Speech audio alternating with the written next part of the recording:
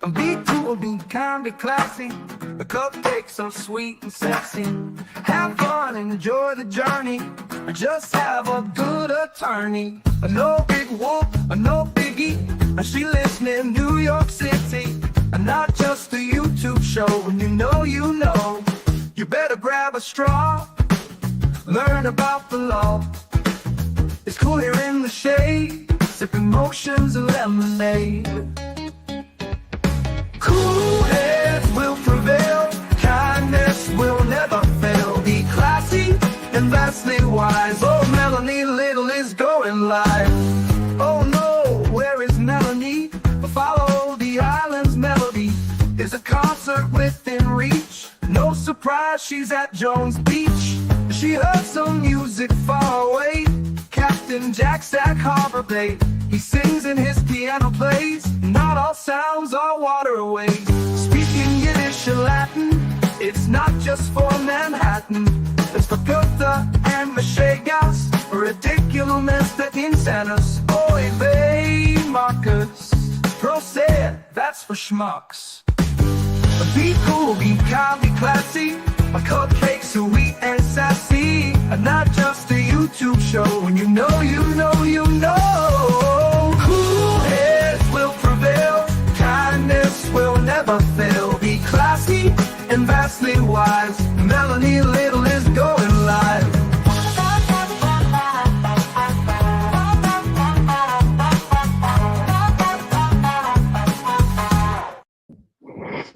Good morning. Good morning, my friends, and welcome. How's everyone today? Today is Thursday, May 15th. We're halfway through the month of May already. That went pretty fast, didn't it? I think we've been pretty busy this month. Wow. Thank you so much for coming to spend part of your day with me today. We'll see what fresh hell awaits us in the Norfolk County Courthouse of Judge Beverly Cannoni, courtroom of Judge Beverly Cannoni. I was just catching up on some news pieces from yesterday and this morning, and conflicting reports on the niece's testimony, which I thought was really interesting. So I want to show a couple of pieces to you while we're waiting for court to start. We have a minute or two, and these are very short pieces. So let me just. This is what Channel 5 said. Remember yesterday we read Ted Daniels' account of what the niece testified to because the cameras had to be turned off. She's 17 years old, and so they would not allow her testimony to be broadcast. Same thing happened last year as well. Last year, the nephew was also called to testify, but this differs a little bit from what we heard Ted Daniels say. So I wanted you to hear this. Doug and Antoinette, good morning. They certainly did for about an hour yesterday. And John O'Keefe's niece was 14 years old back in 2022 when he died. She's 17 now, and per the order of the judge, we cannot broadcast her testimony, but we can, of course, tell you a summary of what she said. The niece testified that Karen Reed and O'Keefe had a strained relationship and they fought often. She only referred to Reed as the defendant as she recounted what happened the morning they found her uncle. She told the jury about waking up to a, quote, frantic Reed when O'Keefe didn't come home. She said Reed told her, quote, maybe I hit him. Maybe I hit him? Ted Daniels did not report that the niece said, maybe I hit him. She never testified that way during the first trial, correct? Didn't she say something during the first trial? Like Karen said, I think she's been hit by I think he's maybe he got hit by a plow. She never said, maybe I hit him. This is all new. And play that again. In the morning they found her uncle. She told the jury about waking up to a, quote, frantic Reed when O'Keefe didn't come home. She said Reed told her, quote, maybe I hit him. Reed's damaged taillight was also in the spotlight yesterday. A crime scene investigator said she found a hair and pieces of glass on the SUV. But defense attorney Robert Alessi questioned how it could possibly be there after it was towed in a snowstorm about 60 miles from Dighton back to Canton Police. Was it easy or hard to take off the apparent hair from that quarter panel? It was easy. Again, I picked it off with a pair of tweezers. And one more note on the niece's testimony. Again, she testified to a strained relationship. She said especially toward the end of 2021, she witnessed them fighting a lot, especially on a trip to Aruba. Testimony continues later this morning here at Norfolk Superior Court. She was 14 at the time. 14. They fought a lot. Here's what Channel 10 had to say about it. Trial, the murder trial of Karen Reed. Victim John O'Keefe's niece took the stand today after court was unexpectedly canceled yesterday. Well, cameras were not allowed in for that. More testimony followed. Here's NBC 10's Katie Benoit. She was there and she's live tonight in Dedham. Katie. Jean Patrice, O'Keefe took care of both his niece and nephew after both their parents died. His niece took the stand today and she called Reed the defendant. She also didn't look over at Reed when she was asked to identify her in court. Karen Reed on her way into court with a thumbs up indicating she's feeling better after yesterday's cancellation. She was run down from everything that, they worked through the weekends. John O'Keefe's niece testified first today. The juvenile recalled Reed and O'Keefe fighting in the weeks leading up to the Boston police officer's death in 2022. She says things got worse after a trip to Aruba. They seemed less happy to be around each other, she says. The Commonwealth accuses Reed of backing into O'Keefe with her SUV and leaving him to die. O'Keefe's niece says she overheard her uncle tell Reed the relationship had run its course, adding, he asked her to leave the house. She did not want to leave. Meanwhile, the juvenile testified about Reed's frantic behavior the morning O'Keefe was. He asked her to leave the house. She did not want to leave.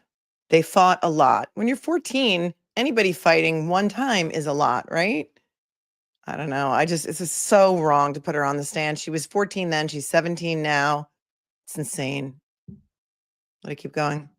Was found dead, adding that Reed made statements like, quote, maybe I hit him. Later, a forensic scientist testified about pieces of broken glass, scratches, and a piece of hair found on the back of Reed's SUV in the Canton police garage after it was towed from her parents' home in Dighton. The defense showed the jury side-by-side photos. Was it easy or hard to take off the apparent hair from that quarter panel? It was easy. Again, I picked it up with a pair of tweezers. The broken taillight also in the courtroom. You didn't see any visible stains or tissue on the vehicle, did you? No, I did not. And O'Keefe's nephew did not testify today. He did testify in the first trial. Live in Dedham, Katie Benoit, NBC 10 News. Well, be sure to catch my daily debrief with Katie and our NBC 10 legal analyst. We do it every day after the court action is over. It's posted right now on the NBC 10 WJAR YouTube channel. We do it after 5 p.m. It also runs at NBC 10 News at 7 and on my radio show. I'm trying if I could ask to find out where I have a copy of the civil suit, and I know that we went over the civil suit, the wrongful death case, and I know that it is not in the complaint of the wrongful death case that's what she said. So that's disturbing to me that the testimony would change so drastically. Maybe I hit him. She never, ever, ever said that. She never said that in her initial statement. That was done with a special child advocate. She never said that in her first testimony. And now all of a sudden, the niece has Karen saying, maybe I hit him. I don't know why why are the majority of news outlets against Karen Reed? That's a great question. It's a great question. Court TV is the same except Vinny's show. Vinny's been live in Dedham all week. And Christina Rex tweeted on it. Let's see what she's got to say about it. Because we read Ted Daniel yesterday and he did not say that. Was it Christina with a C?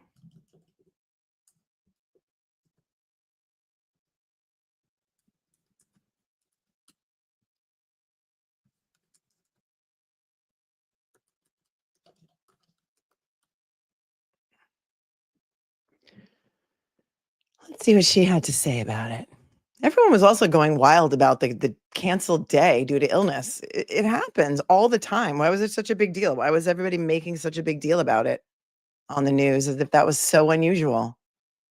And then all kinds of rampant, just blaming Karen for she didn't really need a day off. She's not really sick. It was so gross. Mainstream media is gross.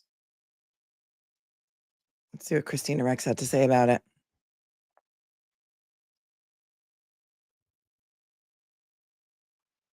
She took handwritten notes, but she doesn't really say what her notes said, does she?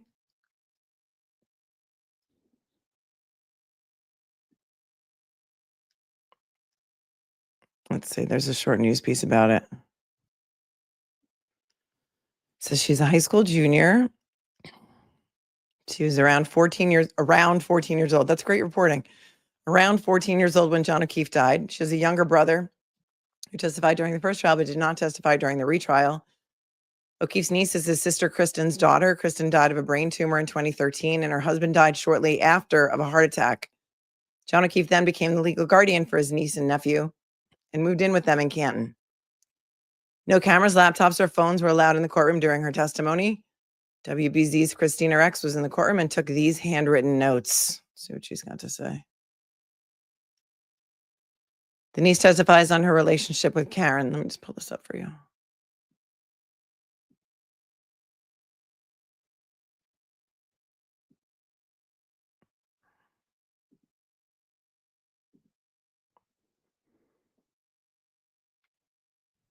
It was kind of dependent on the day. Some days were more on good standards, and other days we weren't on good standards at all. And she would like favor my brother. She would not ignore me, but it felt like a coldness. Brother and Reed, they were pretty close with I guess that's the niece's brother and Karen. They were pretty close. Niece testifies about John O'Keefe and Karen Reed's relationship. Lighthearted in the beginning, it changed by the end of 2021, beginning of 2022. They were fighting a lot. When I saw the fights, it was normally at my house or on the phone. When they would fight, Karen Reed was like very angry, upset, and louder than O'Keefe. Well, that's more prejudicial than probative from a 14-year-old perspective. Goes on to say the niece testifies about Aruba vacation that took place over New Year's 2021 to 2022. I wonder if Brennan's going to add this to his argument of why the Aruba stuff should now be allowed in, even though he said he wasn't going to use it this time. Reed and O'Keefe had an argument in niece and nephew's hotel room. O'Keefe checked on them and told nephew to get off iPad. Reed defended nephew, then started yelling about like how he had kissed someone else and she had witnessed it. It was really loud. She was very upset. Niece testifies that the relationship changed after the Aruba trip. In January of 2022, O'Keefe and Reed in the kitchen fighting while niece was in the room next door. Quote, their relationship was good, but it had like run its course, she says, O'Keefe said to Reed. Quote, I don't remember exactly what she said, but she was upset by it. Quote, he asked her to leave the house. She did not want to leave the house. O'Keefe saw niece in the other room and got angry that she witnessed the fight, asked Reed more aggressively to leave, and then went upstairs to the bedroom. Reed followed him upstairs, banged on the door. In later days/weeks, I could tell that there was tension, the niece says. They were cold towards each other. A couple of times a week, tension and arguing. I heard the defendant on the phone and she was saying that me and my brother were really worried. The defendant. They have her referring to Karen as the defendant. This is a woman who, by all accounts, was nothing but generous to them, bought them expensive things. John didn't like it because he didn't want them spoiled. The fight they had the morning of the 28th was that Karen took the niece to Dunkin' Donuts and bought her an iced coffee before school, and he got mad about it. She took her for manicures, had them coming to sleep over her house all the time without him. Quote, I heard the defendant on the phone and she was saying that me and my brother were really worried. On one occasion, when she was trying to get John O'Keefe to come home, when he had left the house for a drive, niece says she wasn't actually worried. Okay, I don't know what that means. Niece testified about the night of O'Keefe's death. She had a rule that she had to charge her phone in O'Keefe's room at bedtime. After her friend left before midnight, she was home alone and put her phone in O'Keefe's room and went to bed. Reed came into her room at 4:30 a.m., shaking her awake, told me that my uncle never came home. She was very frantic. Reed asked niece to use her phone to call O'Keefe. No answer. Reed asked for phone numbers she didn't have, including Jen McCabe. Niece remembers things Karen said on the phone, but not necessarily to whom, because there were several calls like, what could have happened? Could I have done something? Could he have been hit by a plow? Here, her memory had to be refreshed with prior testimony from trial 1. Maybe I like hit him. I don't believe that was ever said in the first trial. Do you?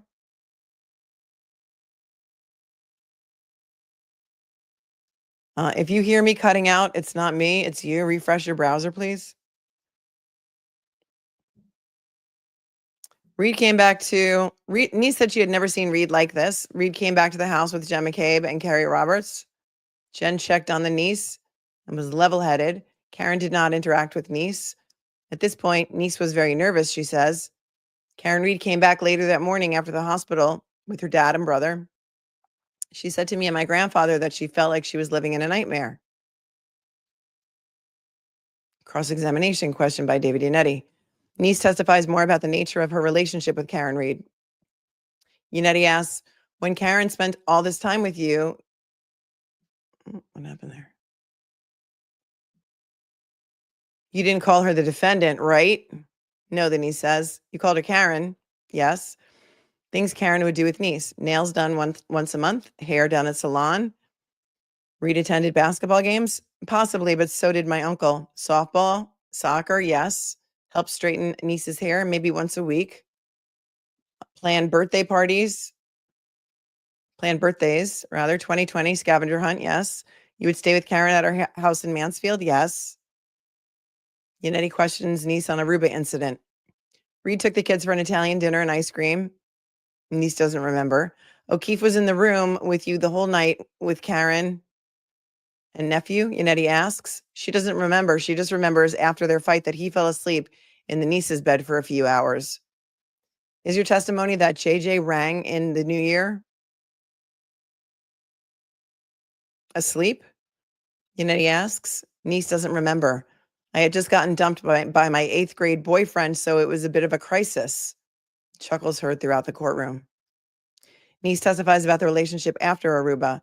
There was never any physical contact between the two of them, correct? Yannetti asks. Correct. Yannetti asks if Reed continued to spend a lot of time at the house with the kids. It was the same amount of time, but it wasn't the same, says the niece. All right. Feed is up. Okay. Was now opening 18. You are unmuted. I was told counsel wanted to see me.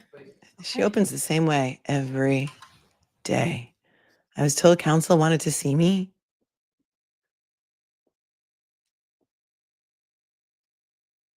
Following the niece's testimony, Massachusetts State Trooper Zachary Clark took the stand.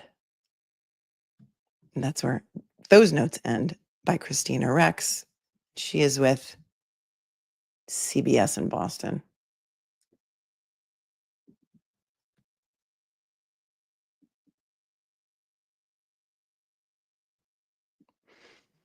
I'll allow it. Thanks for your 10. Says, can we just talk about how that apparent hair appears not to be human hair? It is tested. It is human hair.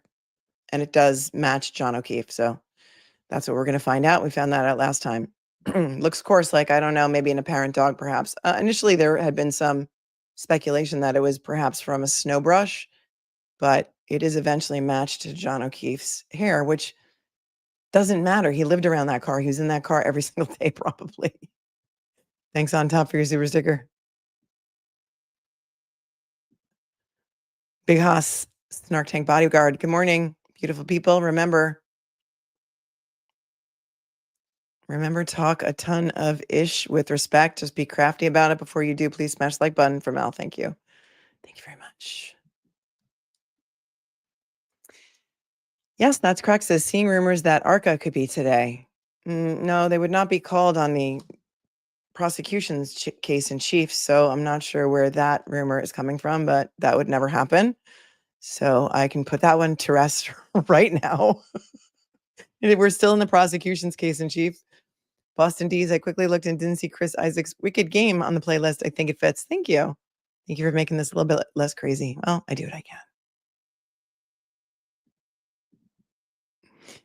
Becky, did you see the photo of the Lexus was showing reflections like bumper? She said was glass, but was reflection of the bumper. Yes, we went over that at length yesterday. She testified that there were 2 stickers in the picture, but when on cross-examination, Maureen Hartnett, admitted that it was a reflection of one sticker. So there was really only one sticker in the photo, and there was only one piece of glass. When she testified, there were 2 pieces of glass because it was actually just a reflection. Good morning, Renee Mike. Is it just me, or do Hank Brennan's actions merit a rant to the effect in Christmas Vacation? Lying, dirty, egotistical piece of monkey, quote. No, I don't think it's just you. Eman, good morning. Can defense bring in the niece's past testimony to jurors at deliberations so they compare the two trial testimonies of the niece? No, the time they had to do that was during cross-examination. And based on the fact that nobody apparently took very good notes and every single reporter is reporting what was done differently, I cannot confirm or deny that she was questioned on her prior testimony. Hello, Angel from Australia. I keep going. Do you think that the minors were cross-examined to point out the discrepancies? That'd be tough. The nephew did not testify. He was not called this time. And so it was just the niece. And I think I did not read your super chat before I just read the article with Christina Rex's notes. Leah, trial number 1, day 20 a.m. Officer John O'Keefe's t-shirt. The orange shirt had long sleeves. I don't think it did. 4/24/42. Where are those long sleeves now? That's a timestamp, but I have no idea what video you're referring to, so that doesn't really help me. And I can't really pull it up right now. But that orange t-shirt, to my knowledge, was always a short sleeve shirt. Chat, if any of you in the chat can chime in on that. I am almost 100% positive it's always been a short sleeve shirt. Maureen Hartnett is going to come back on the stand for more cross-examination by our friend Bobby Scissorhands Alessi. So this should be good. It was short sleeves, right? Is Vinny inside the courtroom?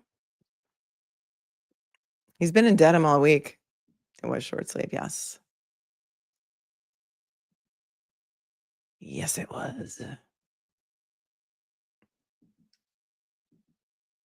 Vinny did a show last night where he did a drive. Was it last night? He drove past 34 Fairview in the dark with another guy driving, and he was in the passenger seat. And they pulled up to 34, and the headlights were shining right exactly where they now say the body was. And he said he and his guy who was with him, I forget his name, in the car, they were both like, yeah, there's no way you wouldn't see a body there, especially with white snow. And then they did a 3-point turn and drove back on the other side. And still, they say you would have seen his body.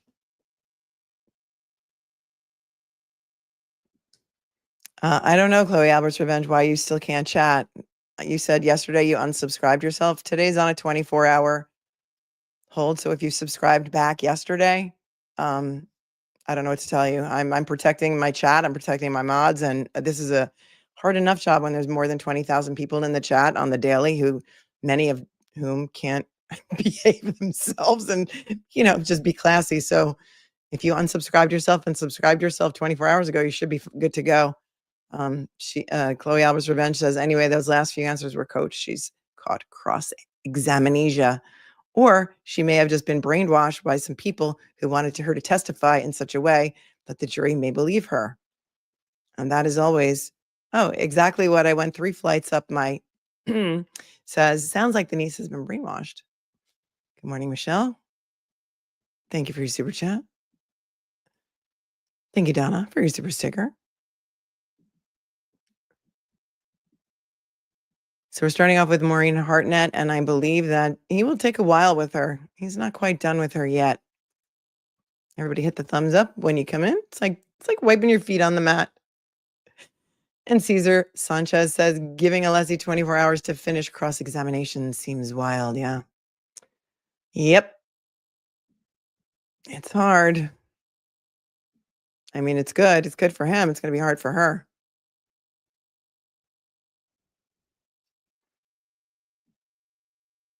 Welcome, Gail and Leah and Big Haas and Angel from Australia. Longtime listener, short-time member. Welcome.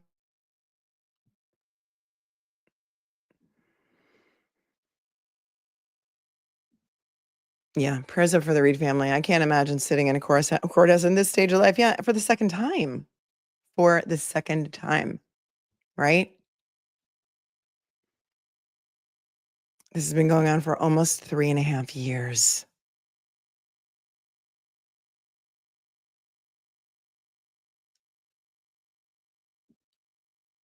Sue L. Mr. Reed doesn't look well today. I hope he's okay. Can't imagine the toll this is taking on him. I don't know. I can't imagine that everyone is exhausted. Being on trial is exhausting. Sitting in the trial all day is exhausting, especially sitting in the trial when you can't say anything and you have to sit there and control your facial expressions.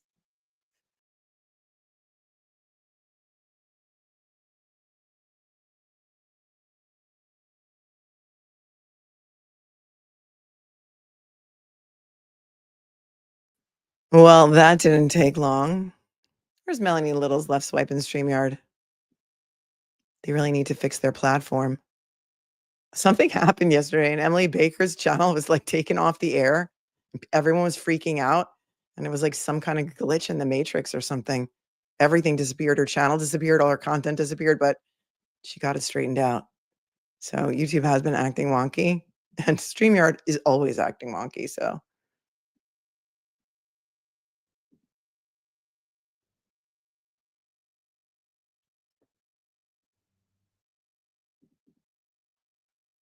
You are unmuted. yeah, swipe over with early. God save us from the Commonwealth, everyone. Good morning. Happy Thursday.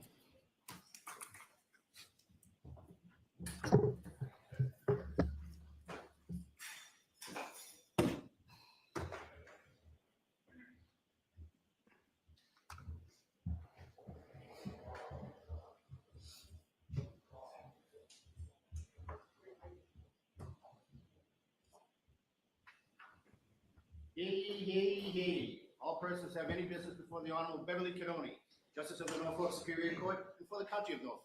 Draw near, give your attendance, and you shall be heard. I say the Commonwealth of Massachusetts. This court is now open. You may be seated.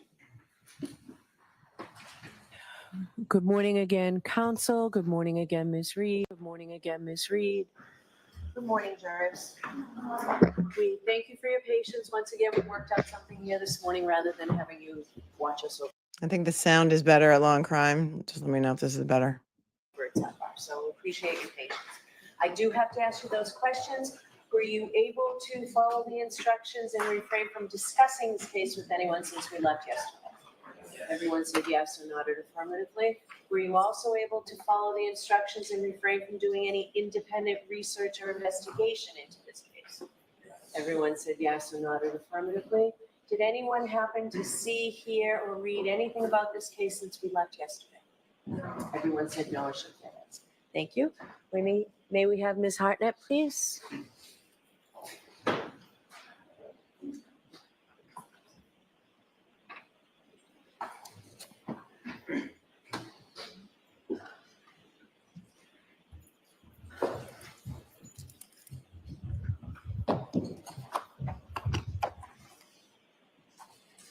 I'll remind you, you're still under rule. Yes, thank you. Good morning. Good morning.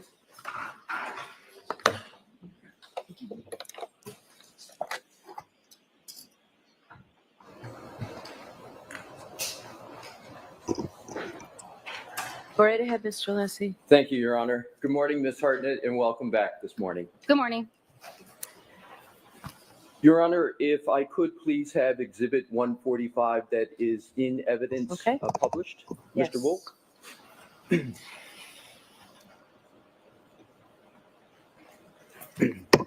Ms. Hartnett, you will recall discussion about the taillight from the Lexus that was discussed on both direct and cross-examination yesterday. Yes. And you recall the discussion with regard to the weather that was in existence on or about January 29th. I'm not going to go into it at all. I just want to sort of refresh and reorient to where we were on that topic. You recall that? Yes. And I am now going to reference specifically what you referred to yesterday, I believe, as the inner part of the taillight, sometimes the inside of the taillight. Do I have that parlance correctly? Yes, that's correct. Thank you. So my question is, did you find any sand or salt or any other debris in the inside portion of that taillight? No, I did not. There it is. The question everyone wanted him to ask. BN Trouble 31. He's watching your videos. Now, and you can take that down. Thank you, Mr. Wolf. You recall discussion about shards of taillight? Do you recall that discussion at all in your testimony? No, I'm sorry, I do not. Okay. I wasn't certain whether we had that parlance. So my question is, to your knowledge, was there any testing of any taillight alleged to have been found at 34 Fairview for biological material? No, there was not.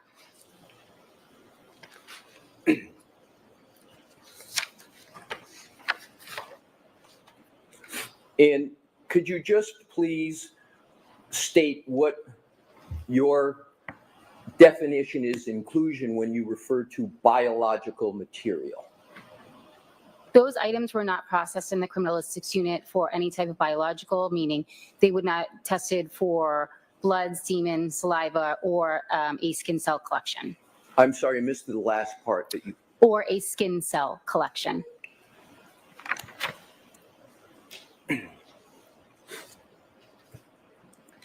Now turning and changing topics.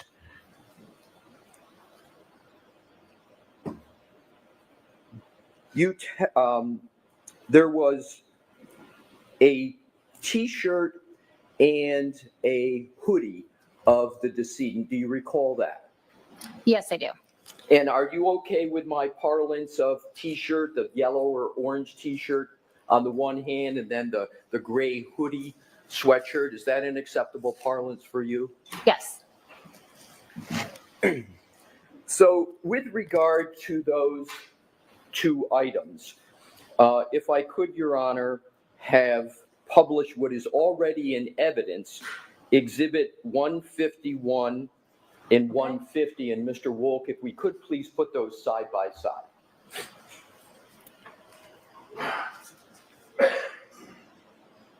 Thank you, Bianca, for gifting a membership.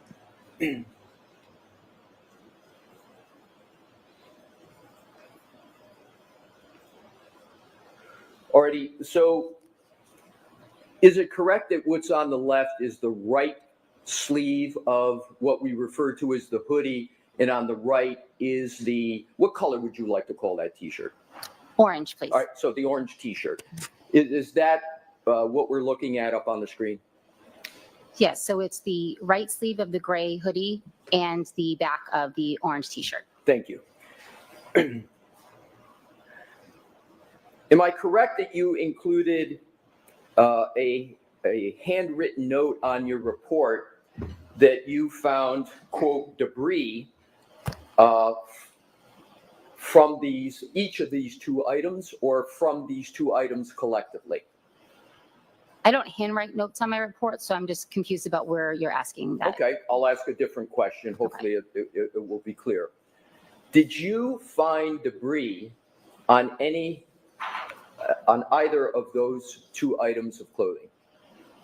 Yes, I performed a debris collection on each of those items and combined them. I'm sorry, it's not your fault, it's mine. There's a HVAC noise I can't hear. If you So could can we speak up turn the just a air little. conditioning off, please? I'm okay I with can it. speak It's up. just I'm if you could sorry. speak up a little. I don't want to Uh-oh. for people. Can you move the mic? This is the first threat to turn off the air conditioning. She does this every year. Every year. Like, this is an annual thing for us. If you don't speak up, I'm going to have to turn off the air conditioning. And I can hear it too. It's like a white noise sound in my headphones. Yes, I can speak up. My If you could apologies. speak a little louder, that'd be great. Thank you. Yes. Can you repeat your answer, please? Can you repeat the question? I apologize. Sure. Did you find debris on these articles of clothing? Yes, I took scrapings from each of these items of clothing and combined the debris. Yes. Combined it all together. All together. Couldn't there have been different debris on each shirt? I don't know. I'm not a forensic expert, but, you know, With seems like regard common sense. to scrapings, can you describe how the term scrapings relates to these two items of these two items that are on the screen? Yes. Scraping is the mechanism I use to remove any debris that was remaining on both the sweatshirt and the t-shirt. I held each up over my lab bench. I took a long metal spatula and scraped any debris that was on these items into a small glassine packet. Is it correct that you do not know where the debris came from specifically, other than it came from one or both items of both of these two items? Yes, that's correct. So the debris could be from just the hoodie, it could be just from the t-shirt, or it could be a combination of the both? Yes, the items were packaged together, so they were already commingled. So there was no way for me to determine which debris came from which item, and it would be misleading to label them as such, so I combined them. Exactly where my next point They were was gonna go packaged to. together Thank you. And for that was my over a next year questions. So before she examined them. where, Let me point this out to you as well. I think we read yesterday on her notations on the photographs that she did not examine the clothing until May of 2023. Think back, my friends. What was happening in April, May of 2023? Oh, remember Aiden Carney, aka Turtle Boy, started reporting on the Karen Reed case in April of 2023. And in May of 2023, witnesses in the Karen Reed case started getting subpoenas for a federal grand jury. And then all of a sudden, the investigators on this case said, oh, I guess we better start trying to find some more evidence to pin it on the girl so it makes us look like we did a proper investigation. And all of this stuff was happening around the same time. Remember? Go figure, huh? Why would they wait a year and 4 months, 16 months to even start testing or having anyone in the crime lab even look at the clothing in the murder of a police officer? That's abhorrent. You should be outraged. They expected Karen to take a plea deal and it would all go away, just like the text message that you heard. Well, if she takes a plea, can't remember the exact words, it's all over, but if she doesn't, it's going to be a whole new episode. Yep. This is exactly when they started actually working on this case and testing the evidence, and it's disgusting and gross and horrific. if anything, were these two items contained in when you got them? They were contained in a brown paper bag, and they may have been contained in a larger box, but I don't remember off the top of my head. So when you got them and you saw them for the first time, using your term, they were commingled together, correct? Yes, that's correct. And was there any debris in the bottom of the bag? There may have been. When I examine something on my bench, I also shake out the bag to ensure that nothing is left behind and that everything is examined and accounted for. Now, am I also correct that there is no description of the actual debris that you found? For example, you didn't specify whether it was little fibers, little hair, little pieces of this or that. Do I have that correct? Correct. I did not do any examination on it. I just packaged it. And therefore, you didn't note whether any of the debris was a plastic or a plasticine nature, correct? Correct. That would not be part of my analysis. And there was no marker put on any part of the debris that was recovered. Is that also correct? I label the debris with an item number. I'm not sure what you mean by marker, if that's what you mean. Parts of debris, in other words, there wasn't separate identification or markers for separate pieces of debris. No, I did not separate out the debris. There was no photograph taken of the debris? Not by me, no. Do you have knowledge of whether there was a photograph taken of the debris by anybody? I do not. So you have, as you sit here today, you have no knowledge that there's a photograph of the debris. That's correct. I do not. When you received the hoodie and the T-shirt that's depicted as 150 and 151, they came in together, commingled with some debris at the bottom in an evidence bag. Is that correct? I'm not sure if there was debris at the bottom of the bag. What I can say is that there was debris on the items, and I did shake out the bag. I don't have a memory of anything coming out of the bag. I don't know. Okay. So there could have been debris at the bottom of the bag when you shook it out. You just don't recall. Yes, correct. If we could, Your Honor, please have Exhibit 154 already in evidence published. Okay. And let's keep it there for a moment, and then I'm going to ask Mr. Wolk for you to zoom in. Ms. Hartnett, do you recognize this generally, and then I'm going to have it zoom in so you can read it, as an evidence bag? Yes. Now, Mr. Wolk, could you please zoom in starting from the top so that Ms. Hartnett can fairly read this? And if you could, Ms. Hartnett, just take a moment to read it, and then I'm going to ask you some questions, but I want you to have a fair opportunity to read it. Let me know when you're done. Okay. And if we can then scroll down, Mr. Wolk, so that Ms. Hartnett can fairly read the rest of what's on there.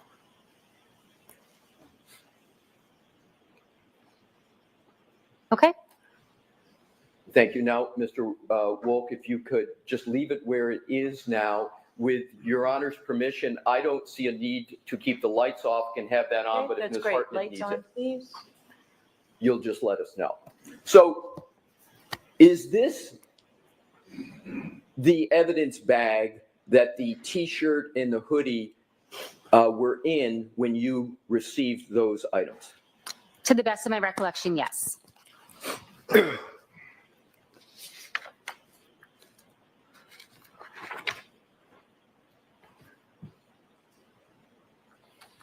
You see the name of collected by someone there. Can you read who that states it was collected by?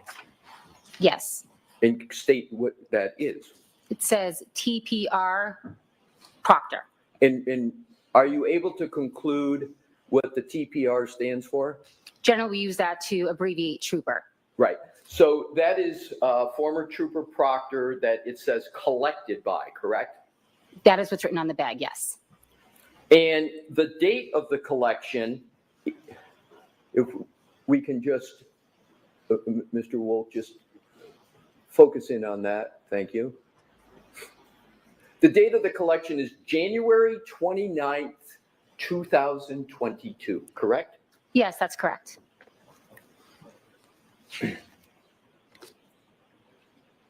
Is it a fair conclusion from this evidence bag and your experience on the matter to conclude that former Trooper Proctor was the person who collected the evidence and put it in the bag? I have no knowledge of who actually collected and put in the bag. I can only read what I see on the monitor. In terms of, and if we could, Mr. Wolk, please take that down and put back up the side-to-side images and depictions of the T-shirt and the hoodie.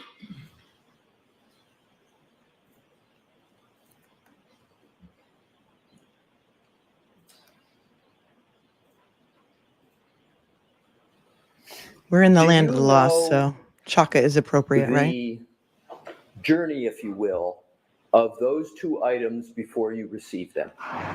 No, I do not. The journey. I love the journey. We're all on this journey together. The debris that you ultimately saw on the hoodie and the T-shirt, and that which may or may not have also been additionally in the bag, do you know where that debris would have been picked up from?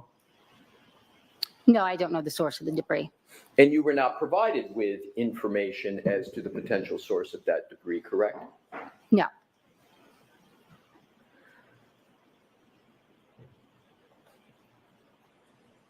Were you aware of whether or not the debris, whether those items had been on the floor of an ambulance or a floor of a hospital?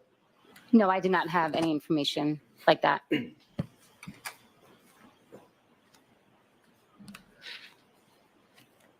Is it important to maintain the sanitary condition of evidence generally to avoid contamination? We do our best to avoid contamination once we receive items into evidence, yes. And what are some of the protocols that are used to avoid contamination of evidence? Generally wearing gloves, putting items in packaging, bleaching any materials or utensils that we're going to use, or using disposable materials, sterile materials when possible or necessary. We also wear lab coats when processing evidence. Is another protocol or technique to separate out pieces of evidence to prevent cross-contamination? Sometimes we will separate pieces of evidence. If the items are already Sometimes. mixed in with each other, then the items are kept together, can be kept together. Really? He didn't even get to the point where she failed her proficiency exam yet. Wait until he gets there. Really? We can keep them together? It's not best practices to have items of clothing after they're dried out, by the way, because remember Buchanan said they put some butcher paper on the floor and let them dry out, and then they put them back in the same bag. That's what they want you to believe. Did they run out of envelopes that day? Wow. The items are already mixed in with each other, then the items are kept together, can be kept together. Can be.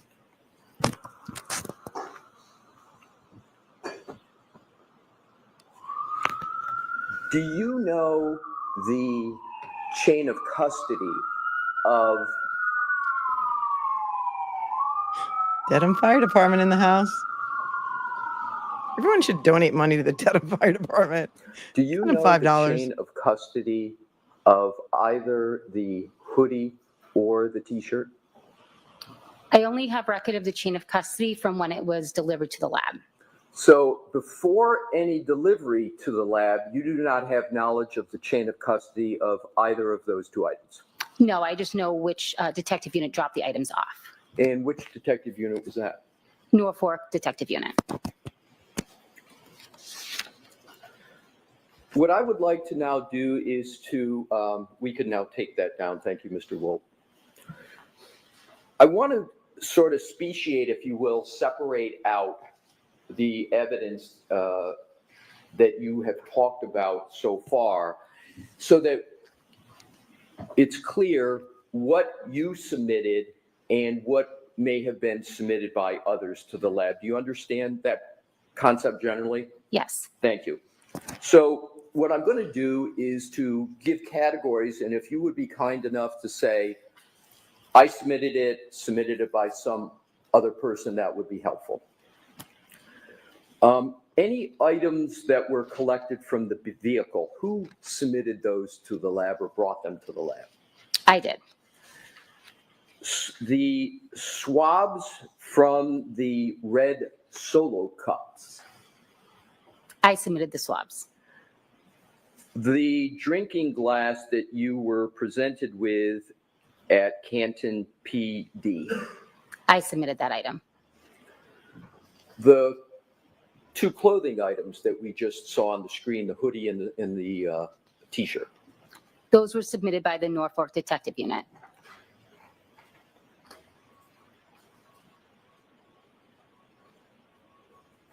Were there also any fingernails that were part of the investigation and that you had knowledge of? Yes. Describe what those were, please. Fingernails may be collected at the medical examiner's office, and they're clippings from the top of the fingernails of the victim. And were those submitted to the lab? Yes. And by whom? By the Norfolk Detective Unit. And the phrase known blood standards, are you familiar with that phrase? Yes. Can you tell the jurors, please, what that means? A known blood standard is a sample of blood that is collected from an identified person. And which person were those known blood standards related to your knowledge in this matter? We received a tube of blood that was identified as belonging to John O'Keefe. And with regard to the fingernails and the known blood standards, who submitted those to the lab? The Norfolk County Detective Unit.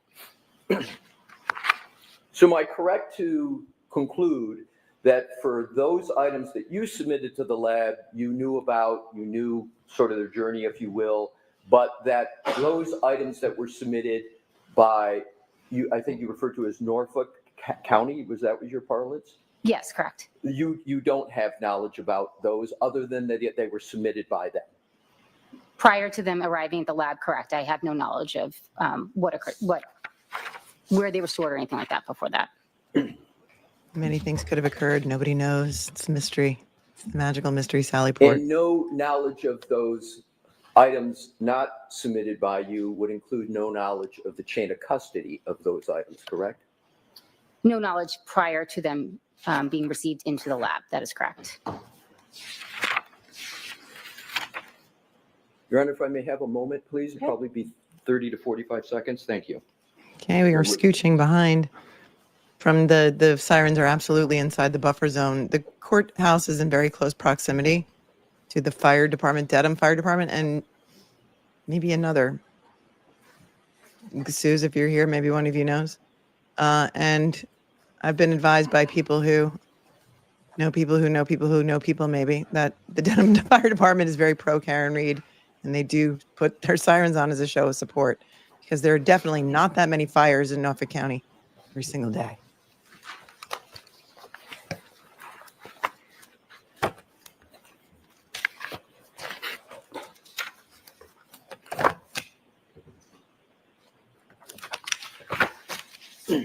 So the questions I have for Ms. Hartnett at this time, thank you for answering my questions, Ms. Hartnett. This time. Thank you. Okay.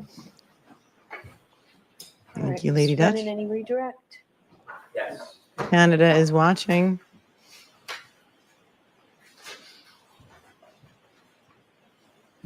Kat is also from Canada.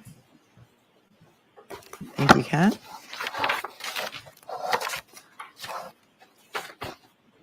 Even the sound of his papers shuffling makes me annoyed at him. You mentioned that you had an opportunity to observe a paper bag that had red Solo cups in it, Yes, that's correct. and the red Solo cups had a coloring of red in the cups. Yes. You'd never seen blood preserved in cups like that before? Objection, Your Honor. To the form, sustained. Had you ever seen blood stored in cups like that before? No. Do you South know Africa, the in the circumstances of house. storing that blood? Can you rephrase that question, please? When the blood was stored in the cups, do you know the circumstances? Sorry, Mr. Brennan. Your Honor, objection. Can we have a sidebar, please? It's important. Okay. Look at Brennan, looks like he has no idea why. He's so dumbfounded. Dumbfounded is the perfect word. Look at Angelique is in here from South Africa. I was looking at my YouTube analytics last night, and they give you more analytics than you even know what to do with. But after the US, my second most watched viewers are from the UK. So shout out to everyone from the UK. You are second, and Canada is third.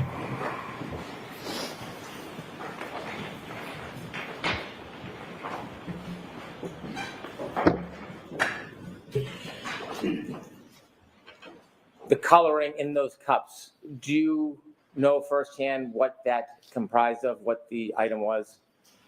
What? What kind of stupid Are you question is asking that? me if I knew what the contents specifically of the cup Yes. were? No, I do not. And so the red cups with the red spots stored in them, do you know the circumstances surrounding the effort made to try to preserve that evidence? Can you just be more specific in what you mean by circumstances? Sure. Nobody knows Do you what know you where mean. those red cups came from? I was told they were collected from the scene. I don't have firsthand knowledge of the collection. And you weren't at the scene that morning, were you? No, I was not. Do you know that what the circumstances or the challenges were that morning? No, I'm not aware. You said that you respond to active scenes and sometimes, like in this case, after the event happens? Yes, that's correct. Is there a difference when you're at an active scene as opposed to when you arrive at a scene that is Objection. She's past not. the event? She's not an investigator. I would say multiple units are working at the same time, attempting to document, preserve, and collect evidence. It's not that chaotic, You were Hank. asked a few questions about the top back of the Lexus SUV. Yes, that's correct. When you were first asked the question, Hop you were back. asked if you had studied that area, and you said you didn't recall if you looked at that area. I did look at the area. I looked over the entire vehicle, but I didn't know anything specific in that area, no. When you say you looked over the entire vehicle, did you look over the back of the vehicle as well? Yes, the only part I did not look at was the roof of the vehicle. Did you study all sides equally? Did you spend time with the entire vehicle? I believe I made an effort, yes, to look at the entire vehicle.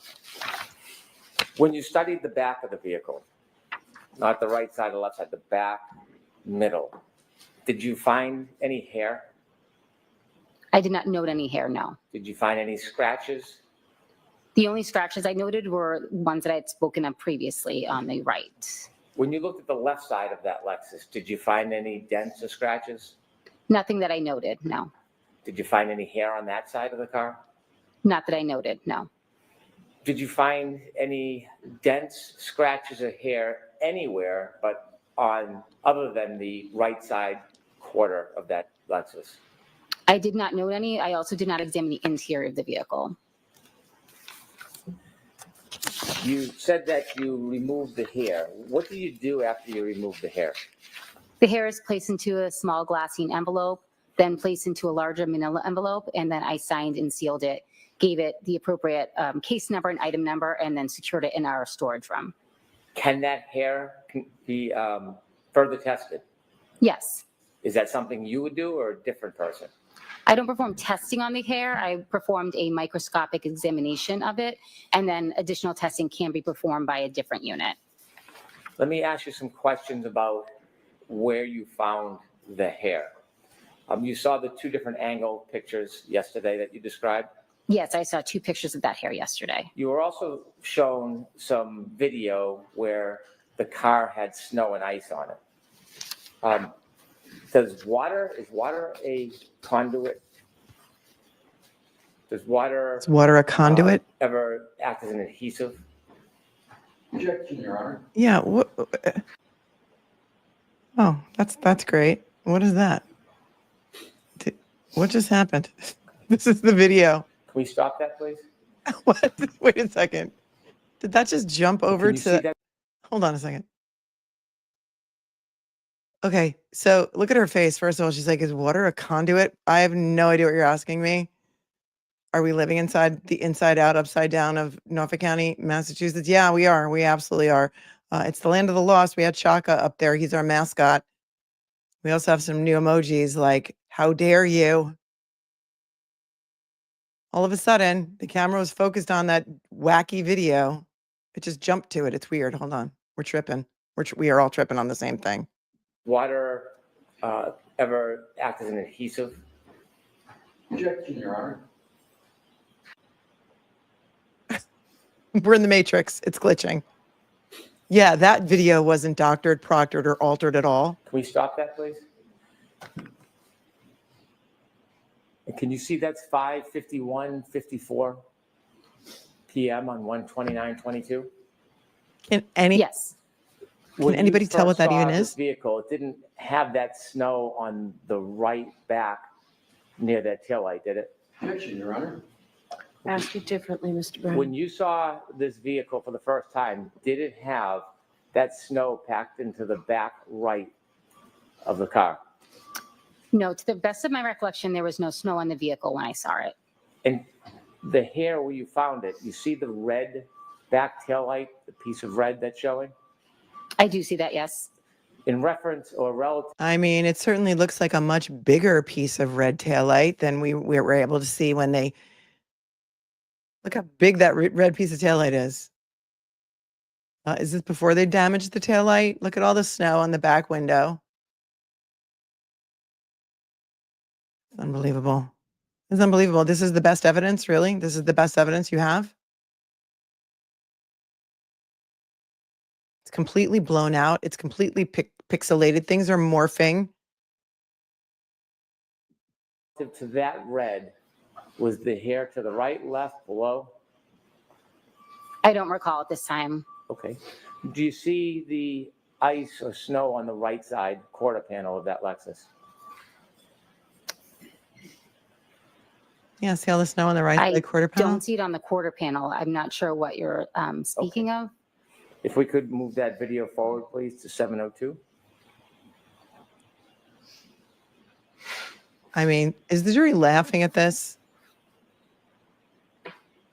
Oh, it just skipped a frame. Did you see that? Look at this. Watch.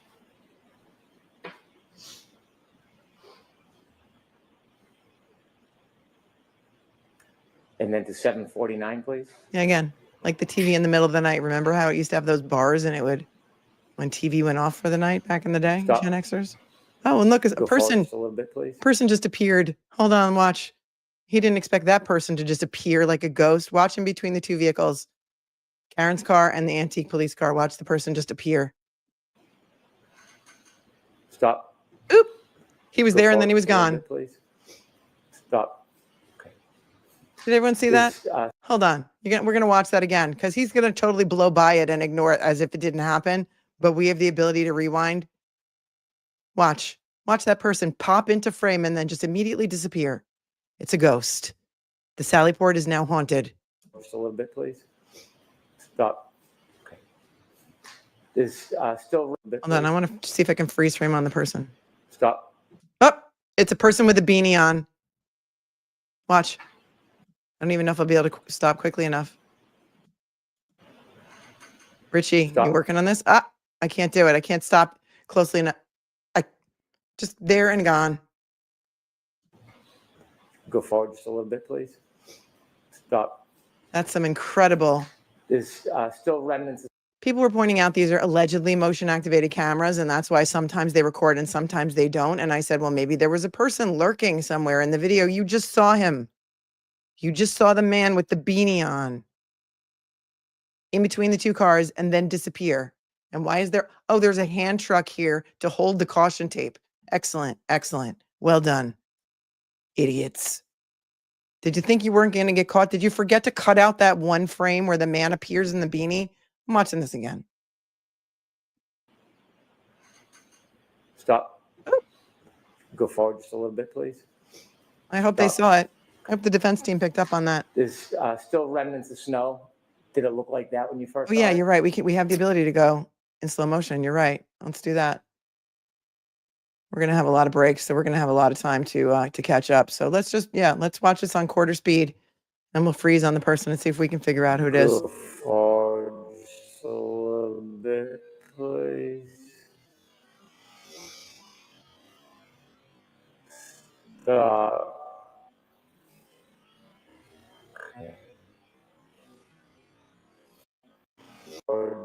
It's actually, I think, a little bit before this. Okay.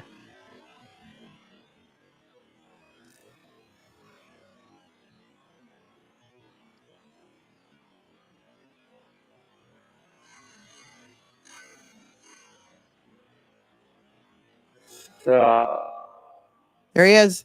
See him? There he is. I got a freeze frame of it. I got it. Who's that? Who dat? Who dat? Anyone? I don't know. It doesn't look like Proctor. It looks like somebody with a bigger frame. But he just appears and then he completely disappears. Somebody far better at me than this. We'll get it. Let me screenshot this. Thank you. Guess they forgot to cut out that one frame when they altered the video. But there's a reason why that camera was working. Don't know. I don't know who it is. Hopefully somebody will figure it out. Okay, and then on real speed, he pops in, pops out. It's literally maybe like one frame. Nothing gets by us. Go forward just a little bit, please. Stop. Okay. There's still remnants of snow. Did it look like that when you first saw it? No, I believe I did not see any snow on the vehicle when I saw it. If you could fast forward, please.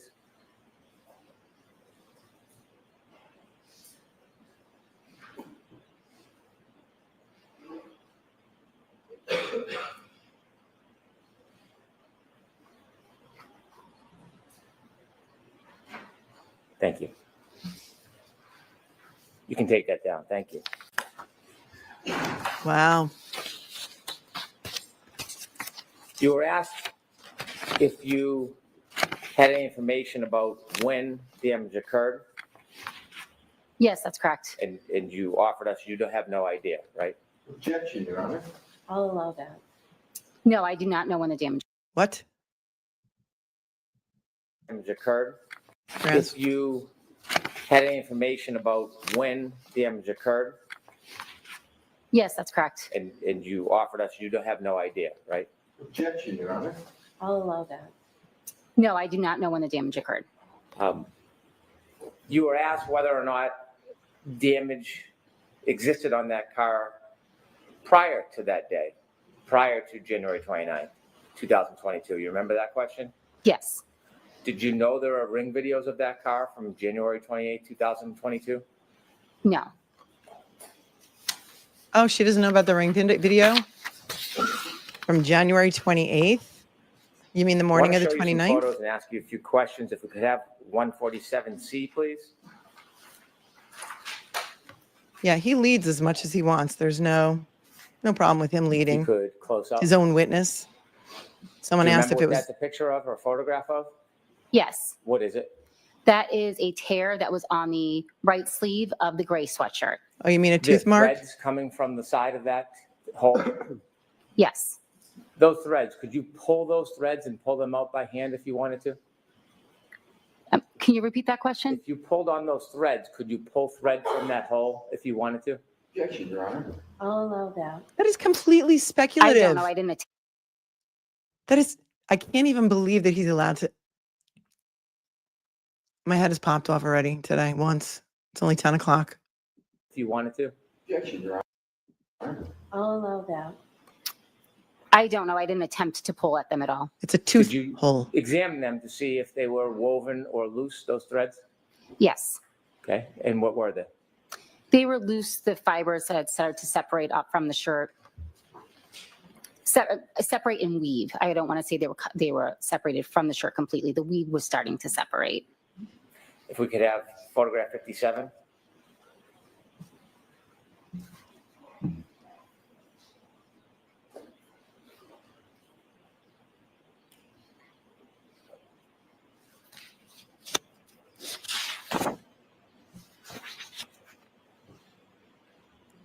$57, 57.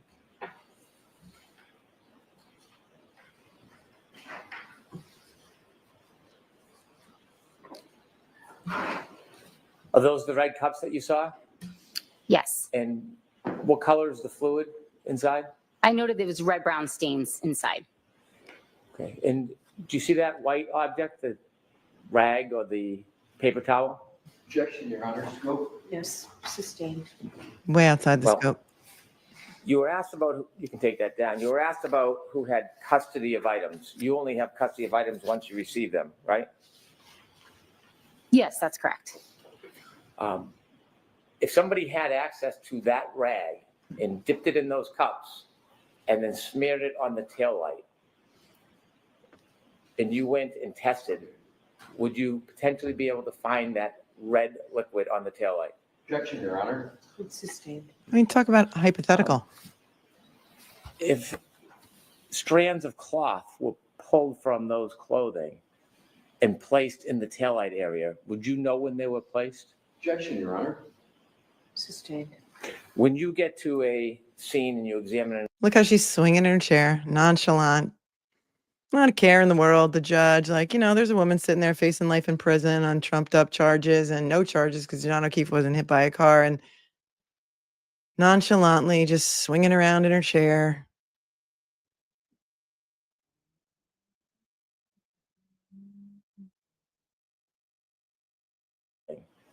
and placed in the taillight area, would you know when they were placed? Objection, Your Honor. Sustained. When you get to a scene and you examine an area, if you don't see it firsthand, is there any way you can date when items are placed on an object? Placed on an I'm object. sorry. Can you ask that one more time, please? Sure.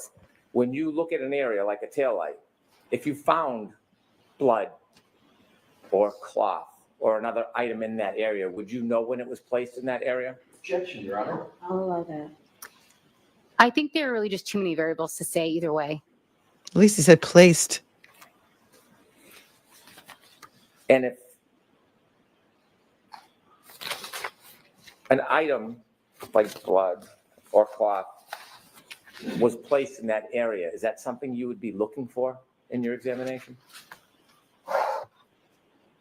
In which area? Say the taillight, for example. If there was an object placed in the taillight, would I be looking for that? I'd be looking for any item evidence. I'm not specifically looking for anything. I'm just looking for anything that could potentially be evidence. Thank you. I have no further questions. Anything further, Mr. Alessi? Briefly, Your Honor. Please show the video again with the ghost. I mean, she might not be the proper witness for it, but we could all see it. If we could, Your Honor, have 147C republished.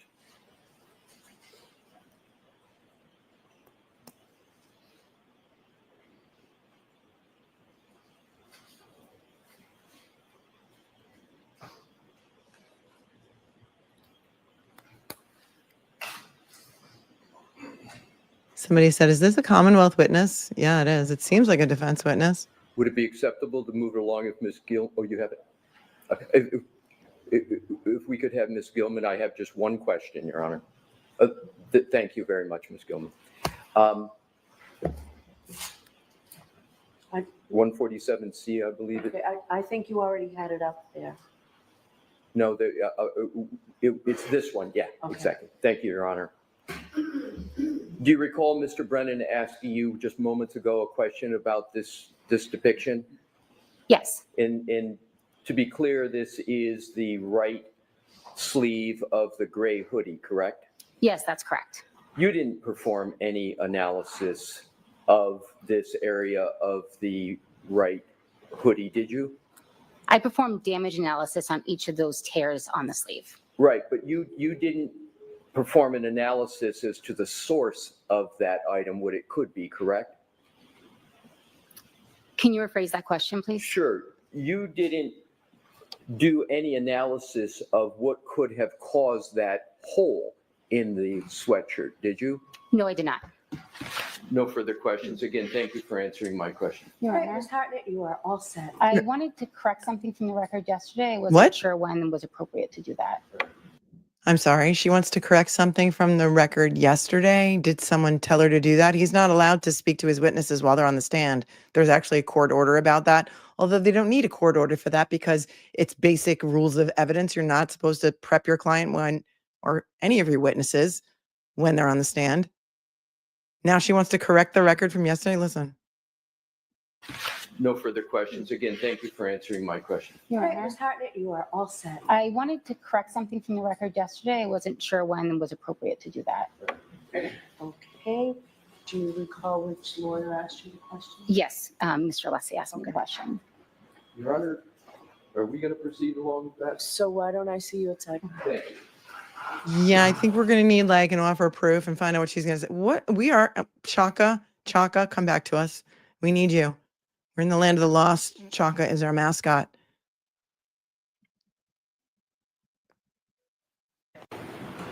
Questions for, so Ms. Hartnett, I am going to let you step down because questions from both sides are completed. Okay, So thank you. you though. Oh, they're not going to let her correct the record. Good.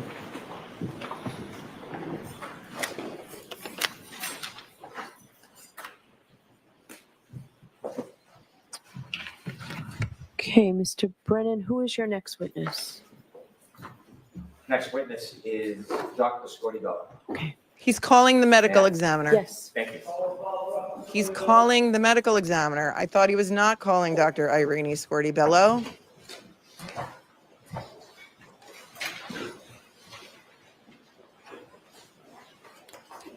Dr. IRINI Scordi-BELLO is the medical examiner who did the autopsy report.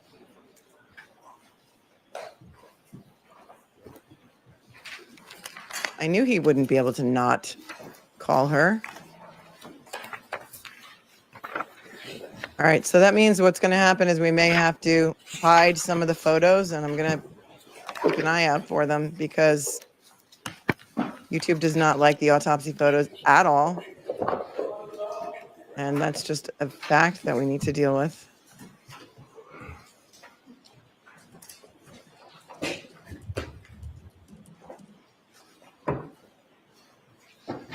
Well, this is an interesting twist of events.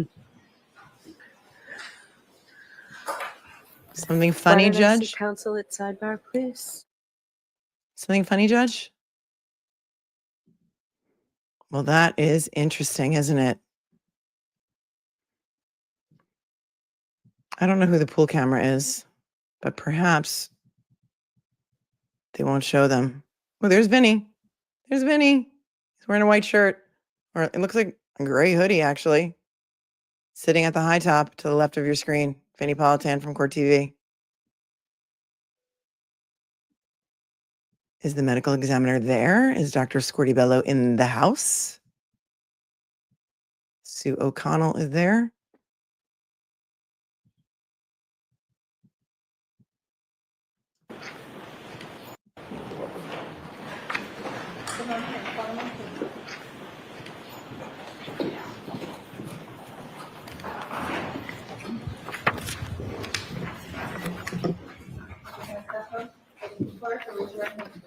You told us to be able to speak to the court and jury in the case down here. Truth, the whole truth, and nothing but the truth, the whole truth. I did. Thank you. Good morning, Doctor. Aaron. All right, Mr. Brennan, whenever you're ready. Thank you, Your Honor. Good morning. Could you please introduce yourself to the jury? Good morning. My name is IRINI SCORDI-BELLO. That's spelled IRINI-SCORDI-BELLO. I am a medical examiner employed by the Commonwealth of Massachusetts. How long have you been a medical examiner for? In the state of Massachusetts since December of 2016. In general, I have been a medical examiner since 2008. Did you attend medical school? Yes, I did. Where did you attend medical school? I completed medical school in New York City at the Mount Sinai School of Medicine, now known as ICANN School of Medicine. Did you attend a residency?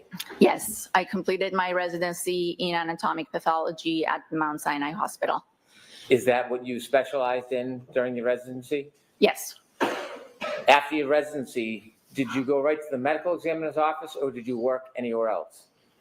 After my residency, I completed a one-year fellowship in forensic pathology that was done at the Office of the Chief Medical Examiner for the City of New York. And then I went to work as a medical examiner. Is there a certain type of doctor you are? Do you have a particular? Yes, I am a forensic pathologist. What are your duties at the medical examiner's office? My duties and responsibilities at the medical examiner's office include performing examinations and autopsies to determine the cause and manner of death in cases that fall under our jurisdiction. How many other doctors work with you at the medical examiner's office? I think there's close to 20 of us. I don't know the exact number. The medical examiner's office, are you responsible for all counties in Massachusetts as far as doing examinations and autopsies? No, I am, my primary location is in Westfield, Massachusetts, where one of our satellite offices is, and we cover Worcester County and the entire western part of the state. There's 3 offices in the state, the one in Westfield, the one in Boston, and the office at the Cape, in Cape Cod. You mentioned that part of what you do is to try to determine manner and cause of death? Yes. I use the word autopsy generally without too much detail. Can you describe to the jury what the process is when you're trying to determine the manner and cause of death? You would like me to explain what an autopsy is? Please. An autopsy is a large She laughed. surgical procedure with two main parts. The external examination, which is an examination of the outside of the body, where we document physical characteristics such as hair color, eye color. We document any identifying features such as scars or tattoos, height, weight. And then we also document any signs of disease or any signs of injury on the body. The second part of the autopsy is the internal examination, where we make surgical type incisions on the body and we examine the internal organs of the neck, the chest, the abdomen and the pelvis, as well as the head and the brain. Part of the autopsy procedure, and this depends on the kind of case we're doing an autopsy on, might include other studies such as taking evidence, toxicology, which is done on almost every case, and any additional dissections or any additional steps we might feel we have to take. But that's in general what an autopsy is. Do you ever seek the assistance of any other doctors or professionals that have specialties in your determination in an autopsy about manner and cause of death? Yes, absolutely. We often, well, like I mentioned before, we perform toxicology on almost all our cases, and those samples are sent to the toxicology state lab.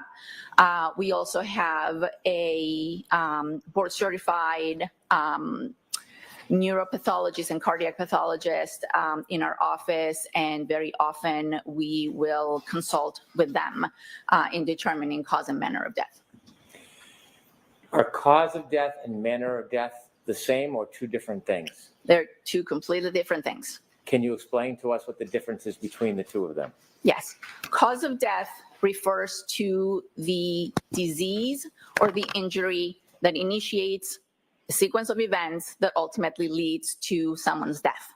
So that disease or that injury can be a natural disease such as atherosclerosis or coronary artery disease, or it can be some sort of injury. The manner of death has to do with the circumstances that led to the death.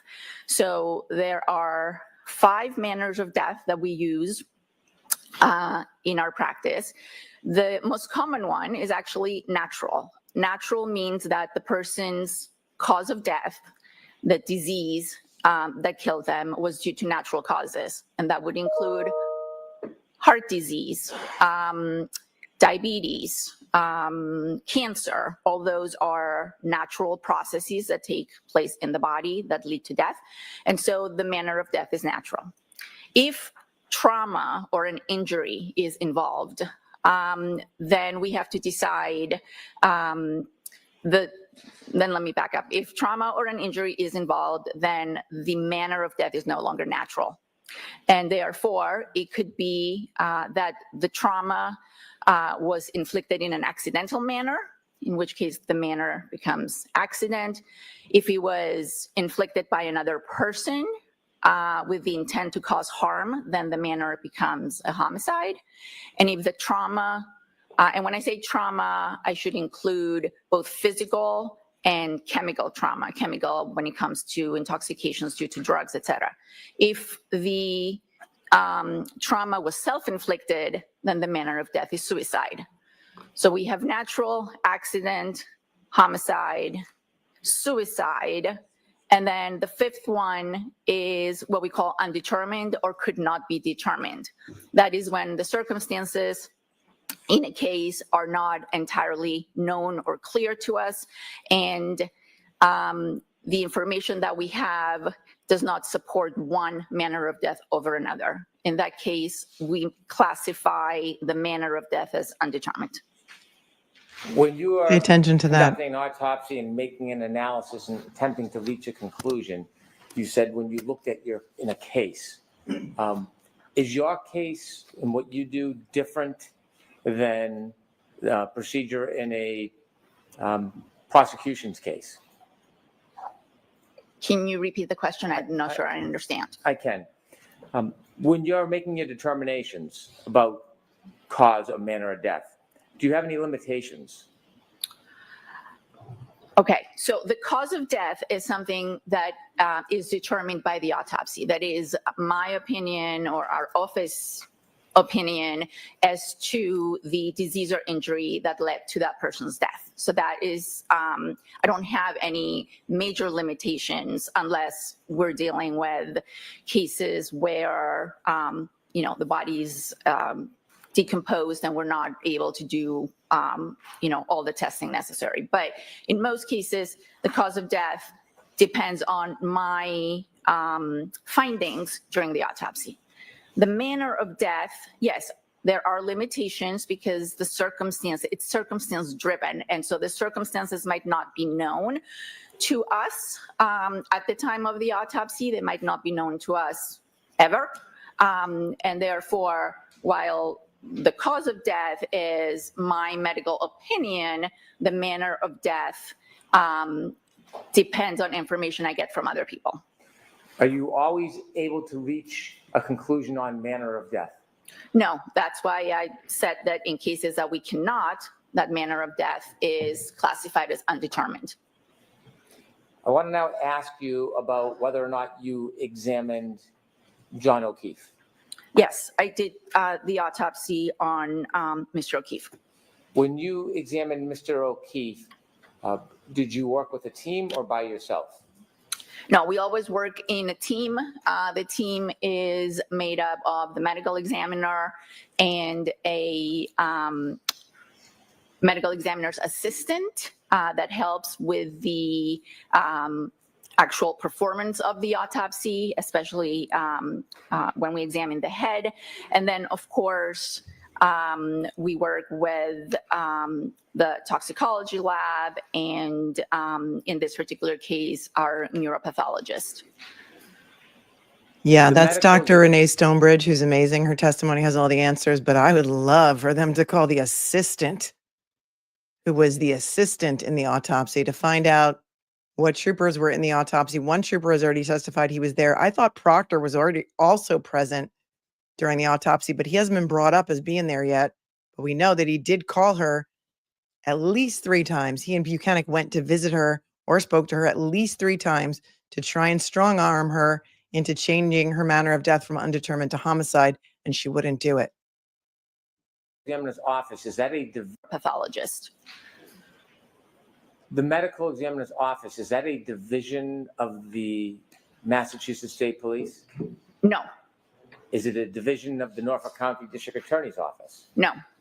Is the medical examiner's office independent? Yes.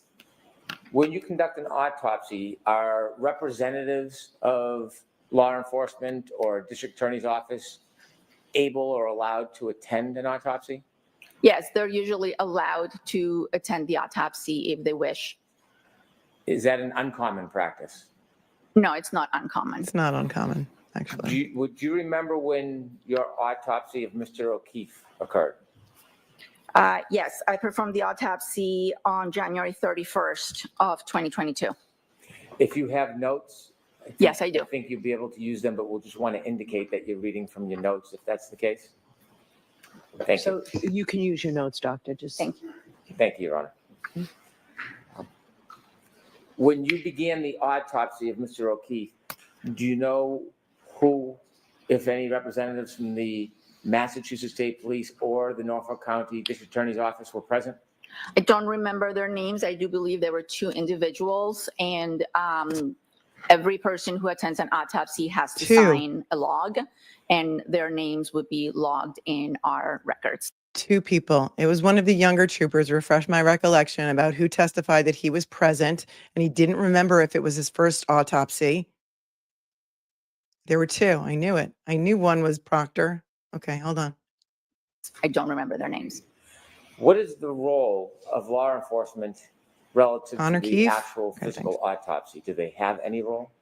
No, they're not part of the autopsy. They don't have a role. Their role is to observe. Sometimes they will ask questions and based on my findings, they might, go on and do their investigation.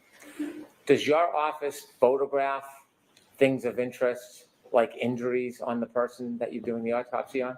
Yes, we do. Is law enforcement allowed to take their own photographs as well? Yes.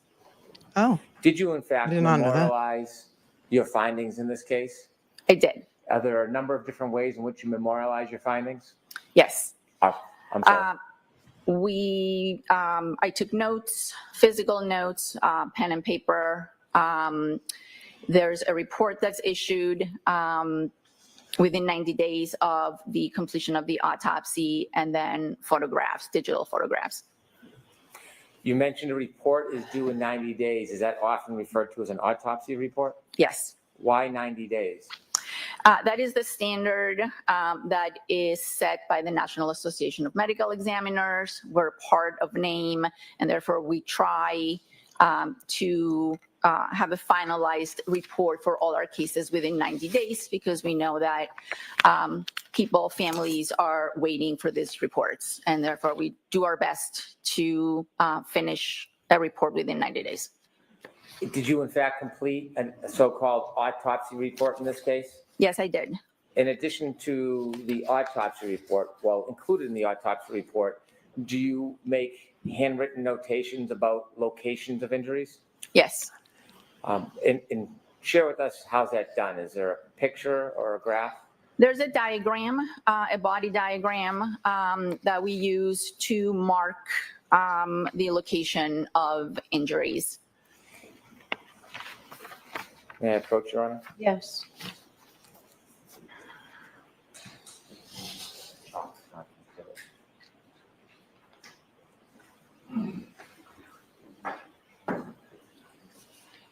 Rebecca, I thought so too. Did Keene say that he was alone?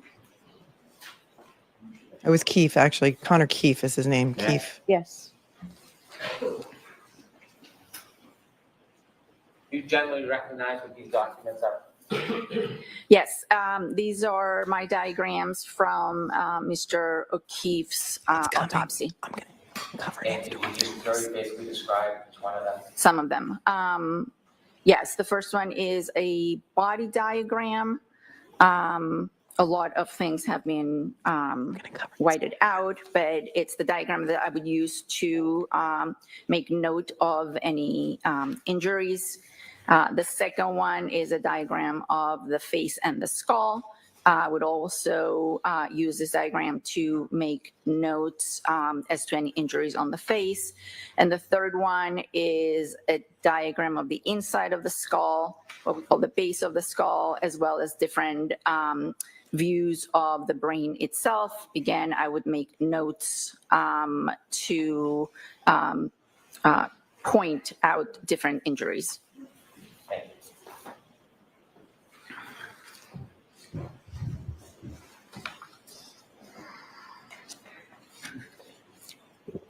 As you are noting injuries in your autopsy report, these diagrams, they start off blank? They start off blank and then they're filled out as we go along. And you fill out all the details you find important in your report? Correct. For reference, and to assist us, I have some blank diagrams that I may ask you to point out things on the blank diagram for us. Okay. And Your Honor, I'd ask permission. I've spoken to defense to use these simply as a chalk. Sure. No objection, Your Honor. I know. Everyone's talking about the other person who grabbed a yellow jacket and saying, I said it too. I said it too. Okay, look, we're on the topic of the medical examiner right now. Can we focus on this? And then when we have a break, we will go back and we will talk about the other person that appeared in the video, or whether it was the same person that appeared in the video but came back carrying a reflective vest. Could we please focus? Thank you. Appreciate you. Begin an autopsy. Do you seek any medical records if available? Yes. When a case is called into our office, depending on the time and the day that it is called in, our intake department, who are the people initially on the phone taking the information, will start asking for both medical records as well as police reports. So in the morning, when we start the autopsy, it's possible that we have some records. Sometimes if a decedent is brought to us from the hospital, there might be some records that come along with the body. But to answer your question, yes, we always ask for medical records, what we call PCP records, which are primary care physician records, any records from a hospital where the decedent may have been, and investigative reports, police reports. Do you recall whether you had access to John O'Keefe's medical records from Good Samaritan Hospital? I did have access, yes, in the day, I believe the day of and the following day. May I approach, Your Honor? Yes. Subject to any later reactions, I would move the Good Samaritan medical records. No objection, Your Honor. Exhibit 155.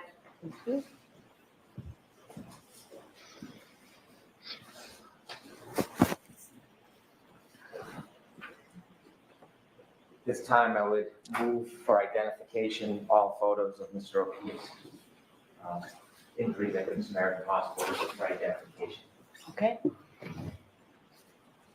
Exhibit JJ for ID. Further, this time, I'd move for identification all. You can hear him, right? Office medical examiner photos. Exhibit KK for ID. Just tell me you can hear him. We're just testing.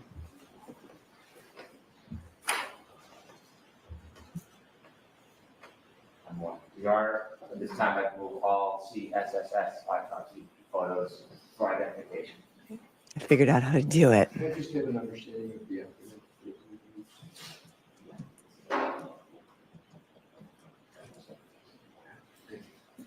YouTube deems the photographs to be too graphic. Sometimes the court TV, and this is Long Crime I think we're watching, sometimes they show them, sometimes they don't, With but the court's permission, Ms. Gilman, if you could put up the diagram, full body. If you could enlarge that a little more. Thank you very much.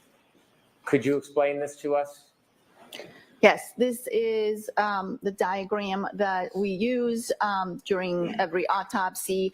As you can see, we note the name of the decedent. Every case has its own number. In this case, it was 22-1697. And then we take note of, as I mentioned, during the external examination, physical characteristics such as hair, eyes, teeth. And then on this diagram, we would note any scars we see on the body, any tattoos we see on the body, any injuries we see on the body, and any therapeutic interventions. Those would be things that are sometimes done either by emergency medical personnel or at the hospital. Everything would be noted on this diagram. Now, if you could take us through, I'm going to ask you, we'll go body part by body part, if that's okay. I'm going to ask you to begin with Mr. O'Keefe's face, the front of his face. And if you, Yes. if you could enlarge that, Ms. Gilman. Thank you very much. Did you notice any injuries on Mr. O'Keefe's face? And if so, could you, I think there's a pointer available for you, doctor? If you could Yes. point out on the diagram what you observed. So on the diagram, well, first of all, there was medical intervention on Mr. O'Keefe that included an endotracheal tube that had been placed to help him breathe. But once all the intervention, all the medical devices were removed, I observed on his right upper eyelid a 1 centimeter laceration. So as we're looking at the diagram, this is the right side and this is the left side. So on his right eyelid, there was a small laceration. I also observed abrasions on the anterior and the left aspect of the nose. So the nose would be here on the front and the left aspect. Abrasions are scrapes. Lacerations are tears in the skin. I should probably explain that. Then there was some bleeding and some swelling of the eyelids of both eyes.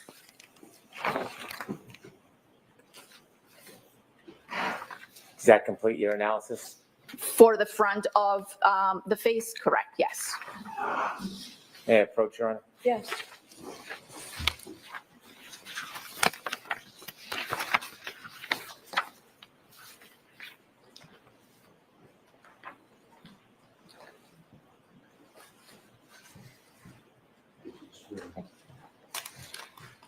Doctor, I'm showing you a photograph. Do you recognize what's in that photograph?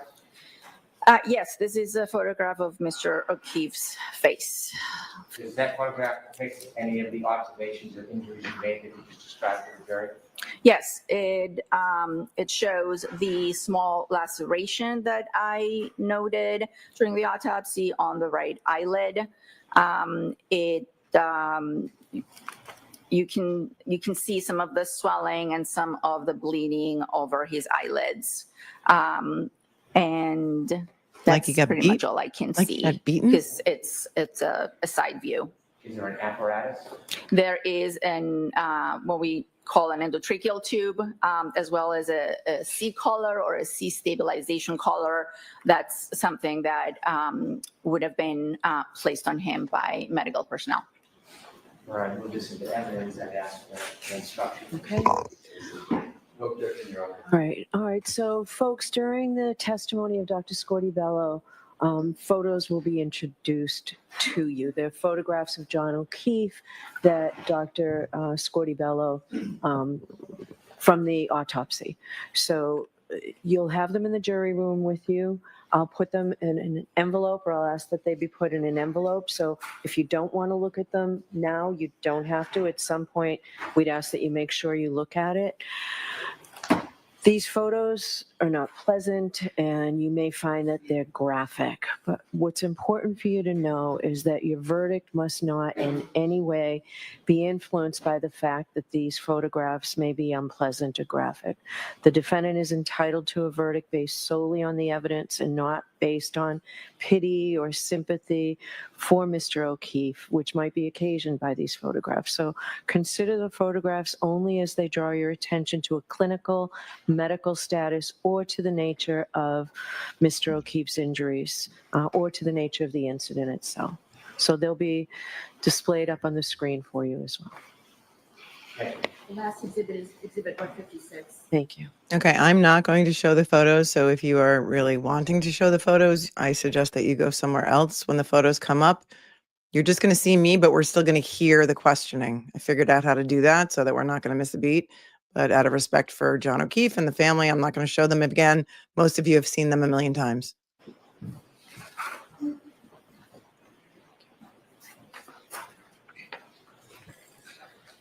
Ms. Gillen, could you show the jury? I'll give you a quick peek, and then because I don't know what it's going to Doctor, be. can you point out the injuries you were describing by using the diagram, or when you were using the diagram? So the laceration, the They're small not showing them either. laceration that I previously described would be here on the right Good. upper eyelid of Mr. O'Keefe. You can see some discoloration that's bleeding under his eyelid and what I would describe as swelling. The endotracheal tube and the neck collar are also present here. And the other injury, which I noted, was on the front and left side of his nose, which you cannot see here because this is Beating. looking at the right side of his face. Take that down, please. You mentioned that there was something about his eyes that was notable. Yes, there was bleeding or hemorrhage, as we call it, on the eyelids, as well as swelling. I'm going to ask you more detail about that later, but was that observation important in your ultimate diagnosis or conclusions? Yes. May I approach, Your Honor? Yes. All right, Law and Crime is not showing them, so respect to Law and Crime. A lot of the other networks have been showing them, and Showing you another photograph. Do you recognize that? Yes, this is another picture showing Mr. O'Keefe's face. Again, the medical intervention is present, and you can see more clearly now the discoloration on the upper eyelids. Is this vantage point helpful for your ultimate conclusions and diagnosis? Yes. Your Honor, vote for this endeavor. No objection, Your Honor.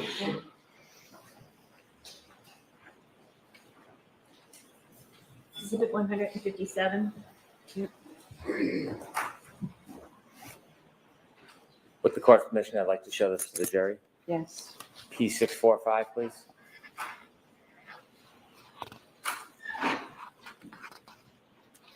Doctor, could you point out what was significant regarding Mr. O'Keefe's eye area? So I noted that there was discoloration, that's bleeding, that's blood, that's under those eyelids. The eyelids appear puffy, that's what we call edema or swelling. And then also there were 2 abrasions, 2 scratches on Mr. O'Keefe's nose. You can see one here and then the other one Also on from the a fight.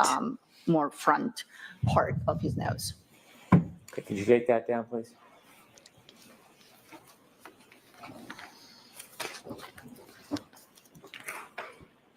If we could move down a bit to the chest and stomach area, did you make any observations about this area, Dr. Scordibello?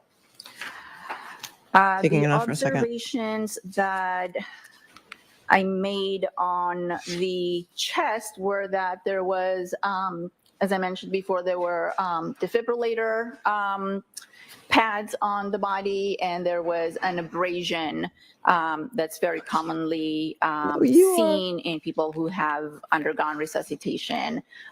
Internally, that abrasion and the whole resuscitation apparatus was associated with some anterior rib fractures, which are also seen in cases of resuscitation, but I didn't make any other notes in terms of trauma on the chest or abdomen. Okay. I'd like to move to the arms and the hands. If we could come down just a little bit. Let's begin with Mr. O'Keefe's hand or hands. Did you make any observations regarding Mr. O'Keefe's hand or hands? Yes. On his upper right arm, I noted that he had a superficial abrasion. So it would have been, you can we move that down a little bit? Move it please? down a little bit. Yeah, thank you. Doesn't seem to be doing a very good job. Okay, somehow doesn't want to Sorry work. if that's not working well. It's projecting here, but not on the actual picture. Okay. There may be a second pointer. I can do it here. Okay, great. Yeah. So on the right upper medial arm, that would be the inner side of his arm, there was a superficial abrasion. Again, that's a scrape. Then on his right posterior arm and forearm. So not exactly on this aspect of the arm, but on the back side of the arm, which would be in the back of the diagram, there were multiple abrasions, which I described as ranging from 2 to 3 millimeters and up to 7 centimeters. Then, yeah, if you could move the diagram down, please. Again, there is a back to this diagram. I don't know if you could put that on the screen. There we go. So this is now the right side and this is the left. I noted that there were 2 bruises on the back of his right hand. Also a faint scratch on the back of his left hand. And then moving down to the lower extremities or the legs, if you could please show the front, there was a small abrasion, a small scrape on the side of his right knee. You'd get a lot more than a scrape on your right knee if you were backed into at 24.2 miles an hour as a pedestrian. Just saying. A lot more than a scrape. May I approach, Your Honor? Yes. Doctor,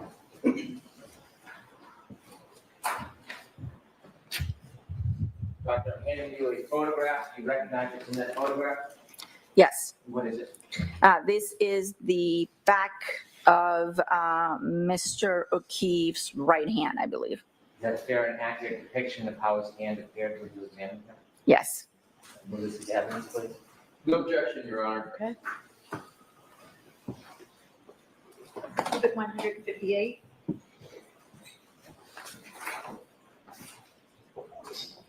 With the court's permission, I'd show P647 to the jury.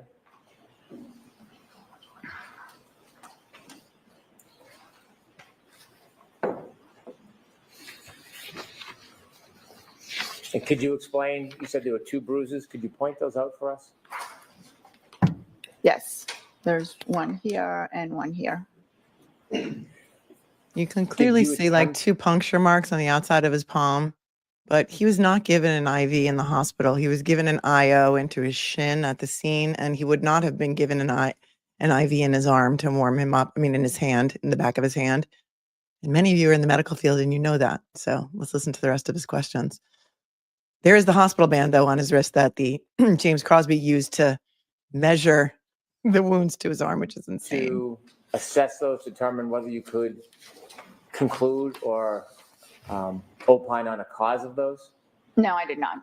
Well, I take that back. I'm sorry. So this particular one has 2 small little pinpoint defects in the middle, which we sometimes see when emergency personnel tries to get access to a vein for fluids, for intravenous fluids. So, but I did not put that in my report. I just described it as a contusion.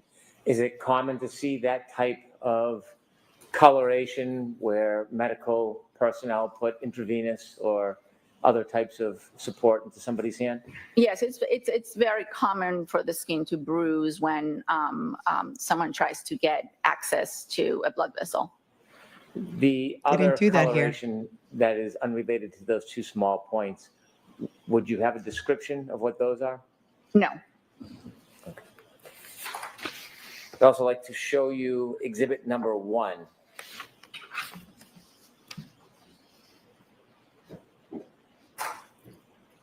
Exhibit number 1, please. Thank you. They also could be defensive wounds from trying to block your face from a punch. What does that mean?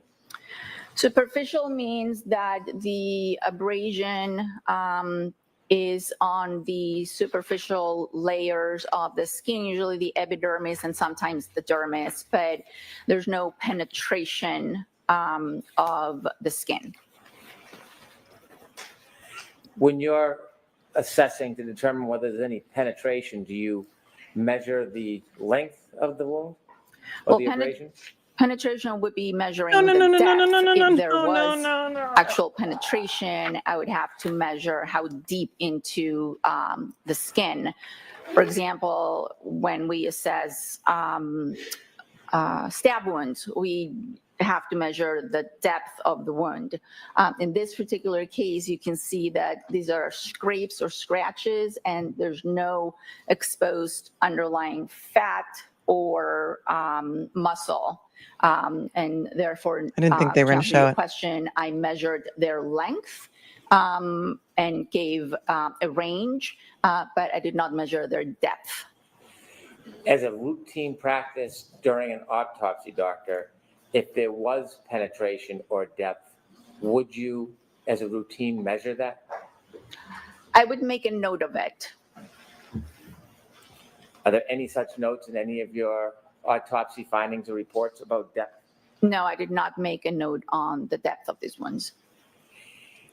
Do you have an opinion to a reasonable degree of medical certainty as to how those superficial abrasions occurred? I do not.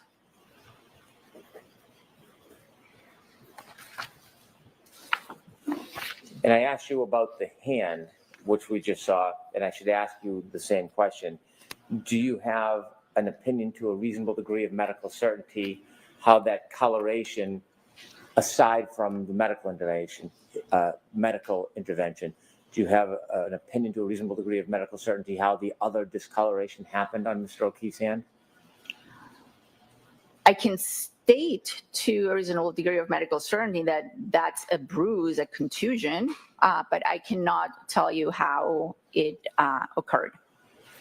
And to summarize finally what we've been through so far regarding the scrape on Mr. O'Keefe's right eye, can you provide an opinion to a reasonable degree of medical certainty how that scrape occurred? No, I cannot.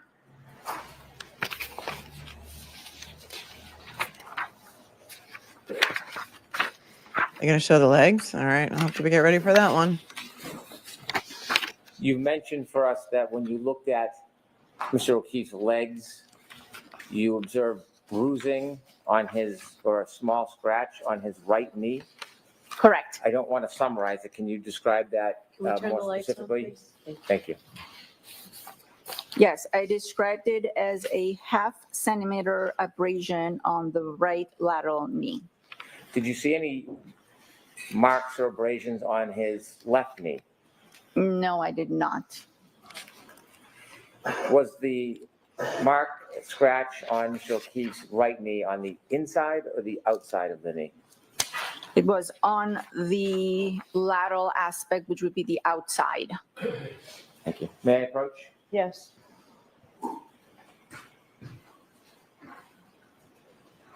Thank you. Doctor, I'm handing you a photograph. Do you recognize what's in that photograph? Yes, What is it? this is a picture of Mr. O'Keefe's lower extremities, his legs. Is it a fair, accurate depiction of how his knee appeared to the autopsy? Yes. All right, we'll go to the evidence, please. No objection, Your Honor. Okay. 159. Thank you.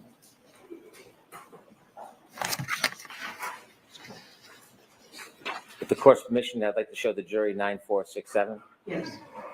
I'll describe to you what's in the photograph.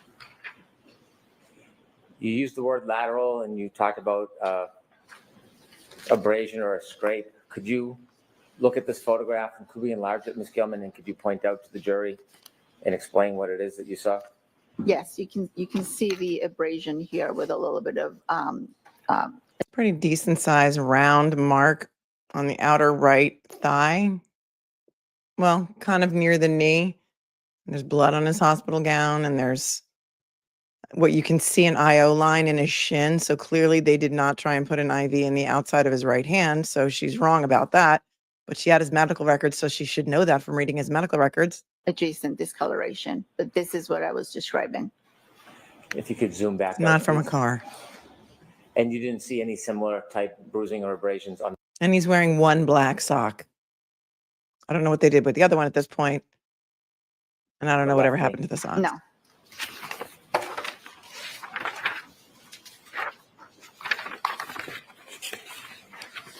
During your autopsy, did you notice any injuries internally to Mr. O'Keefe's rib area? Yes, I did note that there were rib fractures on the anterior, that would be the front, of his 4th and 5th ribs. And so would that be his left or right side? It would be both the right and the left, and it would be the part of the rib that is closer to the sternum. Chest compressions, maybe. Ribs Maybe. that had fractures, or are they connected as one? The 4th, Maybe from chest compressions, or maybe he was kicked when he was on the floor. That could be possible too, right? and the 5th, both on the right and the left, close to the sternum. Have you, in your experience, seen ribs fractured during first aid or medical intervention? Very often, yes. Given your experience and your study of Mr. O'Keefe's body, do you have an opinion to a reasonable degree of medical certainty how those rib fractures were obtained? I believe those rib fractures were due to resuscitation. And you have that opinion to a reasonable degree of medical Chest certainty? compression? Yes.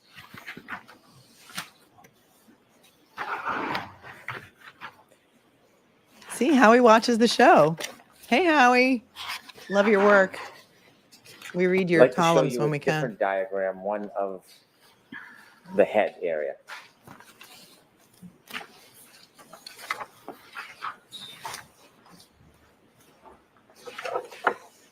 If we could enlarge the bottom right.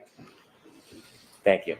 Using that diagram, could you assist us, doctor, and explain to us any observations you made about the back of John O'Keefe's head?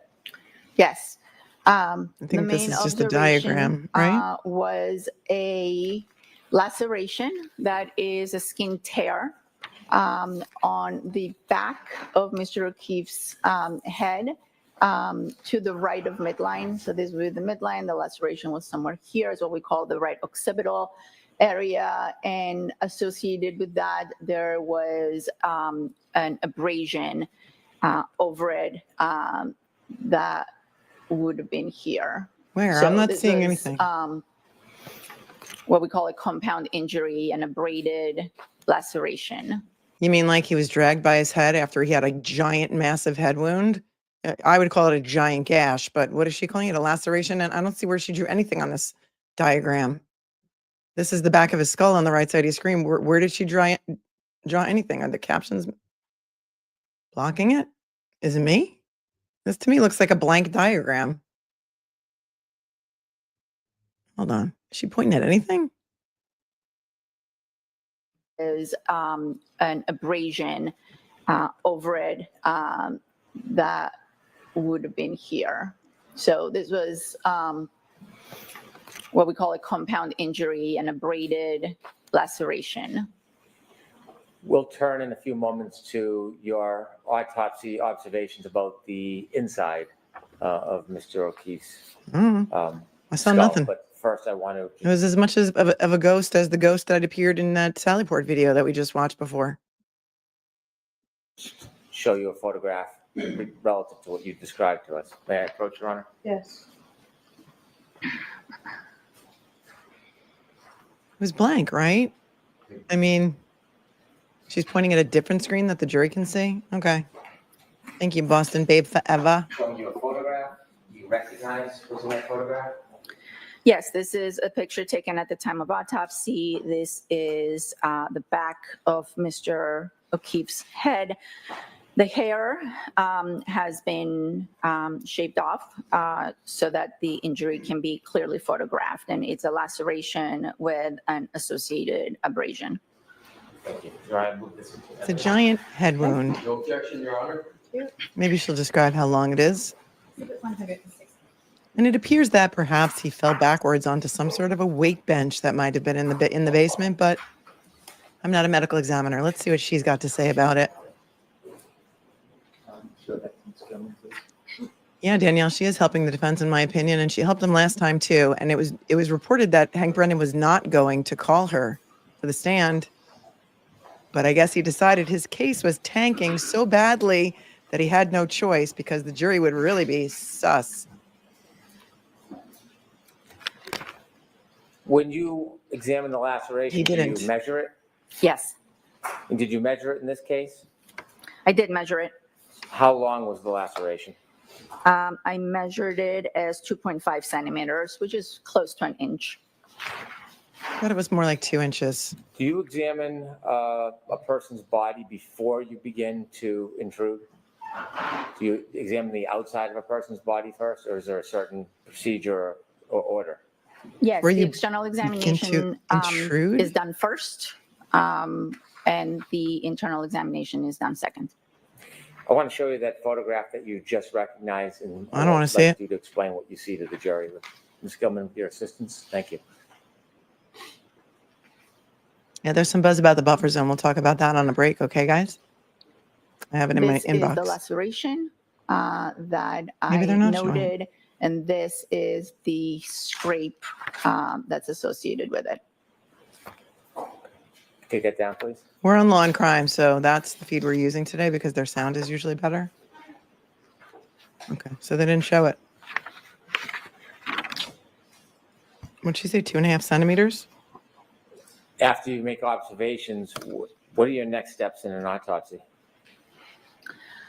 The internal examination. After the external is performed and pictures are taken, then we proceed with the internal examination of both the, as I mentioned before, the torso, the body, as well as the head. I'd like you to take us through the internal examination. Did you have a chance to look internally behind the laceration you saw on the back of Mr. O'Keefe's head? Yes. And when you did that, could you describe for us what you saw? Yes. The way we examine the head is we make an incision with a scalpel behind the ear from one side to the other. That allows us to reflect or pull back the scalp, and that will expose the skull underneath. We do this carefully so that we don't disfigure clearly the face.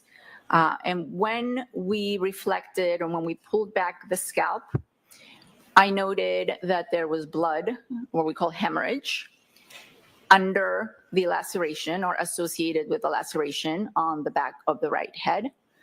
And then furthermore, there were skull fractures associated with that laceration, abrasion on the right side of the head.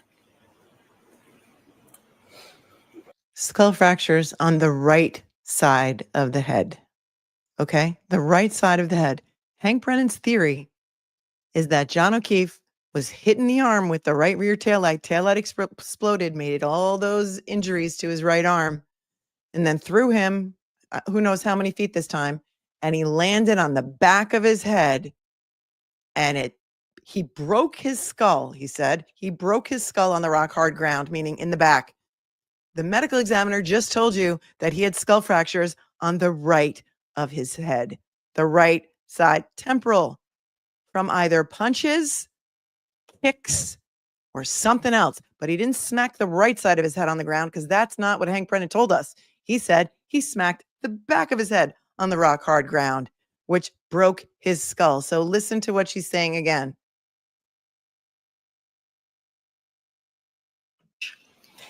Under the, when we reflected or when we pulled back the scalp, I noted that there was blood, what we call hemorrhage, under the laceration or associated with the laceration on the back of the right head. And then furthermore, there were skull fractures associated with that laceration, abrasion on the right side of the head. The right side of the head. Were the skull fractures in the same or different area? The skull fractures were in multiple areas of the skull, what we call the base of the skull. Imagine the base of the skull is sort of a bowl, and the brain sits on top or in the bowl. When the brain is removed, you can have a very good view of the base of the skull. So when the brain was removed and we were able to look at the base of the skull, I noted that there were multiple fractures that appeared to be originating from the area of the laceration, or what would correspond to the area of the laceration. When you made your examination of the fractures in the skull, did that lead you to your opinion, or was there more you needed to look at before you came to an opinion about the cause of death? Well, that was part of the findings that led to my opinion. But yes, I removed the brain And as is our protocol, I saved the brain in a special solution called formalin that allows the brain to become a little harder so that our neuropathologist in Boston could go ahead and examine it. Because when I did look at the brain, I noted that there were injuries. There was bleeding on top of the brain. And therefore, I saved it. The brain ultimately went to our Boston office, and our neuropathologist, Dr. Stonebridge, examined it and issued a report. Her testimony was not clear. When she was testifying, she was pointing to the right side of her head. She was not pointing to like the back of the right head. So it's unclear to me, JF King, if she meant the back right side of the head, because she was pointing to the right side of her head. That's why it's so important to describe things into the record. Brennan should have said, let the record reflect the witness is pointing to her right temporal area, but he doesn't want to do that because he doesn't want to screw up his theory. So it wasn't clear to me. We'll see. Do you engage in any type of analysis on your own about any injury to Mr. O'Keefe's brain? I noted the kind of injuries I could see superficially on the brain, and I have looked at the brain after it was fixed and pictures of it, but I did not issue a report on it. The whole point was for our neuropathologist to examine it closely and issue a more detailed report. I have a few more photos. Would now be an appropriate time for a break, Your Honor? Yes. Time for a break. Who wants to go have a coffee break after looking at those Sure, photos? Why don't we take 15 or 20 minutes, okay? Could all rise for the jury? Okay, we're a little tiny scooch behind. Let's see how far we were behind. But that's okay because we have a bunch of questions. 10 minutes. 10 minutes behind, so maybe there's another 10 minutes. What time are they coming back? 11:15. So we have a little time to look at a few questions. Let us do that while we wait. All right, moving on.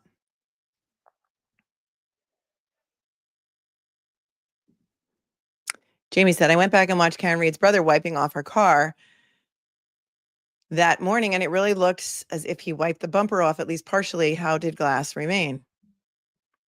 Don't know. Leah, it's my video where Buchanan shows the t-shirt, day 20, 4/24/42. I couldn't believe it either. Take a look for that later. Thank you, Leah. K-Nix, thanks for your expertise coverage. It seems that Jen and Carrie manipulated the niece. Don't know. It's Kerry, Kerry, not Carrie. Could be the mother-in-law. Could be, I mean, his mom. I have no idea. It's maddening how many in this town are connected to this dishonest game. Well, I'm glad that all of you guys that are seeing it for the first time are picking up what we picked up the first time. Somebody sent me a screenshot, hang on, of the second person that appeared in that video. So let's take a look at that for a second. After we go through some of these, I'll just pull it up for us. Angelique, thank you for your super chat from South Africa. South Africa in the house. And another one from Angelique. Thank you for this coverage. Really do appreciate all you do. So she did get a promotion. I don't think she got a promotion, Maureen Hartnett. I think that she did work a lot of overtime, Sue said. So thank you from that. And thank you for watching from South Africa. Rebecca Wright says, love your coverage. Former law enforcement officer here. Our DA's office would have refused to prosecute this case due to the horrible investigation. So do many prosecutors from the U.S. say the same exact thing. They never would have prosecuted it.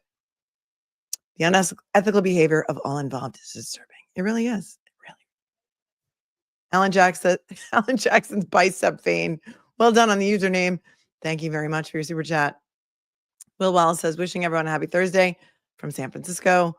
I have a feeling that Mrs. O'Keefe is going to announce she's had enough. Karen did not kill her son, and she knows it. Gotta love the Canton. It's Dedham Fire Department that goes by with the sirens, and I would not speculate anything about Mrs. O'Keefe because I have no inside knowledge of that.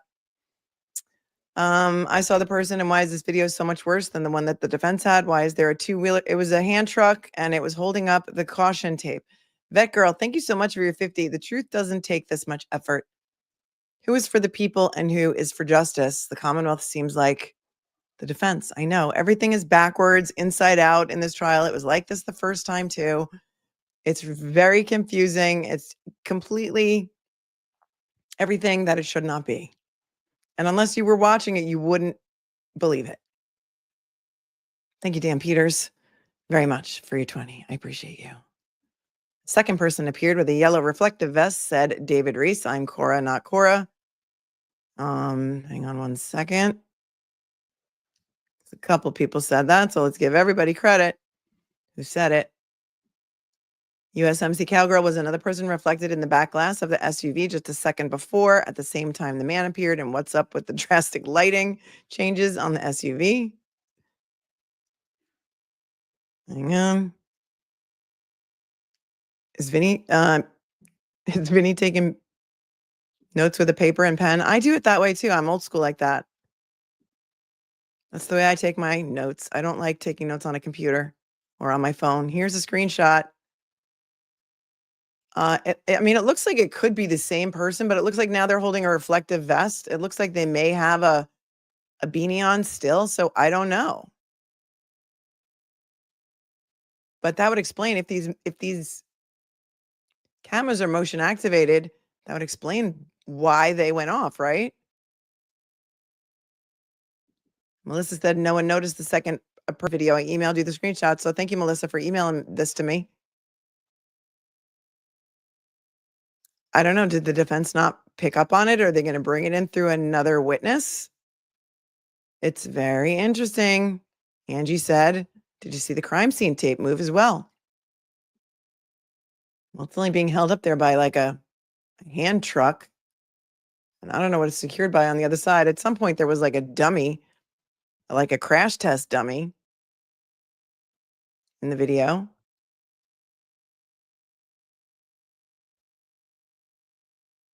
Interesting. AKA Lucy said, hey, Mel, you can see another split second of a person with a yellow jacket next to the dolly at the back of the car a few seconds after the first Phantom guy. Yeah, there it is. You guys with your eagle eyes. I thought I saw something fly by. And I'm glad you guys are on it. You are on it.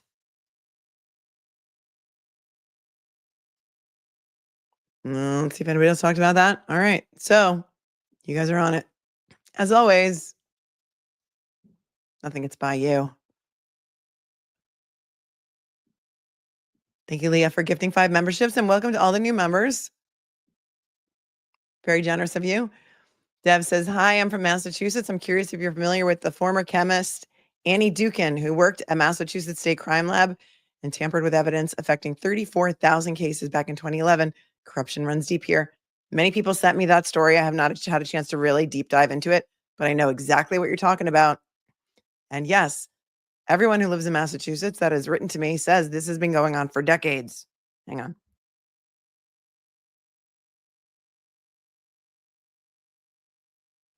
And you are outraged. And I share your collective outrage. Laura says, the buffer zone has been opened. Email you Aiden's report. Do we have any official court documents that we can look at? Did anybody send me that? Hang on a second.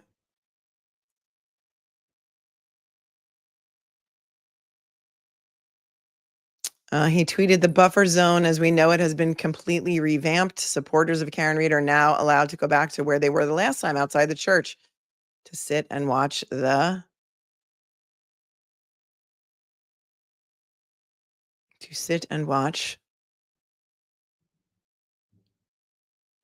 trial. Anyone who's told they can't do something inside the buffer zone can request a hearing with a superior court judge immediately. Bev got punked down by the First Circuit Court of Appeals, and there is an order here, but I don't think that we're going to have time to read it right now, but I'll download it so that we can read it later. But as we pointed out, I think it was yesterday, they had until today to revamp their order because I think it was the First Circuit Court sent them like a fair warning, like you need to fix this by the 15th, which is today. So that's good news. That is good news. Thank you, Laura. That girl says the swabs were not sent. End of story. No taillight in that puncture. Color from it. That girl also says, who removed the taillight from the puncture wound of the right sleeve? No, wait, he had multiple wounds on the right sleeve. Yeah, they were all puncture marks. We looked at them close up yesterday on the outside of that hoodie sweatshirt. USMC Cowgirl coming in hot with all the super chats today. Was another person reflected? Oh, we covered that one already. Thank you. Let's do the timeline again. I had sources say she was told to be ready for Monday, the medical examiner, but things ran long. Yes, because they were not finished with Maureen Hartnett. Thank you for super chat. Dennis the Menace. That wasn't video. That was screenshots. My $10 CCTV camera has better resolution. Camera taking 5-second still shots, not contiguous video. Thank you, Dennis the Menace from Canada. Kathleen, is Vinny going old school with paper and pen versus a laptop? I know, I do it too. Kevin, why call her again? Scordi-Bello, didn't she clearly tank Lally's case last time? She better not change her testimony. She said undetermined. Yes, we know that. They're going to be allowed to talk about it. I think she's already talked about it. But also, if he didn't call the medical examiner who did the autopsy that's employed by the state of Massachusetts, don't you think the jury would look upon that disfavorably? I do. I think he really didn't have a choice. He knows his case is tanking, and so he has to do it. Thank you, Joanna. I think we covered this earlier. She says it was the same guy in the beanie coming back carrying, it looks like a reflective vest or a green jacket of some kind. Thank you, Joanna. Chloe Albert's Revenge. Thank you very much for your super chat. Reed's bite is bigger than Chloe's. Look closer at the time on the vehicle video. The time says 5:03 p.m., 1:29:22. That's not possible. The vehicle did not arrive till 5:30 p.m. That's interesting. I'll have to go back and look at that at some point later. Miss Black 1909 is here from Poland. Thank you so very much for tuning in from Poland. I appreciate you. 2 right feet. Alessi can gently lead her to supporting the defense theory. There was no collision. The autopsy report supports the defense. It does. It does, because you're going to hear her testify that she put in her autopsy report that the injuries do not seem to be consistent with a fight. I've never seen a medical examiner put in an autopsy report what the person did not die of, not just what they did die of, what caused their death, not what didn't cause their death. His injuries are not consistent with a drowning. His injuries are not consistent with falling from a height. His injuries are not consistent with dying in a fire. None of that's in her report, but she does put in there, these injuries do not seem to be consistent with a fight. And that's sus to me. Alan Jackson's bicep vein. I'll need the strength of John's hair on the back of that SUV to get through the rest of this shoddy persecution of an innocent woman. Free Karen Reed. Thank you, Alan Jackson's bicep vein. Hazaran said, I hope you remember when I asked you to watch IRINI's body language. She knows John O'Keefe was not hit by a car and will essentially tell the defense as much, but maybe without 100% admitting it. I agree. Everyone takes special note. Thanks for your super chat. Thank you, Michelle, for hanging out for 3 months. And Becky says the Commonwealth called Dr. Scordi-Bello because they're scared of what the defense will ask, but it's made it easier for the defense. And Connor Keefe said he was alone. Thank you, Becky.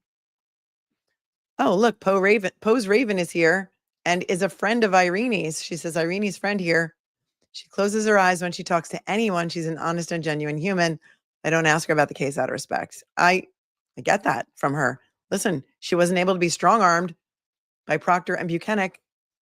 And in that text message thread, DeChico is the one who chimes in and says, rookie move. You should have had me and Jeff do it. So it seems like DeChico and Jeff Gakowski had a history of getting medical examiners to change their findings with regard to manner of death.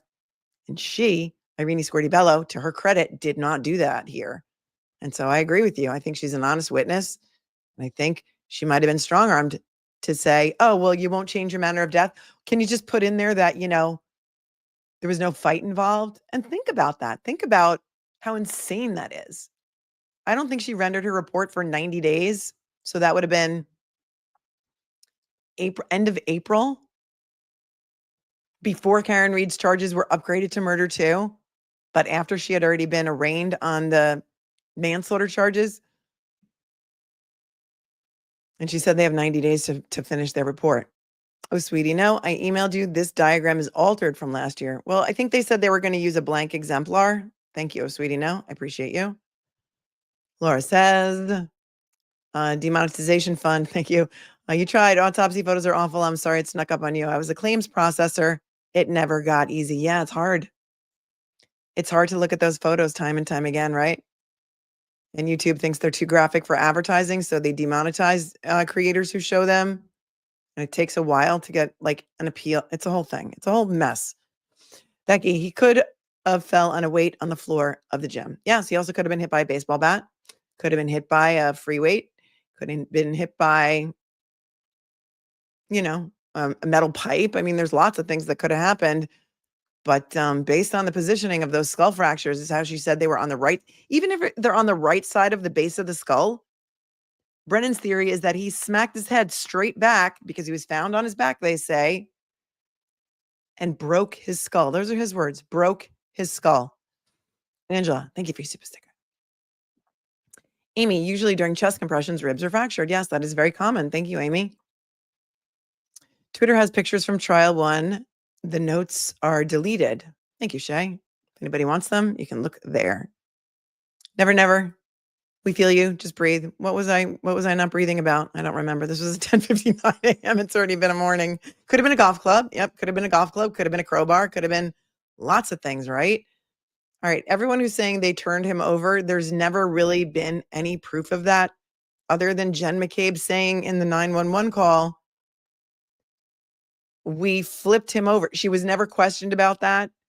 There was a question about whether or not she, how do you know if lawyer gets demonetized or not? You don't know. You have no idea what happens to him. But thank you so much for mentioning other creators in the chat. Is there like a special like YouTube courtesy rules that people are supposed to know?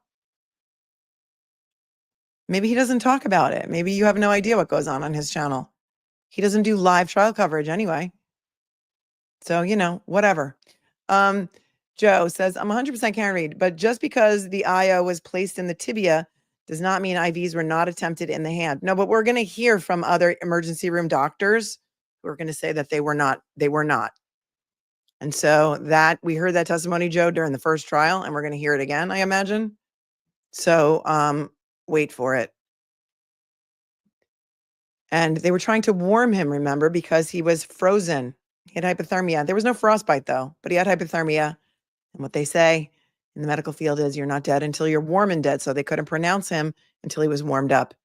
And so I do not think that there was ever an IV placed inside the back of his right hand. If anybody has any interest, they did not attempt an IV line, right, David? Yes, we watched it. We were here last year. We discussed this at length. We've been talking about this for 16 months already. But thank you so very much for your super chat. I appreciate you. Justin, I believe you said he was going to use a blank diagram as a chalk. Thank you. Thank you, Justin. MMG, if the taillight hit him and made all the scratches on his arm, then why weren't parts of his arm found in or on the taillight? Where's the blood? So many questions, so little time. Why were no pieces of the taillight found in the wounds? Well, because nobody ever swabbed the wounds. We're going to find that out too. Nobody ever swabbed them. Why is long crime buffering? Oh, please.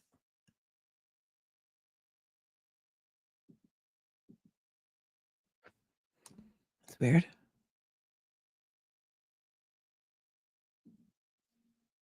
Okay, now the fan is back up. It's not buffering anymore.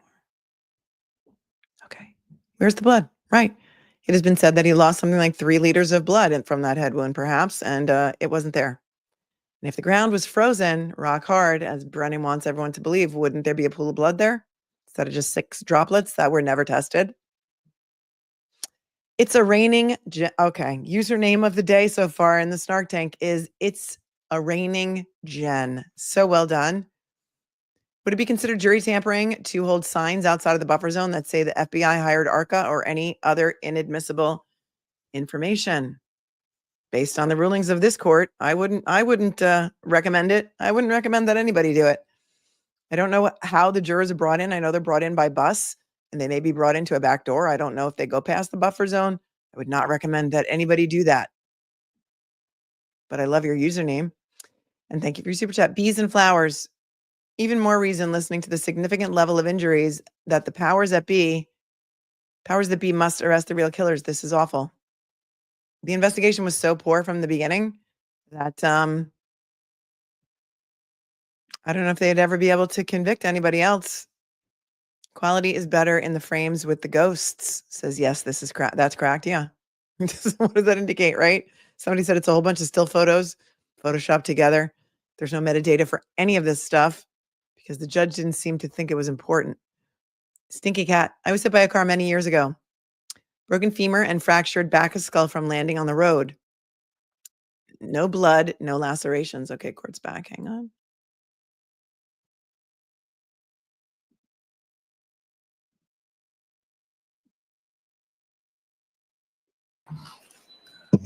So you wanted to see me? Yes, please, Your Honor. Okay, over here or?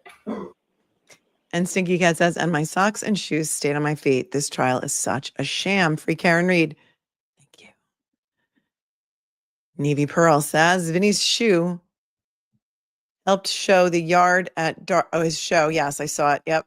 And he did a test with an SUV with dome light on it. Can we watch it on lunch if you aren't busy? Is it on YouTube yet though? I don't know if it is. So maybe. Holly, How to Fix a Drug Scandal is a documentary on Netflix that covers the 2 Massachusetts state lab techs who falsified results. Thank you. I was looking for the name of that documentary. How to Fix a Drug Scandal. It's on Netflix. Thank you.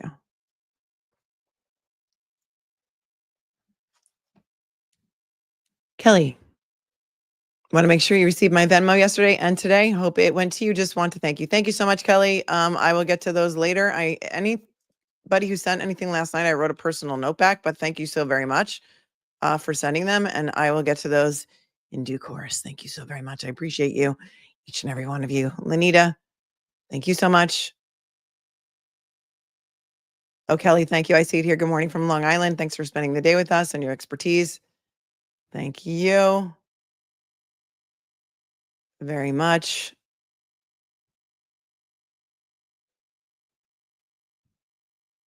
Appreciate your generosity. Lenita, thank you for your super sticker.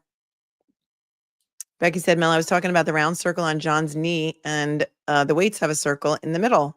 Well, that's interesting. But wouldn't there be bruising all around the outside of that too? And I don't think I saw that in the photo, but I like the way you're thinking, Becky. Becky's an outside the box thinker every single day. 50 Shades of Yuri Buchanan. Not sure Brendan watched season 1. No, I don't know that he did either. Okay, that was a whole bunch of people just came in from the O'Keefe side. The crafty councilwoman says, just started my 3rd crocheted blanket since the trial started. At this rate, I'm not going to need to restock for the entire fall and Christmas craft fair season. Well, that's good. That is very, very good. We have a Rage Crochet Club here for anybody who would like to join. Just start crocheting. Technically, Hank is a weasel, says if he was sideswiped like the Commonwealth claims, his injury should be on the left, not the right side, right? Well, I guess they could be on his right side if he was walking away from the car and had his right arm up like this and was hit by the right taillight, right? So who knows? I mean, their theory is impossible to figure out. They keep changing it too. Criminal Med says, why do I feel like we need to replace the entire crew? I don't know what you're talking about. What crew? Thank you. Thank you very much. Fake media lottery is fixed. One reporter has been selected every week. Yes. Yes, that would be Grant Smith Ellis, who is the guy who asked Alan Jackson if he had fun with me in Cancun twice on the courthouse steps. And that's why I made merch about it.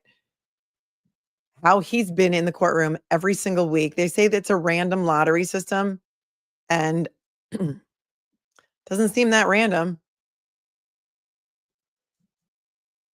There are some other local reporters who have not been in every week. I saw that there's the schedule was posted by Just Machado. So for the first 5 weeks, we are in week 4 and they just, I guess, drew the lottery for week 5. Grant Smith Ellis has been in all 5 weeks. He is the only person on the list with 100% being chosen for this lottery. Jess Machado has only been in 1 week out of 5. She was only selected for 1 week out of 5. News Nation, 2 weeks out of 5. Boston Herald, 2 weeks out of 5. Boston Globe, 1 week, only week 1. How random is it? And this John DePetro, 4 out of 5 weeks. Boston.com, only 3 out of 5 weeks. I don't know. It makes no sense to me. Is it fixed? I have no idea. But it seems sus, doesn't it?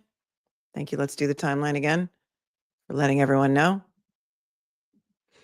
Leanne Doolin, Sure Hope Alessi asks if there was an impression of the cell phone on John's back. Yes. USMC Cowgirl, how does the ME say can't detail manner of death but not a fight? Exactly. Undetermined. For those of you who zoned out or weren't here during that part of her testimony, there are 5 choices for manner of death on a death certificate.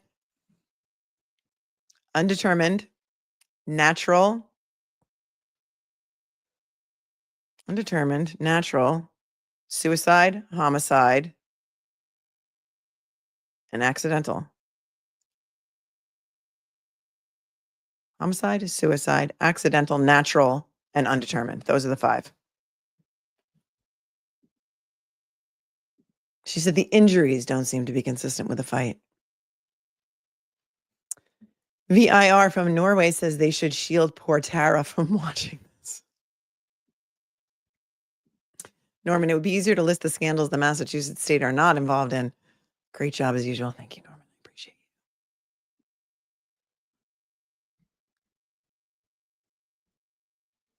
you. Please. Thank you, Wendy, for your Venmo. I appreciate you. And another Wendy. 2 Wendy's.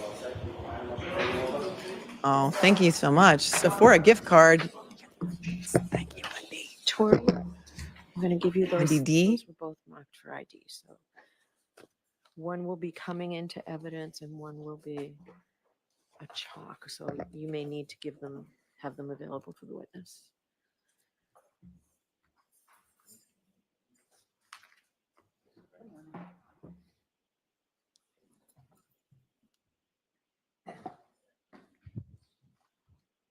Katie, thank you very much for your memo. The little things, she says.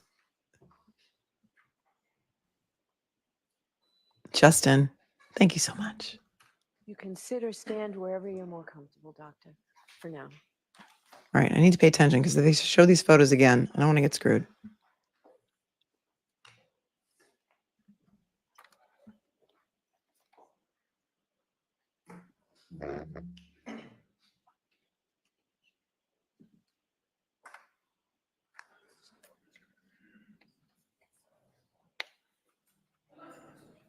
Are we behind?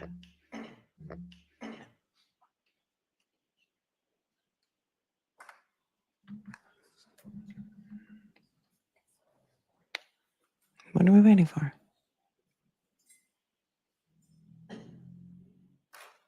The witness? Did she change her mind? Decide to leave?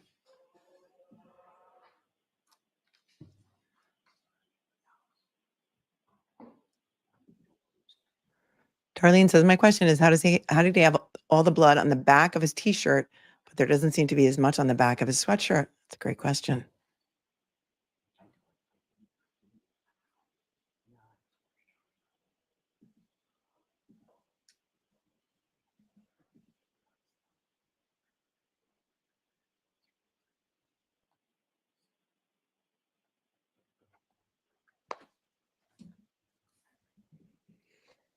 Lori points out when the testimony is that glass was not embedded in the bumper and then you publish that glass was embedded, you're not a journalist, you're just a liar with a pen. Love that.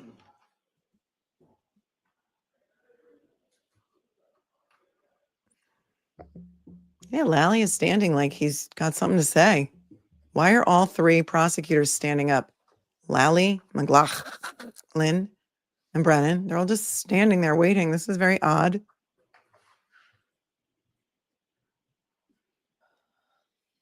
And Alessi is also standing. I don't know. Are they waiting for the jury?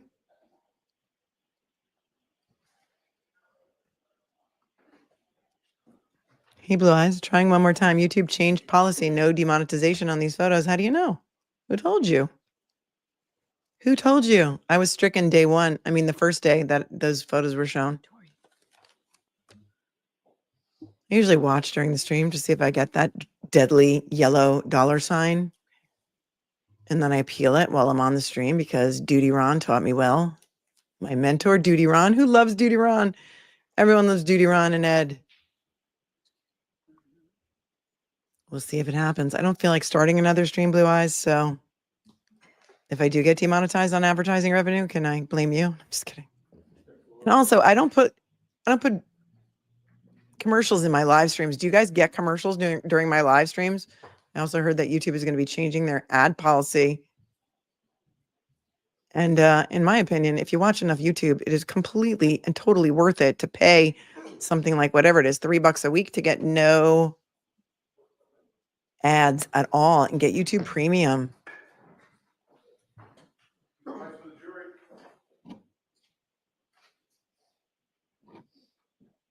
Some people say they get them sometimes. Some people say no. Guess it depends. I mean, if it's 8 hours. Yeah, I would highly recommend get premium if you watch enough YouTube and then you don't have to suffer through the commercials.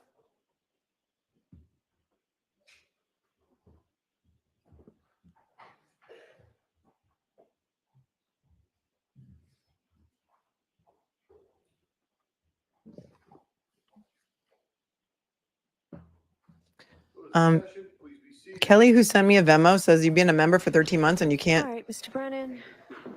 chat. Make sure that you didn't get unsubscribed from YouTube by accident. I don't know how they would unsubscribe you if you're an actual member. So that's really weird, Kelly. So check it. Right now it's on a 24-hour hold for chatters because of all of the hatred and vitriol we've had here. And the mods are working hard enough as it is. But just check and make sure YouTube did not unsubscribe you by accident. Because it's wonky like that. That's Kelly G who sent that. There's a couple of Kellys today. Kelly H, thank you too. It's like we're in Severance. Kelly R. Doctor, when we left off, you had described all the injuries to the exterior of Mr. O'Keefe, and we had talked about your observations of both the fractures in his skull and also your observation of Mr. O'Keefe's brain. Brain, not frame. Earlier that you use other resources, other testing. Did you ask for any type of assistance on toxicology analysis for Mr. O'Keefe? Yes, it is routine and it is protocol to submit toxicology specimens to the lab for examination.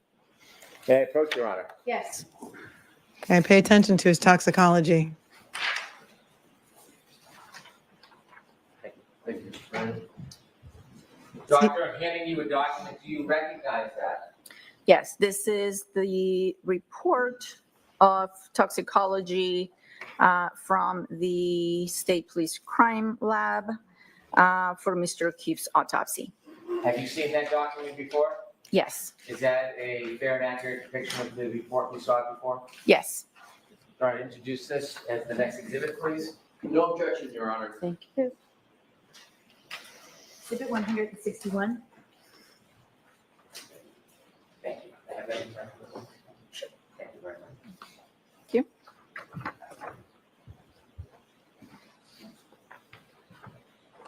In your experience, Doctor, are you familiar what the toxicology report and the testing involves? I'm sorry, what was your question? Are you familiar in your experience with what is involved in a toxicology test? In general terms, yes. And if you studied Mr. O'Keefe's toxicology report, was that important or part of your analysis in your ultimate conclusions? It was one piece of evidence that I took into consideration, yes. In the toxicology testing, is there a search to see if there are any type of drugs or medications in Mr. O'Keefe's blood? Yes. Okay, and was there any? There were no prescription medications. There were no illicit drugs in his system. In a toxicology, is there also a testing for blood alcohol content? Yes. What is the difference between Listen up. ethanol in heart blood and ethanol under 1102? In vitreous humor? Yes. So we usually submit multiple specimens for toxicology. Some of the specimens are used for screening of classes of different drugs, and then other specimens are used to confirm, the presence and quantify a particular drug. So in this particular case, the lab tested the heart blood, which showed that it had an ethanol level of 0.21 grams per deciliter. And they also tested the vitreous, which is the fluid that sits behind the eyeball. And in that specimen, the ethanol was slightly higher at 0.28. Okay, slightly higher. Okay, slightly higher. 0.21. And remember, this is 3 days after his death. My medical people in the chat can chime in on this. 0.21, but the vitreous humor fluid was 0.28. That's not just a little bit more. If 0.08 is drunk driving in Massachusetts, that's a lot more. He was well over 3 times the legal limit, and vitreous humor is usually more accurate, correct? He was hammered at the time of his death. He was hammered. No wonder Karen Reed was so mad at him. No wonder she was ramping up in her anger. She left him at that party. He was hammered. He was ignoring her.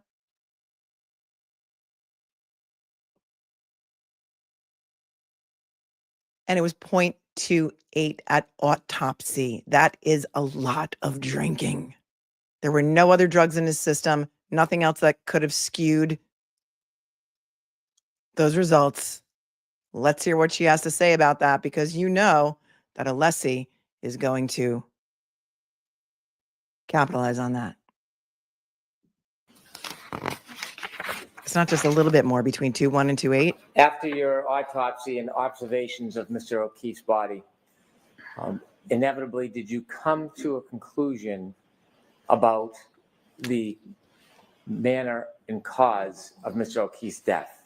And I'll ask you first about he just blew right by the BAC. To a reasonable degree of medical certainty, did you reach a conclusion about the cause of Mr. O'Keefe's death? Yes. The cause of death was determined to be blunt impact injuries of head and hypothermia. You mentioned 2 different things, blunt impact and hypothermia. Was Correct. there a primary cause of death in your opinion? The blunt impact injuries of head.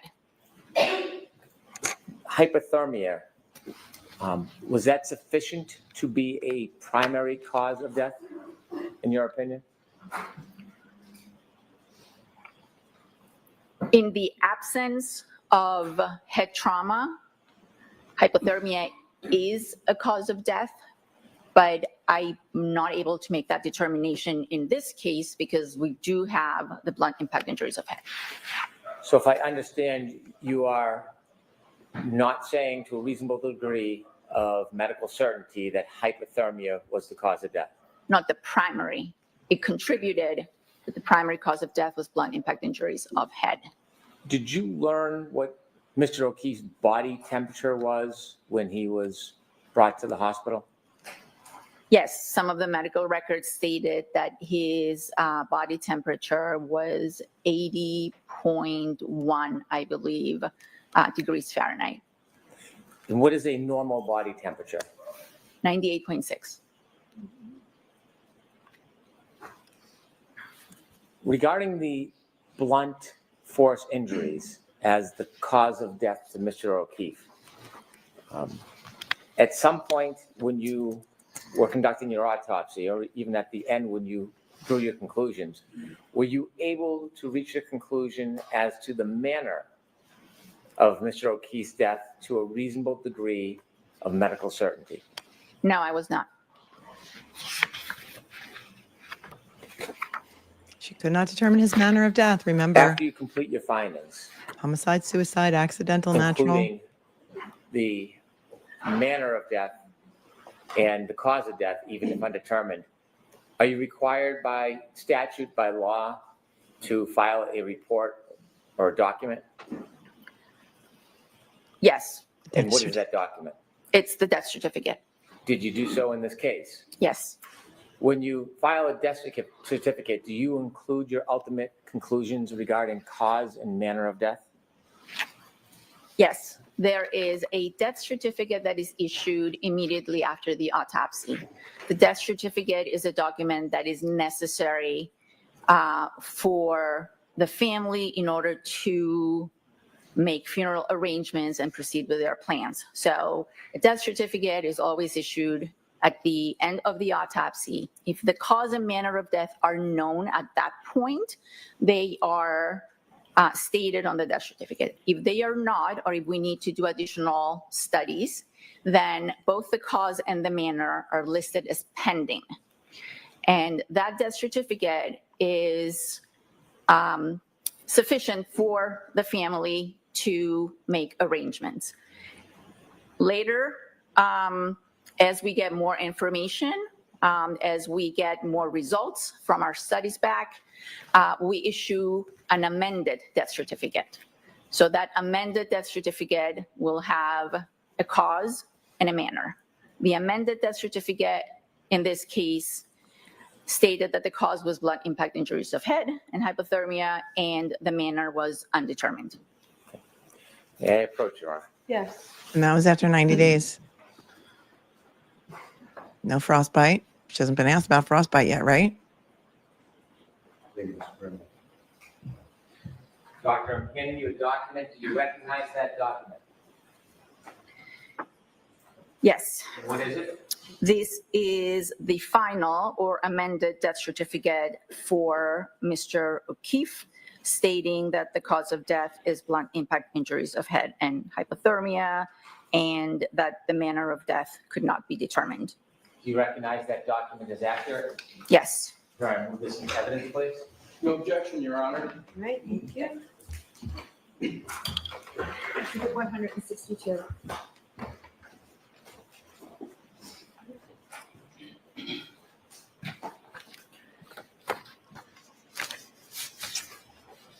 After issuing the death certificate and after the 90 days passed, have you done any further study or investigation on this case, doctor?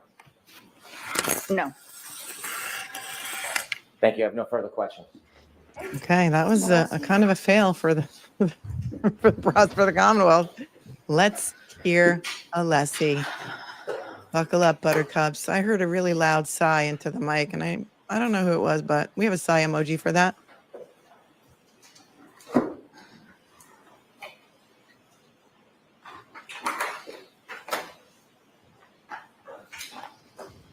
The pregnant pause.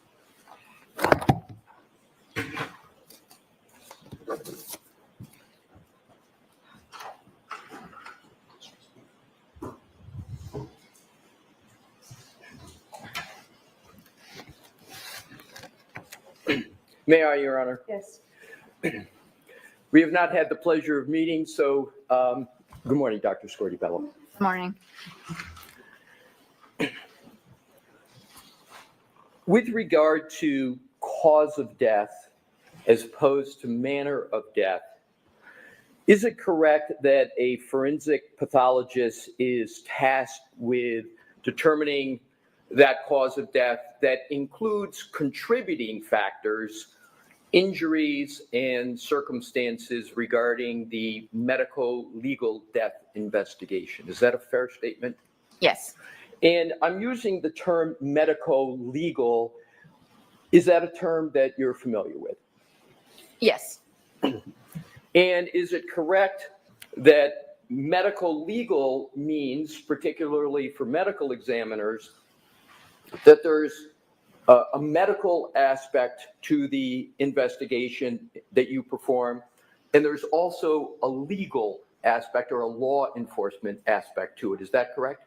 Correct. And that's a little different than what physicians usually do, right? Because isn't it the ordinary course that it's mostly just medical, but medical examiners by statute and law need to have both of those prongs taken into consideration? Do I have that right? Yes. So in other words, the forensic pathologist, which you've indicated you are, is tasked with determining the cause of death, which answers the question as to why, in more layman's terms, why did the individual's body stop functioning at a particular time, correct? Yes. So more broadly, the cause of death is generally defined as the disease or the injury that resulted in the death of a person. Correct. So let's now, if we could please, move to the manner of death.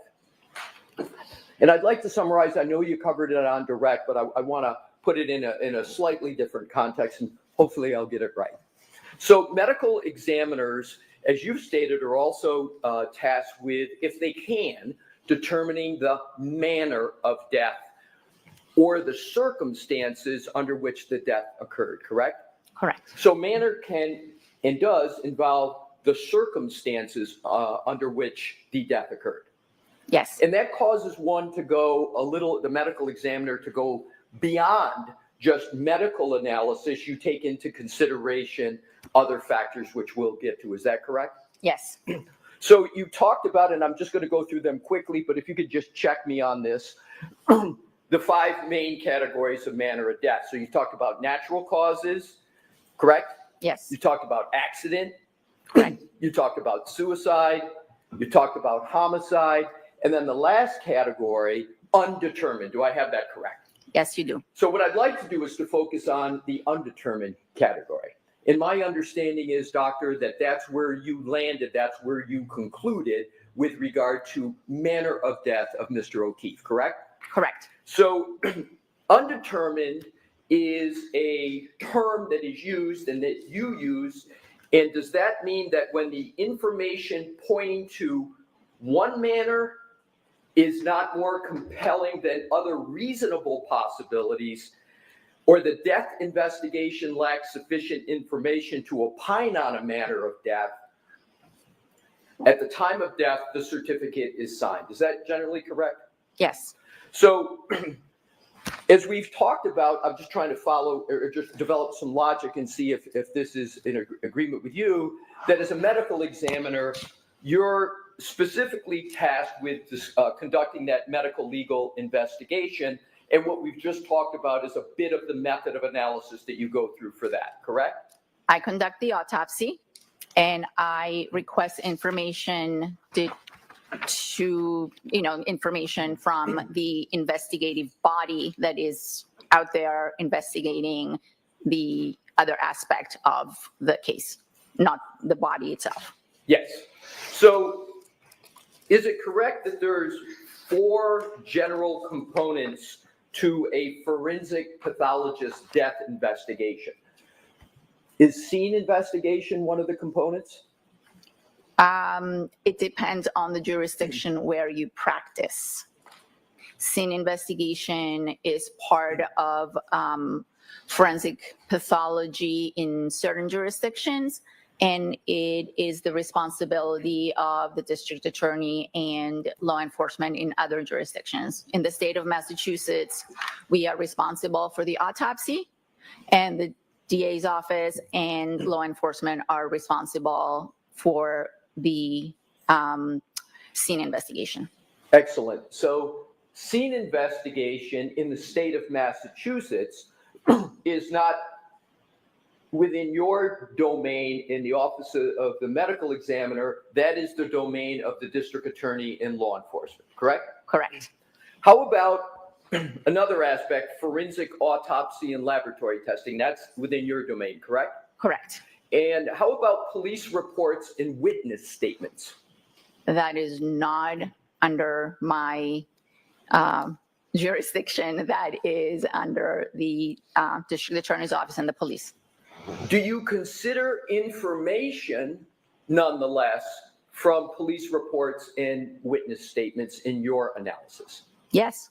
And do you also consider, even though it's not within your jurisdiction in Massachusetts, do you also consider information about scene investigation? Yes.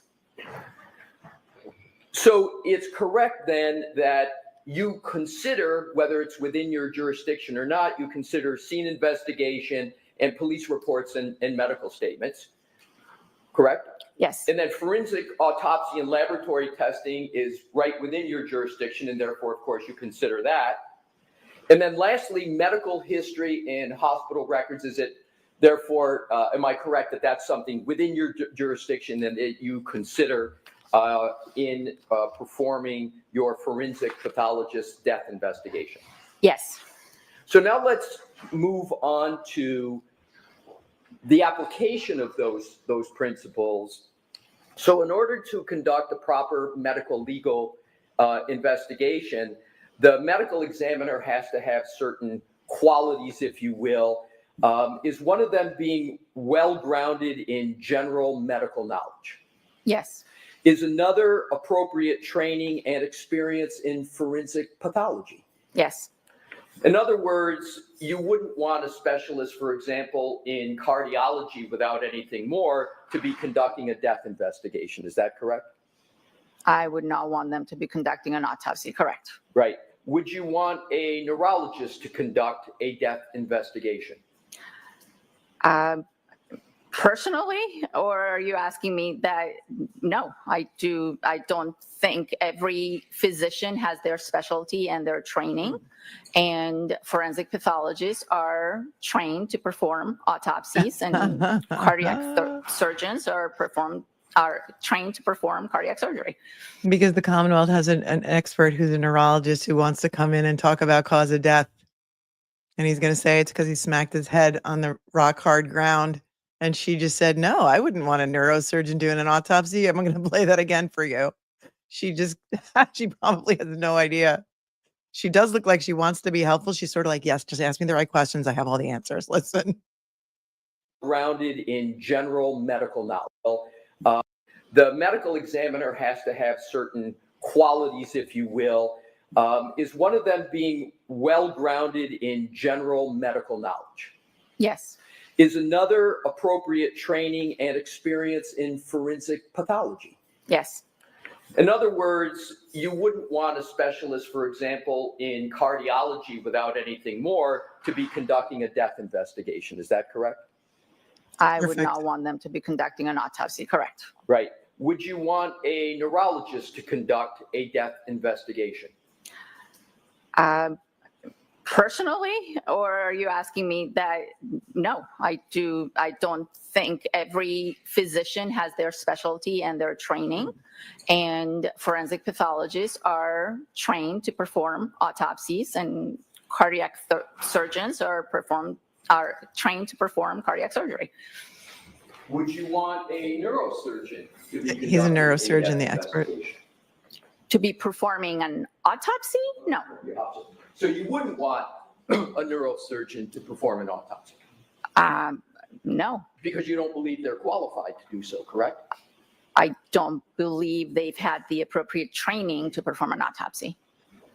Yes, his name is Dr. Isaac Wolf, W-O-L-F, not to be confused with Crash Daddy, who spells his name Wolf with an E. Going back into the many qualities of a medical examiner and attributes, they also have to have the ability to form opinions based upon all the available information using the scientific method along with sound reasoning. Is that a fair statement? Yes. And you're familiar with the term scientific method? Yes. And is it fair to say that the scientific method generally is sort of a systematic pursuit of knowledge that involves recognition and definition of a problem? Is that fair? Yes. Is it also involve the collection of data through observation and experimentation where appropriate? Correct. Does the scientific method also include the analysis of data? Yes. Does the scientific method also include the formulation, evaluation, and testing of hypotheses?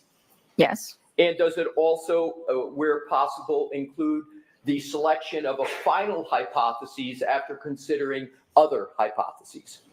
Correct. So what we've just discussed is a fair explication, a fair explanation of the scientific method.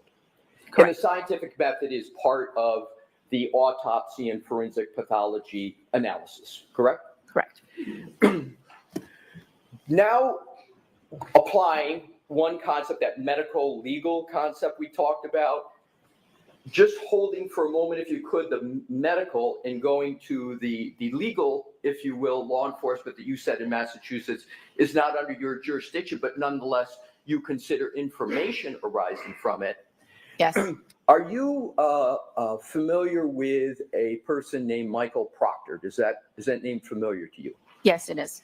And at one time, Michael Proctor was a trooper, correct? Correct. And so did former Trooper Proctor inform you of the working law enforcement theory at the time of the investigation of this matter, namely his working theory of collision of a motor vehicle with a pedestrian? Did he inform you of that? He informed our office of that, yes. He informed your office. And is it fair to say that he informed your office or provided that information to your office in or about February of 2022? That information, part of that information was provided to our office at the time of the autopsy. One of the pieces of information that had come in, and there were multiple sources calling into our office, providing information, was that this was a possible person struck by a motor vehicle. And the time of the autopsy, if I have it correctly, was that around the end of January of 2022? The autopsy was January 31st.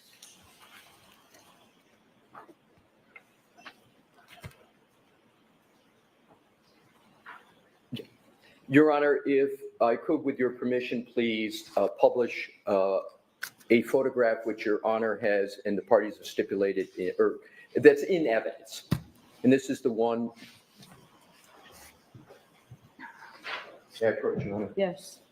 Yeah, sure, that's the witness. Okay. Thank you, kindergarten So cop. we will mark this as the next exhibit. There's no objections to Brennan? No objection. Okay. So I'm we'll going on mark for a it second. first, and then you can Just because someone closes their eyes doesn't mean they're lying. Some people do it when they're thinking. She's a very honest witness to me. She was not strong-armed into changing her opinion at all. They were not going to bully her. Thank you. Dr. Scordi-Bello, if I could hand that to you, please.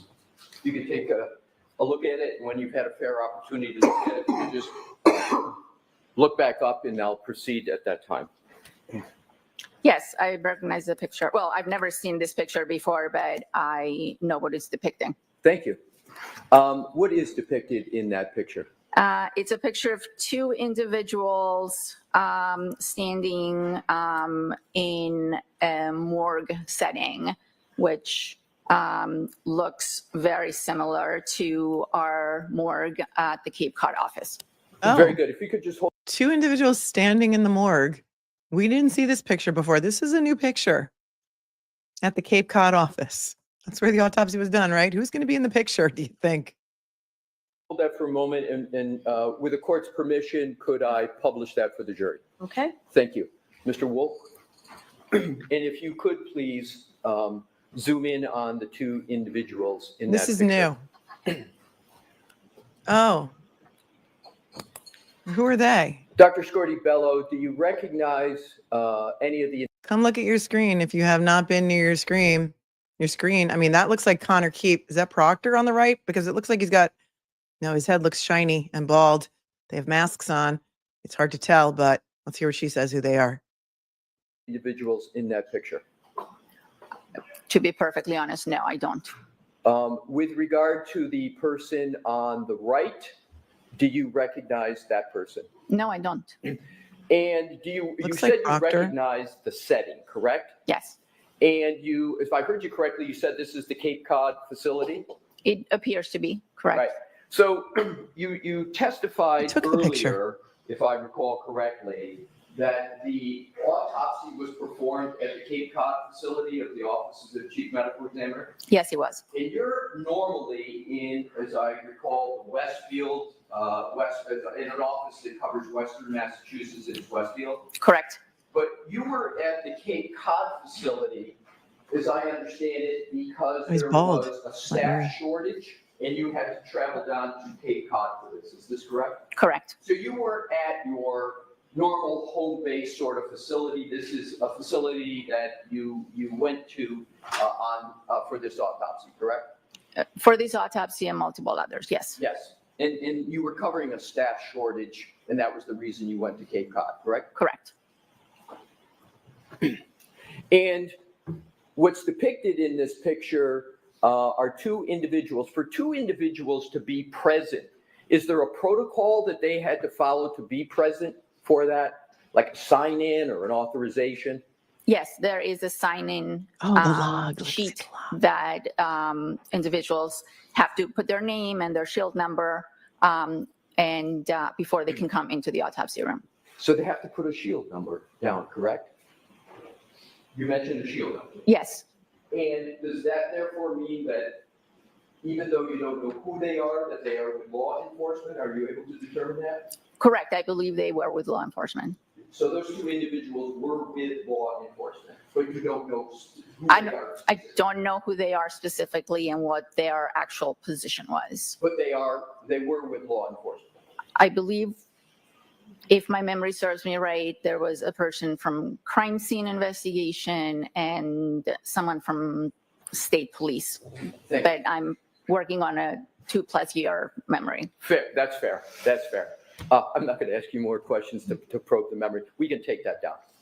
And yeah, we are finished with that. If you could hand that to the, thank you. I need to see the log. I mean, it looks to me like I thought Proctor said during the first trial that he was present during the autopsy, and I thought in his reports he said he was. Connor Keefe said he went. I thought he said he went alone. I don't think, did Yuri testify he was present at the autopsy? I don't recall that, but let's see the log.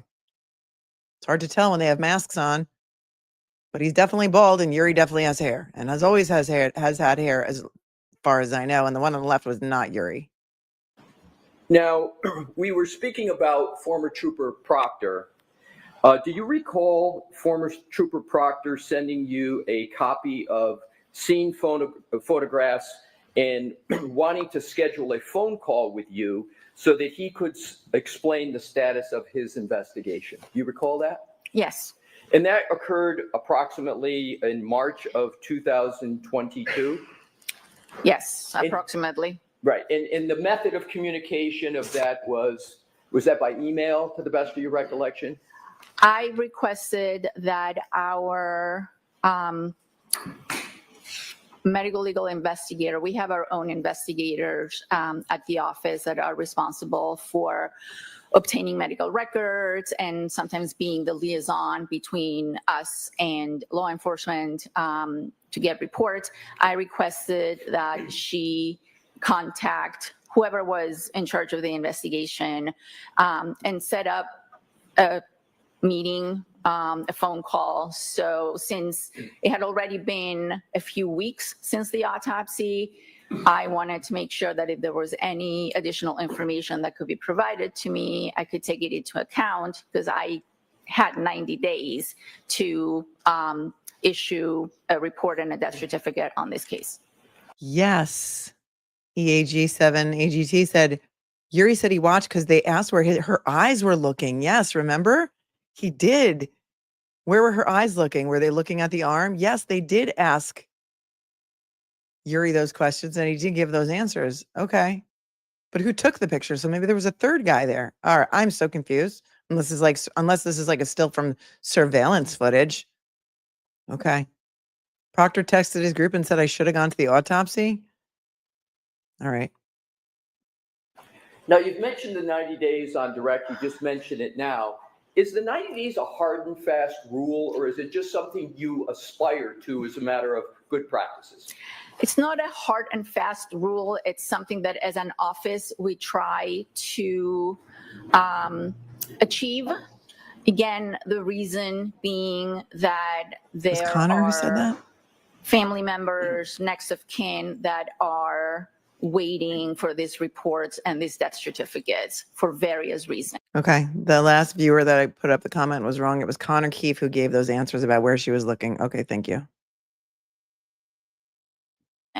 So is it possible to go over the 90 days? Absolutely, if necessary. But we do try to finish our part in those 90 days. So it's possible to go past the 90 days, but there would, given the considerations you just articulated, there'd have to be a pretty good reason why you'd want to do that, right? Correct. In this situation, you concluded that you had sufficient information on the medical side and the legal side to come to the conclusions that you needed to come to. Is that fair? Well, I had sufficient information on the medical side because I did the autopsy and I had those findings. I did not have sufficient information that pointed to one manner of death over another manner of death. And therefore, I stated that the manner of death was undetermined. Exactly. So the manner of death is undetermined. You know, I want to, if I could, with you, pursue that a little bit in a moment. But when you came to toward the end of that 90-day period, you had information from the law enforcement side on their theory of what had happened, correct? Correct. Yes. I'll let that one stand. You had performed all of the medical investigation and analysis that you needed to perform, is that correct? Yes. There wasn't something more that you wanted to do on the medical side. You had mentioned, to be fair, you had Dr. Stonebridge involved as well. You had what you needed on that side, correct? Yes. And you therefore concluded on the manner of death that there was a not more compelling or more likely than other reasonable possibilities. Is that fair? Yes. So in furtherance of that, on April 14th of 2022, you issued a death certificate, correct? Yes. And please feel free to check your report of any dates or any other particular as I go through. Okay.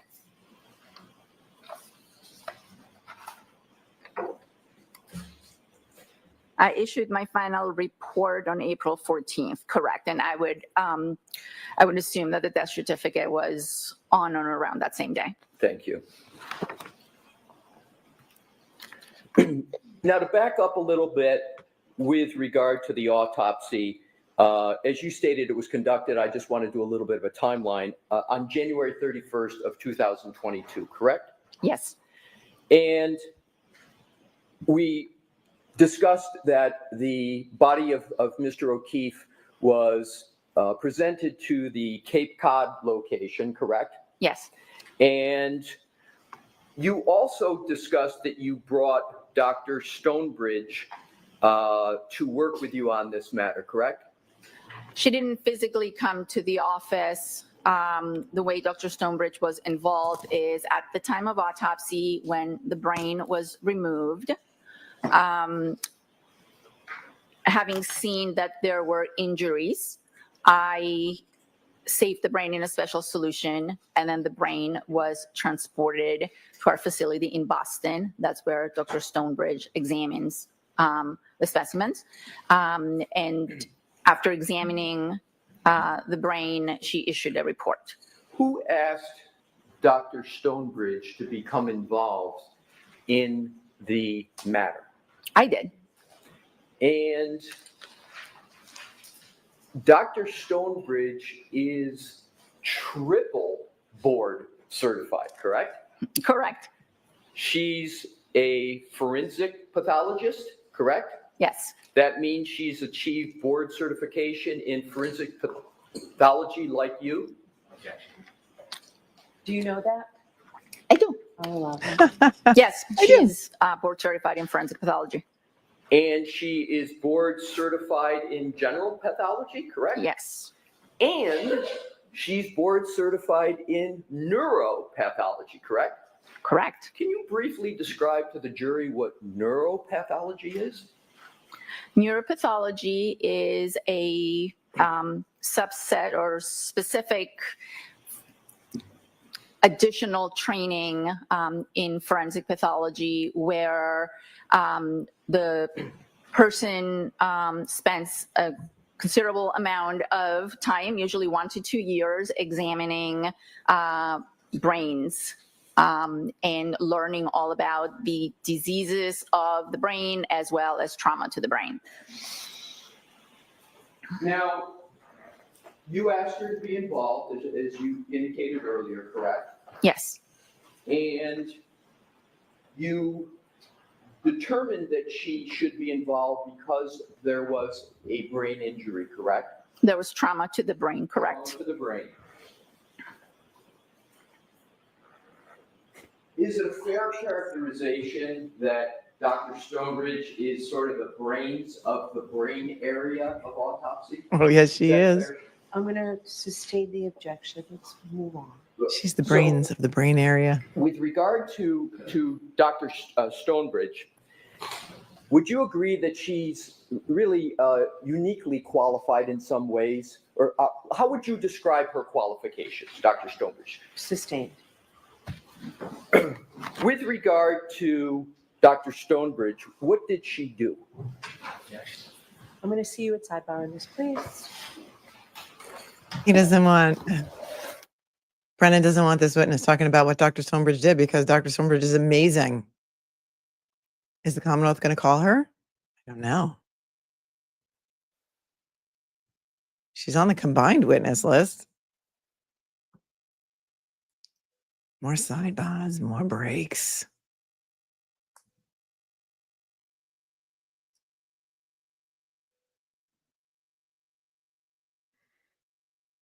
Thank you, Gail.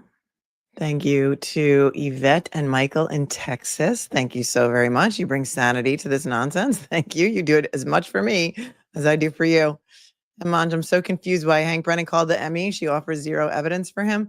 I'm not sure if you were here when we talked about this earlier, but if he did not call her as the medical examiner who did the actual autopsy of John O'Keefe, I think he knew that his case was tanking and that the jury would not look favorably upon it because there would be a lot of questions. What do you mean? Why didn't you call the medical examiner who did the autopsy? So I think he felt that he was left with no choice. Hello, Indie girl. Was I on a UK channel? I.E. Atwood? No, I don't know what you mean. Here's Arthur, our loyal mailman. Says, I have to announce with a heavy heart that I'm very disappointed in Chris's behavior this morning. He made fun of Steve because his shirt was inside out. I just think he's jealous of his mustache. Is there beef among the mailmen today? I'm here for it. I'm here for it. Thanks, Arthur.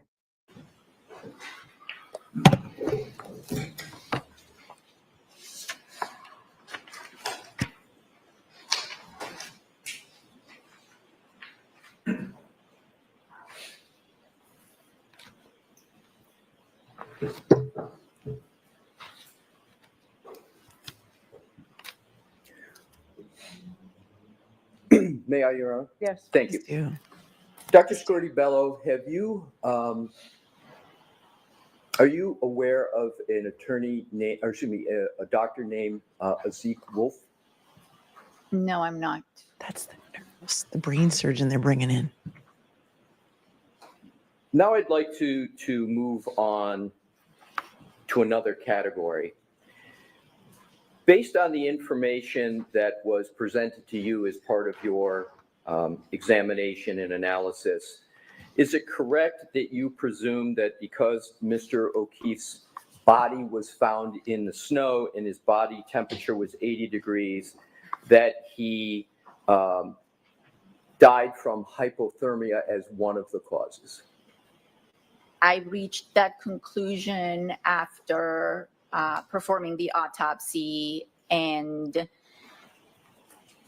after seeing some findings that were consistent with hypothermia, and then combined with the information that was provided to me about Mr. O'Keefe's body being found in the snow, I came to the conclusion that was one of the things that contributed. Did you consider whether there may have been other reasons as to why his body reached that temperature of 80 degrees? Great Sort of question. applying the scientific method and seeing if there were other reasons? Other than being out in the snow? No, I did not. Do you know whether there are other alternative reasons how his body could reach the temperature of 80 degrees? People can become hypothermic for other reasons, such as sepsis. But in this particular case, I didn't have any reason to believe that that was part of the circumstances. You're familiar with the medical phrase differential diagnosis, correct? Yes. And a differential diagnosis is a term that's used by doctors to pursue other potential causes of a medical injury. Is that a fair general statement? Yes. So, for example, if somebody is having difficulty breathing, a doctor may say, I think it's the heart is their primary hypothesis, but they may want to differentially diagnose this and look at the lungs. Is that an example of a differential diagnosis that let's look at the lungs to see if that may be the problem? Is that a fair example? In the example you're giving, yes. So applying that concept, and do you believe the concept of, well, applying that concept to this situation, did you perform a differential diagnosis as to the cause of the death and question whether there was hypothermia as any cause of the death of the decedent? Did you make that analysis? I looked at the anatomic findings that I had at the time of autopsy, the information that was provided to me based on the circumstances and where the body was found. And I came to the conclusion that there were hypothermic changes in Mr. O'Keefe's body.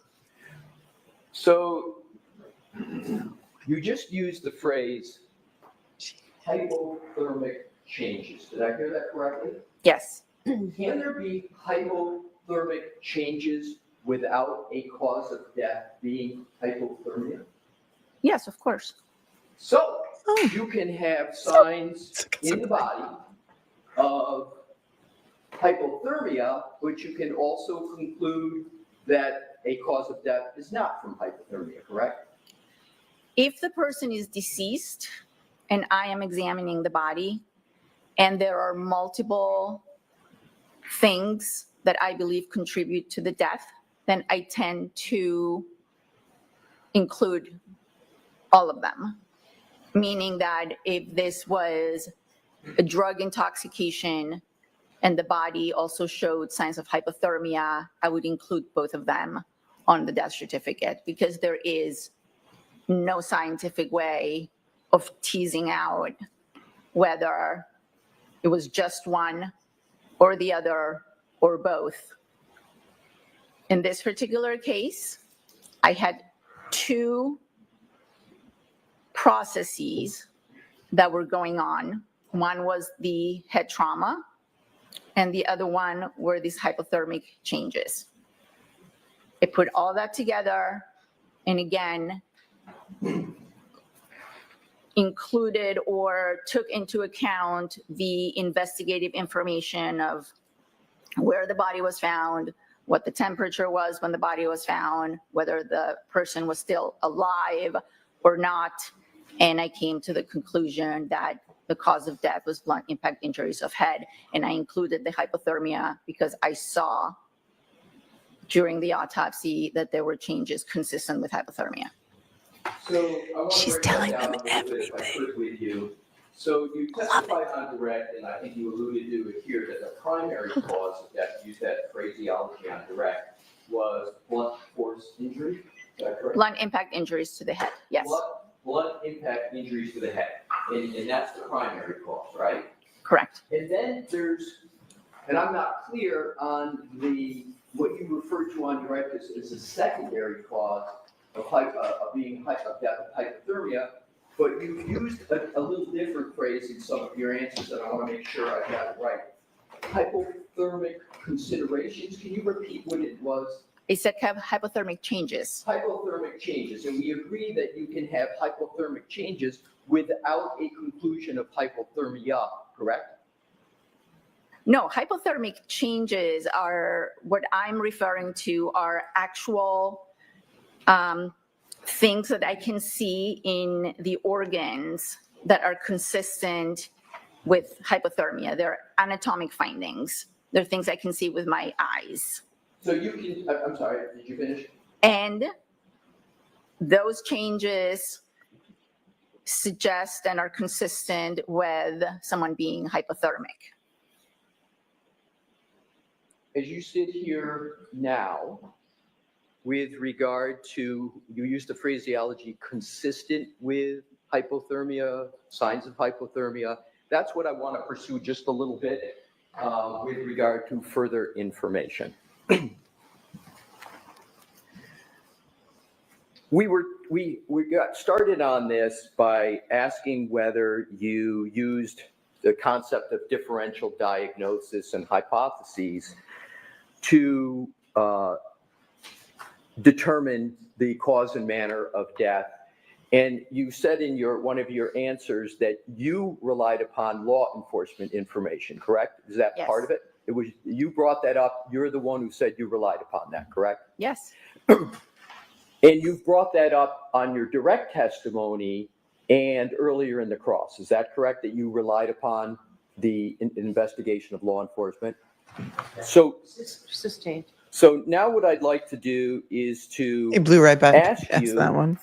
whether using the concepts of differential diagnosis scientific method, did you consider whether Mr. O'Keefe could have died somewhere other than where the body was found and been moved and placed in the snow? Did you consider that? Oh, there's a little eye roll there and a look over at Brennan. Come back to your screen for a momento. Did you consider whether Mr. O'Keefe could have died somewhere else? Watch. Method. Did you consider whether Mr. O'Keefe could have died somewhere other than where the body was found and been moved and placed in the snow? Did you consider that? Objection. Eyes close, eyes roll, eyes look to Brennan. Objection. Sustained. May we approach, Your Honor? Please Move do. along with this. We can approach in a bit. Thank you. More commentary from the bench that is prejudicial to the defense. Move along with this. We can talk about that later. Okay. Maybe I'm in the middle of a very important line of questioning, Your Honor. And the eye roll when Hank stood up, you think? You think that's what it was about? Yeah, she might have seen him standing up, rolled her eyes, and then looked at him like, really? Are you really going to interrupt him when I want to talk about this? She wants to talk about it. But her commentary is becoming more and more blatant and more prejudicial. And I don't think it looks good in front of the jury. And it seems like she's really trying to help her boy, Hanky Spanky, Binky Brennan. We have a Binky for him because he acts like a baby most of the time. There it is. There's the Binky emoji. And I don't like it. Move along. We'll get back to that later, as if the jury should be mad at him for asking for a Consider sidebar. that the body was found and been moved and placed in the Watch. snow. Did you consider that? Objection. Sustained. May we approach, Your Honor? Move along with this. We can approach in a bit. Thank you. We can approach in a bit. That's what I tell my kids when I don't want to do something for them right then and there. I'll do it in a bit. If any, We could do that in a bit. alternative diagnoses did you apply to Mr. O'Keefe? I don't understand your question. What alternative scenarios did you look at, if any, for the cause or manner of death of Mr. O'Keefe? I'll allow that question. What, if any? Oh. At all you the gotta do is time talk of the like Larry. autopsy, I documented injuries and signs of hypothermia. I was provided with a set of circumstances, and at the end of the investigation, or at the end of my timeline, I concluded on the cause, but I did not conclude, or I did not determine a manner. The manner would be the circumstances you are speaking about, whether I considered other causes or circumstances. That's not how it works. I don't come up with hypothetical scenarios on how those injuries occur. I try to state the injuries, describe the injuries, state the cause of death and why that person died. And then I use all kinds of other investigative information that is provided to me to determine if I have enough to make a determination on the manner.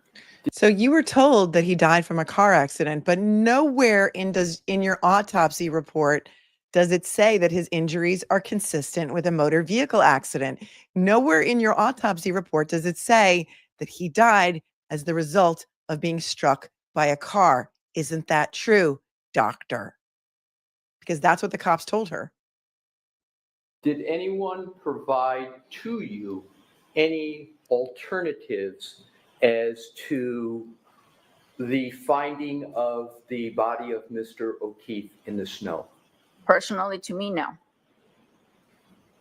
Did you ask for any alternatives to the nature and location of the injury or death of Mr. O'Keefe? I asked for all the information that was available. Understood, but my question is, did you ask for any alternatives to the information that was provided to you as regards the location of the injuries? Did anyone provide you any alternatives to where the injuries could have occurred? No. So I'm going to let the answer stand. So the answer is no, so there's no evidence of that. So next question. So thanks so much, Judge, for summing it up for us. you talked about the information you had at the time. What time is that? The information at the time was a preliminary police report and verbal communications regarding the circumstances of how Mr. O'Keefe's body was found. And when I asked about the time, I'm not calendar time. Was this January, February, March, April of 2022? The preliminary police report was on the day of the autopsy, and then information, I don't remember exactly how long, but in the weeks following, information was coming in. Do you have the ability to amend a death certificate? Do you have the ability to amend a death certificate? Yes, I do. And you can amend a certificate if you obtain further information with regard to the circumstances surrounding the death. Is that correct? That's correct. In your previous answers, you were talking about the information you had at the time. And I'm concluding that the latest that would be is April of 2022, is that correct? Correct. Have you obtained or been provided with further information, in other words, information after April of 2022 regarding the cause or manner of death? What do you mean, have I been provided? Has someone physically provided me with a report on different circumstances? Well, what I'm just talking about is any other information that you have received or considered in terms of the analysis with regard to the cause or manner of death. Received in what way? Here's what I'll do. I'll be a little more specific. What I want to do is to get at the head injury of the decedent, okay? Is it fair to say that the head injury, you called it a traumatic, state what you phrased that as, because I want to use your phraseology. Blunt impact injuries of the head. So blunt impact injuries of the head. Is it fair to say that that was a very severe injury? It was a severe injury, correct? Yeah, it was a severe injury. Would Mr. O'Keefe had been rendered unconscious nearly instantaneously with death following shortly thereafter? It's very possible, yes. Is it more than possible? Is it probable that that's what would have occurred? I can't tell you how quickly he would have been rendered unconscious, but at some point after that injury, yes, he would have been rendered unconscious. Is it possible he could have been rendered unconscious immediately? So she's answered it this way. I think you need another person for that. Let's move on from that, Mr. Alessi. They're saying that he got hit by a car and that he was rendered incapacitated immediately. However, the phone data shows that John O'Keefe put his phone up to his face to unlock it with facial recognition, read a text message, and then locked the phone by pushing the button on the side. Can't have it both ways. Can't say he died instantaneously, but then he looked at his phone, and then he died, and that's the last time he moved. That's what he's getting at here. Doctor, were you ever shown a motor vehicle crash report for this accident? No, because one doesn't exist. Thank you, Cookie Harris. I appreciate the compliment. You made your own determination of the cause of death, correct? Yes, that's my job. Understood. And what I want to do is to pursue the basis of your determination. So you used the phrase brain impact injury. Blunt impact. A blunt impact injury. Have I got that correct? Blunt impact injuries of head, yes. Of head, right. And that's your conclusion, correct? Yes. Based upon your conclusion, did you make any determination as to whether the decedent would be able to carry out any purposeful movement after that injury? Define purposeful movement. Sure. I'm talking about the ability to perhaps manipulate their hands. I don't know. Did you make any determination as to whether they would be able to engage in any cognitive functions, meaning processing things and making decisions? I did not make that determination, no.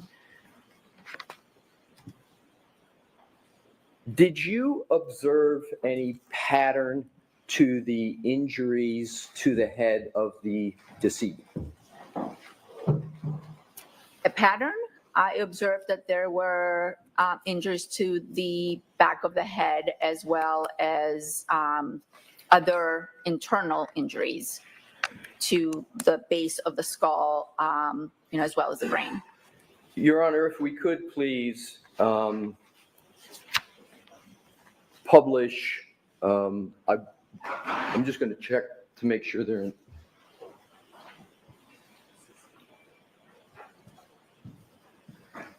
If we could, Your Honor, publish 160 that is in evidence. But before we do, Mr. Wolf, I would like to approach Your Honor and let you know in case there's anything further that needs to be done. Thank you.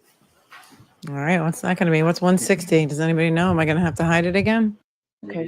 Evidence. Oh, it's in evidence? Yeah, I just wanted to make sure if there was any statements that Your Honor wanted to make. If not, So why don't you come over here? Because why don't you come over side by? Now she'll let him approach. Heather wants to know, could the injuries be from being beaten up and dragged? Absolutely. Everyone smash the like button while we have a few seconds and we're waiting. We do a lot of waiting. A lot of waiting. Edmund wants to know if he got medical, could he have survived the head wound? Well, that's what Hank Brennan wants the jury to believe. He said that in one of the pretrial motions, that Karen's behavior was so egregious because if she had called 911 after she hit him, he says, look, there's Vinny. He is using a pad and paper. I love that for him because I do the same thing. He would have been able to survive, and she was callously left him to die in the cold. There are conflicting reports depending on which doctor you ask, Edmund. So that's a great question, and we're going to have to listen to hear the experts. Cynthia says he needs to ask if she can guess how long he was outside. I doubt the judge would allow it, but he can try. Becky, can a person show hypothermia if placed in snow after death? That is a great question. Another great question. I am not a medical expert, but we need to ask the experts. Thank you. Tammy's cuz. Dr. Wolf's dimples, is his body temperature consistent with 6 hours? That's another question I want to know the answer to. Because we heard all about the weatherman. We heard all about the weather from the weatherman. He came in and he told us how cold it was with the wind chill and everything. So how long would it take? How long would it take to die in the cold? We know exactly how cold it was. Shelly, I'm way behind. Sorry, but the first guy that pops in, then out with the beanie on looks like Brian Albert. Talking about that sallyport really blurry video where we saw a ghost come in and out. Perhaps two ghosts. Perhaps one ghost that could be the same person. Arthur says there's no beef among the mail carriers. I'm just here for comedic relief. I'm also known as the funny guy in my Army Reserve unit. I believe you. I'll allow it. No big whoop, just making people laugh. That's funny. But it was funny because you mentioned two names that I was not familiar with from the trial. And I was thinking, did I miss something this morning that happened between people involved in this case? So I'm glad I at least got it right. Amy says, OMG, what if he was hit and tried to call Karen for help and they took the phone from him and closed it? That is a horrifying, but of course, possible thought, because really anything is possible here. Tim pointed out, Commonwealth had to bring the medical examiner and they had no choice. She issued the death certificate, and without the death certificate, then you don't have an official death in the case for trial purposes. How many of my retired law enforcement and law enforcement friends in the chat and lawyers have ever prosecuted or defended a case where it was a murder case and the cause of death was listed as undetermined on the death certificate? It doesn't happen often, right? You let me know. I'm watching the chat to hear from you.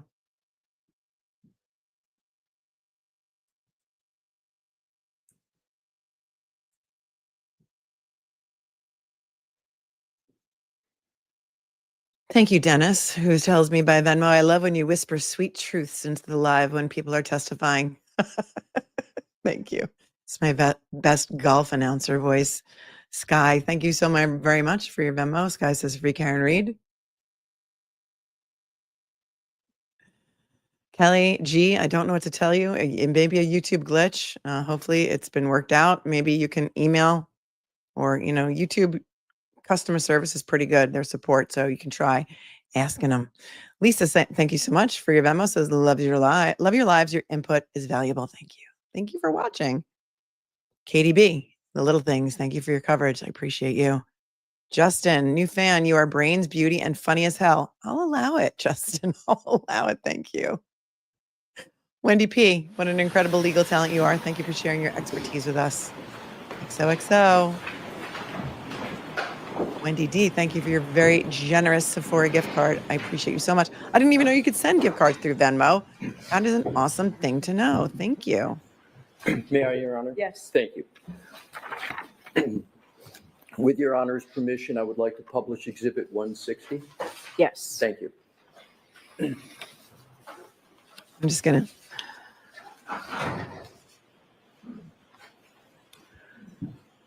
Dr. Scordi-Bello, if you could please draw your attention to what is depicted on both screens. Pick whatever screen is most convenient for you.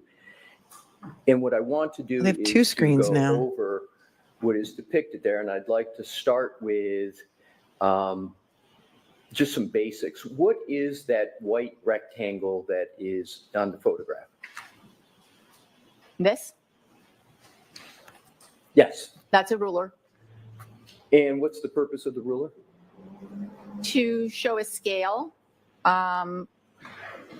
When I measure the injury, I use the ruler to document that. And if you could please draw your further attention to what I will refer to, and you use your own term, but just to start it, the horizontal line that is appears to be a laceration. You know what I'm referring to? This, yes, this is a laceration. Right, so it's fair to say that that's a laceration. Correct. And just so we get all that's depicted on this. We don't know what the picture is because they're not showing it. You referred to earlier up above that, the red area, and is that an abrasion? Yes. And do you also denote to the left, almost like a J-type item going vertically up? Yes, and going up. Do you see that?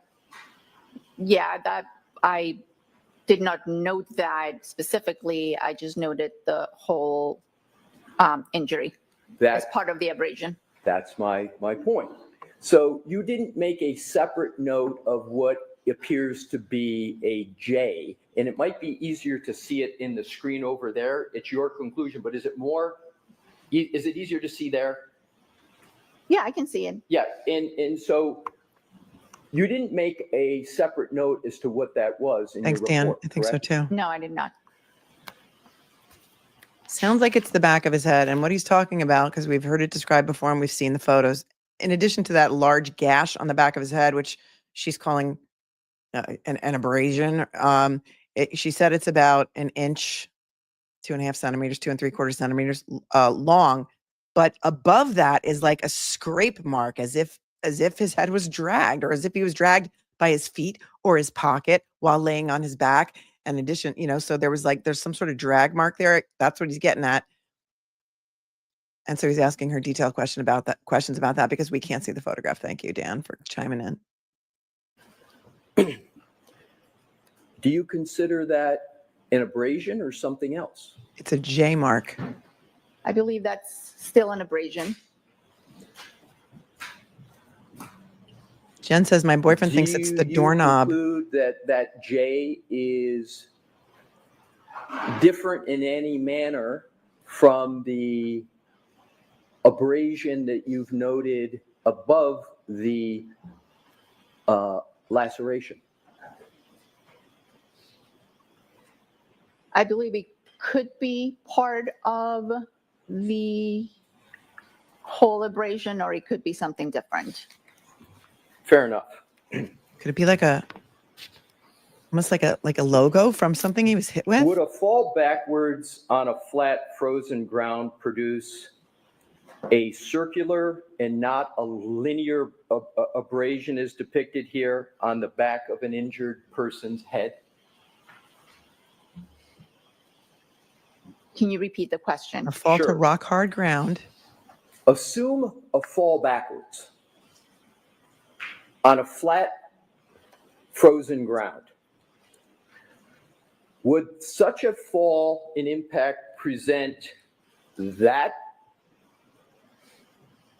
type of pattern, or would it be circular pattern, perhaps with? He's objecting. He's not even done I'll with the allow question. that. Can you answer that? I can say that a fall backwards could very well produce that injury. No, he didn't say backwards. He said onto frozen ground. There's a complete difference. Yeah, he could have fallen backwards onto that weight bench or onto the doorknob of the bulkhead door, because remember the video during the last trial where they showed that doorknob of that bulkhead door. And I was like, what's that about? And they never really closed the loop on that. The defense didn't. Could it be a ring mark? Yeah. They're not showing us the video, the picture, but you can find it easily online. It's the back of his head picture. My question is more specific, and that is a fall backwards where the person impacts the back of their head on flat, frozen ground.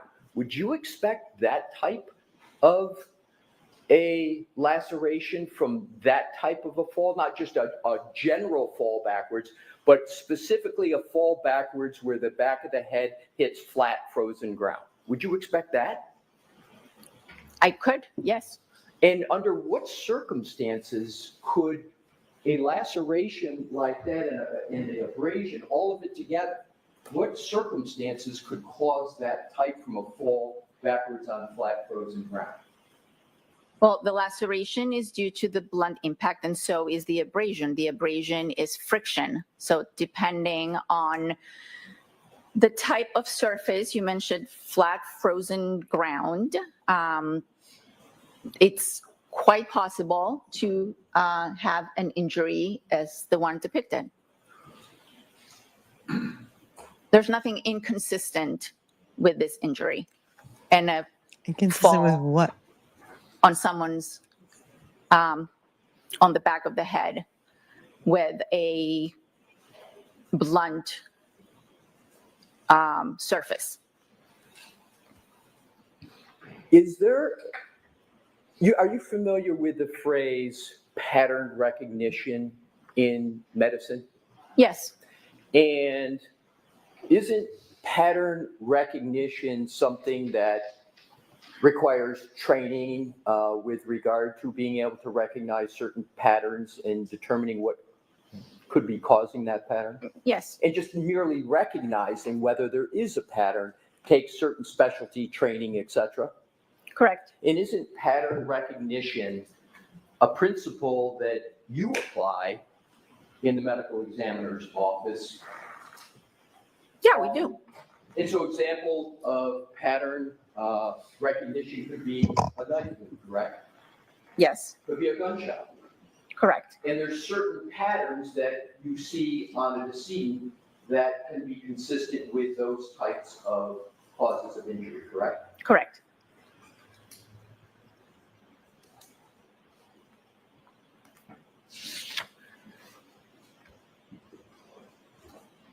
Assuming a fall backwards onto frozen ground and there being on a lawn with grass, would you expect to see any grass at all in the injury site?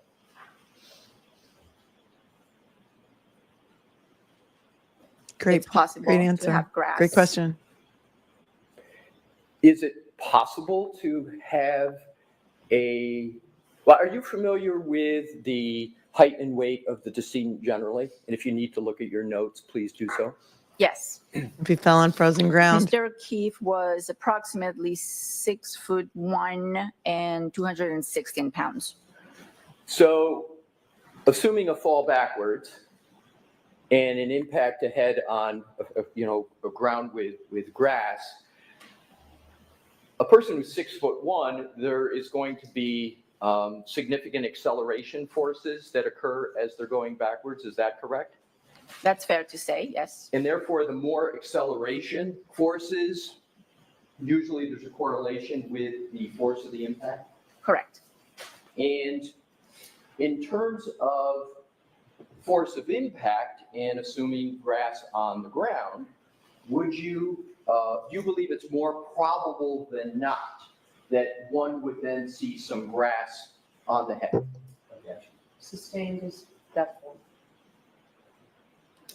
Given what you testified regarding the height of Mr. O'Keefe, and assuming what I just gave to you as a fall backwards and acceleration in forces, would you expect to see anything else on the back of his head?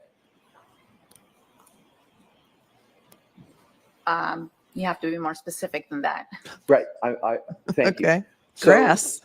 would you expect to see? Is it possible, if that was the manner of the fall, that there should be grass on the head? Is that possible? Sustained. She was emphatic with that. Did you consider at all in your evaluation well, let me back up. Do you see any evidence of grass in this depiction? No, I do not. Did you recall ever seeing any evidence of grass when you were performing the autopsy? I did not see evidence of grass. Did you consider at all in performing your autopsy whether or not grass should be present given what was reported to you by law enforcement? Sustained. Did you make any considerations at all regarding grass in regard to your autopsy report? I did not see any grass. No, I did not make any determinations. And was grass at all even a consideration in your analysis? I had very limited information as to the exact nature of the surface at the time of autopsy. So the answer is no to that No. question. Thank you. Did you have any information regarding the circumstances that you said you look at in trying to determine manner of death as to whether there were any stones or rocks around the scene? That I did not have any information.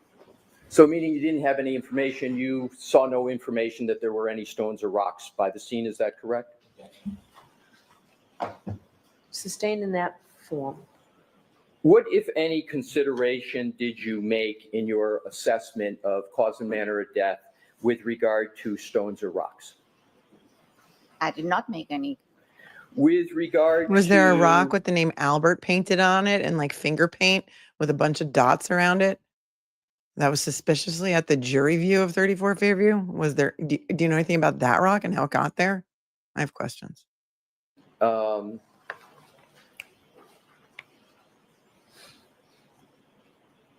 Any other potential causes other than ground? Did you consider any other possibilities that could cause the type of injuries that are depicted on the screen?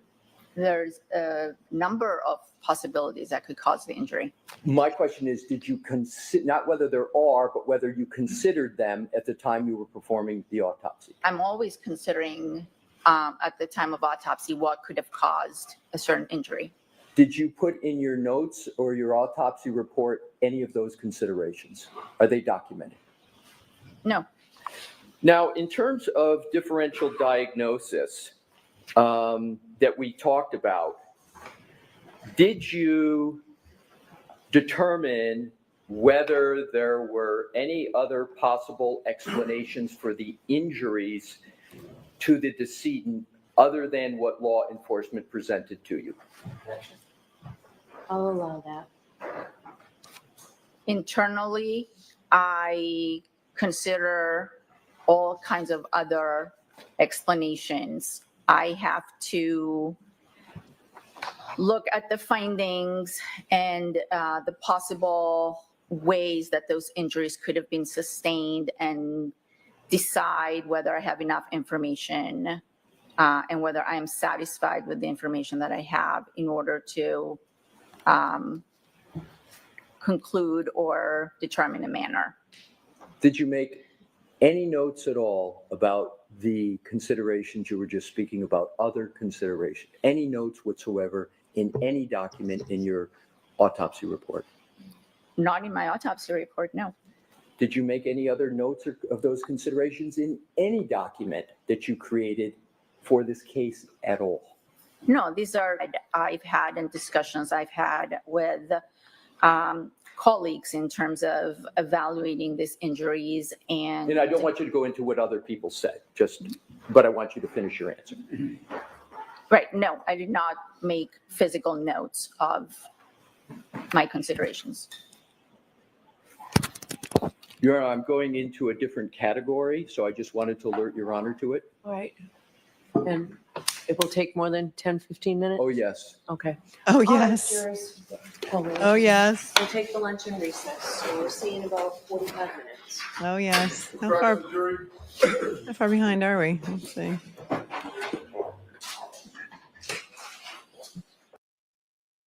Not too far. Let's see what they say. Yesterday they had it wrong. They said they'll be back at 12:40. It was really 1:40. It was so funny because my Chiron said 1:40. So I guess we're going to say about 1:45 Eastern, maybe, approximately.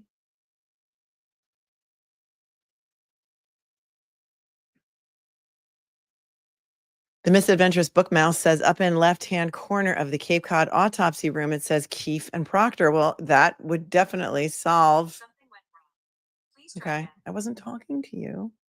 That would solve the mystery. We were all trying to figure out who was in that photo, and that would definitely absolutely solve the mystery. Hank Brennan's faux outrage says, if I remember correctly, from pretrial motions and court days, Bev told Hank that he would need to call the medical examiner in his case. I don't recall that. Does anybody in chat recall her saying that he has to call her? I don't recall that, but I'll take it under advisement. We're very collaborative here to see if anybody else remembers that during any pretrial motions. I don't think so. I don't think he has to call anybody. Melissa, maybe Jen's call to her sister after she spoke to Karen was to give them the heads up, and that's when they put John outside. And also why Jen insisted on checking Meadows Avenue to stall them. Oh, Melissa, you're picking up what we've been laying down for over a year. Thank you so much for thinking outside the box. So many people have speculated that. You are not alone. Thank you so much for your interest in this case from Australia. So many Australian viewers. Navy Pearl, you were talking about Vinny's show. I want to see if I can find it, if it's on YouTube yet. And I will play that while I take a short break. Reed's Big is bigger than Chloe's. Look closer at the time of the vehicle video. Oh, you said that before too. I don't have that pulled up. Everyone smash the like. Yeah, we have over 20,000 watching and not even 50% likes. So we can do better. I don't want to turn off the air conditioning or the fan. Let's, Norman says, when you split the back of your head open on the ground, it's not a straight line. It looks like the center of a Mercedes logo. You're talking about the J. I speak from experience. That's interesting. Thanks for your super chat. Katie says, John's hand in the autopsy photo is almost in a fist. Google says the person's hand end up in the position they were last being used in, punching back. Thanks, Katie. Thank you on top for your super sticker. That redhead chimed in before and said, John's pocket was not ripped. It was clearly cut with scissors by the EMT. Why would the EMTs cut his pocket? I'm just curious. Why would the EMTs cut his pocket? I mean, he was laying on his back. They cut his jeans up the front to get them off. So why would they need to cut his pocket? Allegedly, his phone was not in his pocket. Allegedly, the phone was underneath him in the back, on his back. To get his wallet out, they would cut his pocket. I mean, all right, to get his wallet out. I mean, maybe that's why it hasn't been brought up, because I want to know why nobody has brought it up. Everyone says no. Oh, we got a lot of different answers. No reason to cut the pocket, retrieving the wallet. But then I have Sammy says the EMTs would not cut the pocket. And so I don't know. I don't know that the medical examiner is being very helpful to the defense right now yet. So there is.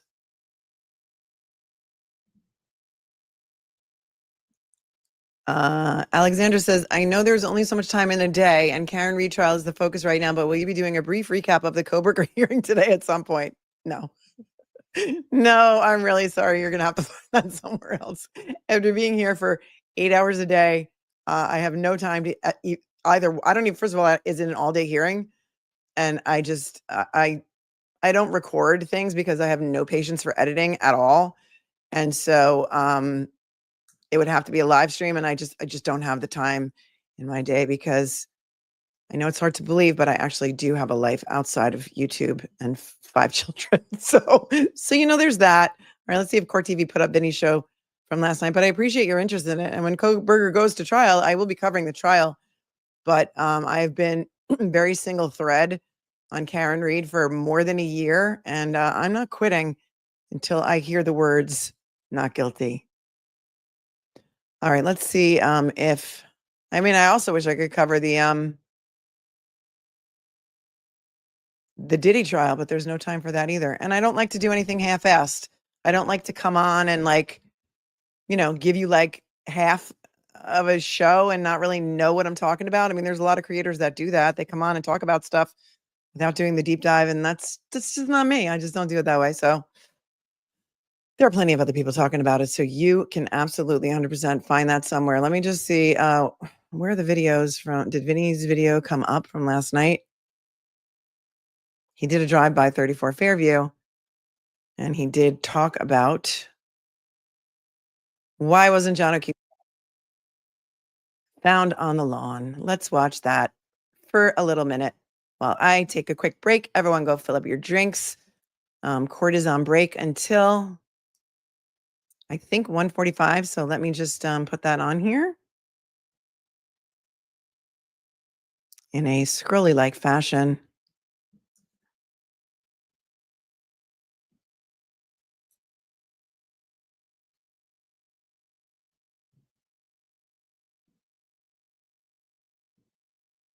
Okay, why don't you want to scroll for me? Let's see. Oh, there we go.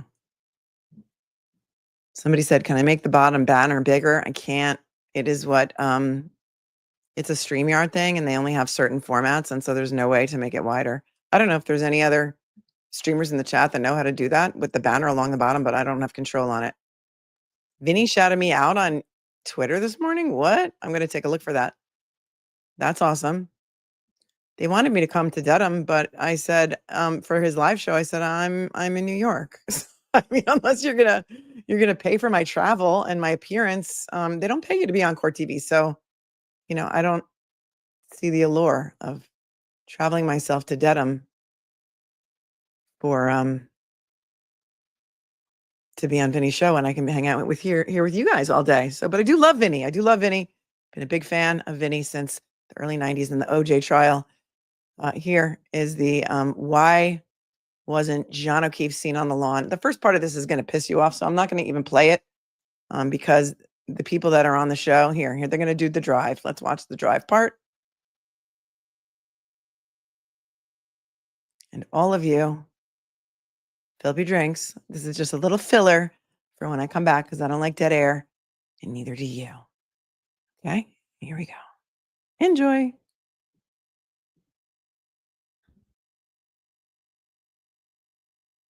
Patrol live and with us, Court TV field reporter Cody Thomas. And Cody, you and I, after the show last night, we went to 34 Fairview in the dark, and interesting ride to say the least. Absolutely, Vinny. Like you said, we went there in the dark and we rode by on the side of the road closest to the home, and then we did a 3-point turn and rode by on the side away from the home. And again, it wasn't snowing. Obviously, it's May up here in Massachusetts. There was not a blizzard going on, but the visibility was a little bit low, to say the least, Vinny. All right, so let's take a look, because we don't go anywhere without recording it. Let's take a look at our ride last night, Cody Thomas and me. All right, so Cody and I are in the car. We're on Cedar Crest on our way to Fairview Road. It's at the next intersection, and we're just going to drive by at night and see what it looks like. Like, what do you see? And I basically have the camera pointed straight out with the same view that I have from the passenger side. Cody, you're in the driver's seat, so I know you're paying attention more to the street. But let's just see what we see. As we're driving on the right, you can see the fire, not the fire hydrant right here, the flagpole on the right. Like it is right there. We just passed the flagpole. That's it. You can easily see. I mean, there's snow that night, but that's still very close to the road. very close. So we're going to turn around and approach from the other side and see what we see when we're driving down the other side of the road. But it's really striking to me that it's right there. Absolutely. It's not back, it is on the road. The yard's not super big, so you can see pretty much all of it just riding by, whether at night or in the daytime. And again, this is late at night. We already did the show tonight. We're out shooting this tonight. But now we're approaching from the other side. So now it's going to be on the left. It'll be on the left. But like if you're driving down not looking for it, the question is, would you notice it? Is it more noticeable? I thought the yard was really lit up coming down the right side. But coming down the left side, I feel like it's not as lit up. Yeah, it's kind of unassuming. You have one street light here that kind of illuminates this entire section of the street. Yeah. So I would say coming this way, I didn't really notice much Not at yet. all. Yeah. But going the other way, I did. And the question is, were people pulling out of the driveway and going the other way or going this way? I think that makes a big difference. Absolutely. Bottom line, though, from that direction, the approach that we had, it's right in front of you because the road even curves. Mm-hmm. Mm-hmm. And for me, Cody, that was a big deal, the curvature of the road. And it seemed when we were on the side closest to 34 Fairview that the headlights actually shined on that part of the yard. Absolutely, Benny. And as you saw in the video, as all of our live studio audience saw, the yard isn't huge and sprawling. But what I did notice, Benny, as we were riding by, that area where John O'Keefe was found was a little more dimly lit than the rest of the house because there was only that one singular overhead street light on the opposite side of the house away from where the flagpole was. So I would assume maybe at night you probably couldn't see it if you weren't really paying attention. But like you said, the headlights still shone that close area of the yard that was near the road. All right, let's bring in the rest of our guests. Why didn't anyone see John O'Keefe? I mean, it's not far from the road. The headlights lighted up. Why doesn't anyone see him? I would ask one question. When you guys went last night, because I think it's a fair representation, it's a fair question for people to ask that, there's a number of people who come outside. Is it reasonable that somebody would be laying on the lawn and you wouldn't see them? I don't know, were those your regular beams or high beams? When regular beams. Regular. And so I think, because it clearly shows, as you said, then you see a portion of it on the film. The question really is when we're looking in hindsight, it's easy to say, oh, why didn't they see them? And if they didn't see them, then that means that there was some sort of, ill intent, or they're lying or not telling the truth. Sometimes, you have to think about where are you looking? Are you looking to the side? If you're, all of these people have fairly high levels of intoxication. I think that's a fair point, but when you're there, and this jury has done a jury view. They did that last year as well. You've been there, I've been there. But they didn't do the jury view at night, and I wish that they had. The other thing that I'm thinking about is the brand new evidence that we saw a difference between trial 1 and trial 2, which is the fact that the law enforcement neighbor across the street had a camera. Yes, so prosecution is claiming that it was pointed down, but did you see those beams, how it would have illuminated? So I want to see from the crash reconstructionist, and there's going to be a different one this time around, did she do a 3-point turn as they're alleging? How did this happen? And that would have been picked up possibly on that missing video. I just think it's nighttime.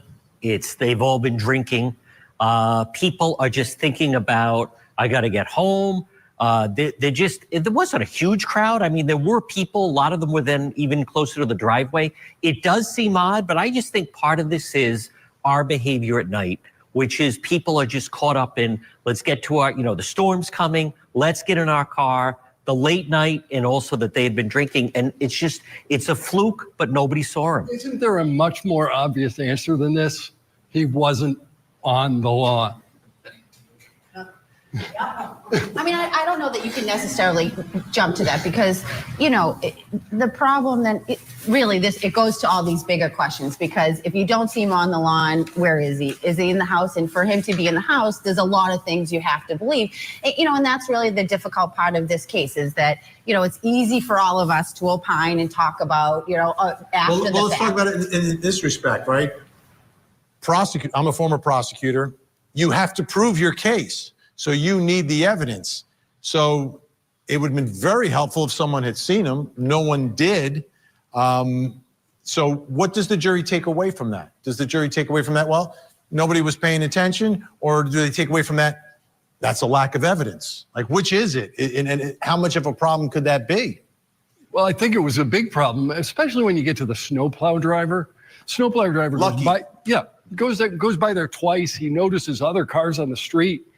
He has really no horse in this race.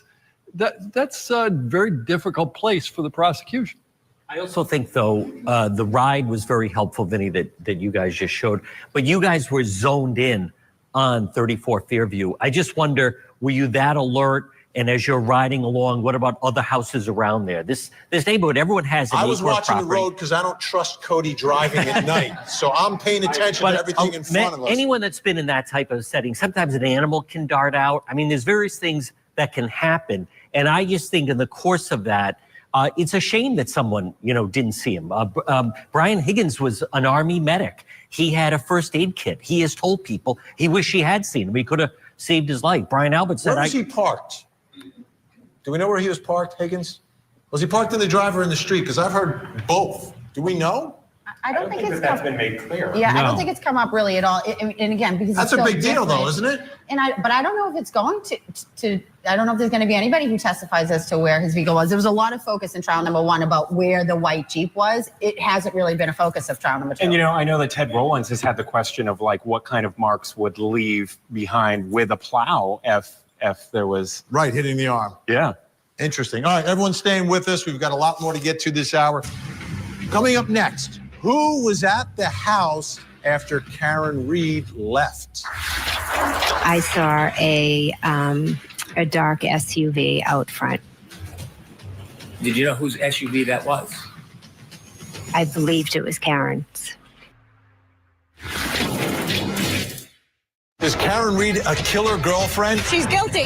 Or the scapegoat in an elaborate cover-up? Karen Reed was brave! Karen Reed is accused of murdering her police officer boyfriend. And it's stated repeatedly, I killed him, I killed him. She may end up taking the stand. Her first trial ended with a hung jury. They haven't proven anything. Will a jury finally agree on a verdict? We know who did it. The Karen Reed murder retrial. Live coverage weekday mornings, 8, 7 Central on Court TV. John never came into my house that night. He would have been welcomed, and the defendant would have been welcomed with open arms had they come in, and I wish they had. I really do. Welcome back. We are in Dedham, Massachusetts, just steps from the courthouse where Karen Reed is being tried for the murder of her boyfriend, Boston police officer John O'Keefe. And that was Brian Albert Sr. He's the man who owns 34 Fairview. That is the lawn where John O'Keefe was found. And there were a lot of people at his house that night because there was a birthday celebration for Brian Albert Jr. that was taking place, plus Brian Albert Sr. and a bunch of folks coming from the Waterfall Bar and Grill in downtown Canton after it closed, a little bit of an after party. So there's a lot of traffic in and out. Take a listen to Jen McCabe here talking about what she saw when she was looking out the window with regards to Karen Reed's SUV. I saw a dark SUV out front. Did you know whose SUV that was? I believed it was Karen's. Could you see who was in it? No, but I saw it in a few different locations. I was expecting John and Karen to come into the house. Did they ever make it in the house? No, they did not. Okay, she says they didn't make it in the house, and obviously Karen Reed didn't go in the house, so Karen Reed left, which brings us to the next question in our investigation.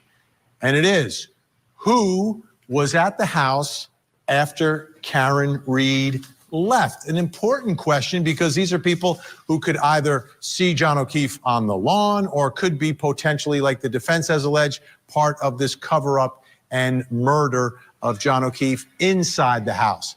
Still with me here in studio, Wayne Dennison, Court TV Crime and Justice correspondent Matt Johnson, Catherine Loftus, and John DePietro, and of course, Court TV field reporter Cody Thomas, still with us as well. I want to take a look at all the people that were there. Let's put this up on the screen because I think this is important when you talk about numbers. And that's what has always struck me about this case is just the number of people who were at 34 Fairview after Karen Reed left. You take a look. Brian Higgins, Jennifer McCabe, her husband Matthew McCabe, Julie Nagel, Sarah Levinson, Caitlin Albert, Tristan Morris, Brian Loughran drove past 34 Fairview. Obviously, he's plowing the streets. He's not going inside. Brian Albert Sr., Nicole Albert, and Brian Albert Jr. So, Cody, as we look at all these people, some are walking in and out of the house, some are driving away. We spent some time at a house similar to 34 Fairview today. Tomorrow, we will show folks the results of all of that. Absolutely. But one of the things you did was walk in and out of the house and to see what you would see. I guess we'll give them a sneak preview. Was it crystal clear if you were walking out of that house that you would necessarily see everything in front of the house? Crystal clear might be a strong statement. You can see everything in front of you wherever you were looking, your perspective, obviously, wherever you were focused on, going to your car, going to the driveway. That doesn't necessarily mean that you would have swung your head towards the flagpole where his body was found or any which way.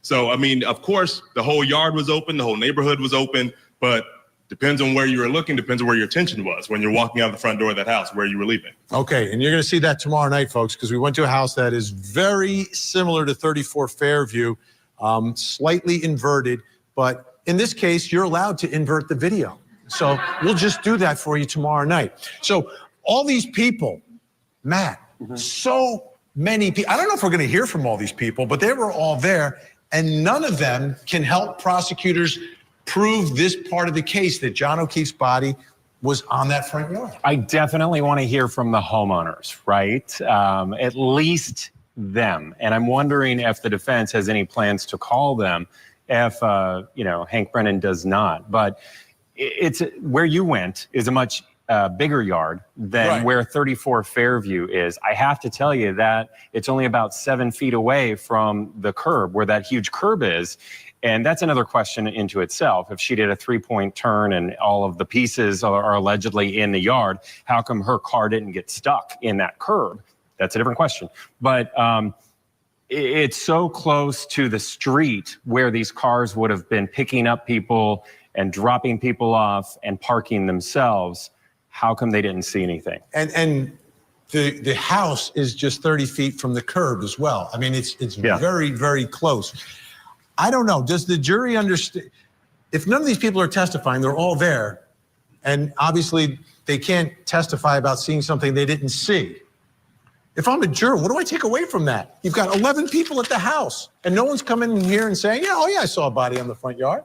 Well, Vinny, I think Hank Brennan has done a good job where everyone inside basically tells the same story, that it was light, everyone was just having a good time, listening to music, the whole thing with Raining Men. I think he did a good job in asking all of them, were there any problems? Was there any disagreement? Was there any type of fight like that? That just no one in the house hinted that there was any type of conflict. Now, granted, Brian Albert's a big guy. It's both Brian sides Higgins. here, right? Like all these witnesses that are there don't see John O'Keefe struck by the car. Right. They don't see the aftermath of that. And then you flip it to the other side. No one testifies about seeing anything in the house either. Right. This is bizarro. This is bizarre. But ultimately, it's up to prosecutors to prove the case. It is up to the prosecutor to prove the case, but ultimately the prosecution is going to have a number of witnesses who all say he didn't come in the house. And that's pretty probative evidence that he didn't come in the house. And yeah, they all have their stories, and their stories are extremely well aligned. And you can make arguments about why they're so well aligned. Well, I'll just say this as I continue to promote tomorrow night's program, that we take a look at that issue. Could you walk into that house and get to the basement without being seen? So that's another interesting part of it. Karen Reed recently told me on the courthouse steps she saw him walk inside through that front door. So it'll be interesting to see, perhaps, maybe she'll take the stand this time and tell that. Did she say the front door or she said the driveway? She said through the door. I can't remember exactly which door. Well, because that would be different. If she said the front door, would be the door. And, and that's the I think the difficult part for Miss Reed is that, her statements have varied, fairly inconsistently as they've gone on. Originally there's a question from troopers about whether she sees him go in the house. He says no. and then we have subsequent interviews that I think you can argue add largely self-serving facts, saw him walk up the driveway, hand on the door, next interview is poking his head in, and finally he goes all the way in, and ultimately, from the prosecutor's perspective, they don't have to prove or disprove that he didn't go in the house. They have to prove the elements of the charges that they have against him. And I think Hank Brennan is doing something completely differently than we saw in trial one with prosecutor Adam Lally, is that A.D. Lally was trying to prove his case while also trying to disprove the defense theory. Right, he was very defensive in his case. Hank Brennan, if you look at the elements, you don't need anybody in the house. You've proven if you look at the manslaughter, which I think everybody realizes is the real charge It's going to come down to the crash reconstructionists and what they do. And I know that the ARCCA discovery was recently turned over, so maybe we'll finally get to that in this. And part once of the trial. again, it comes back to ARCCA. Back to ARCCA. Well done. All right, everyone's staying. Up next, why didn't Ryan and Heather, remember Ryan and Heather? Why didn't they see John O'Keefe?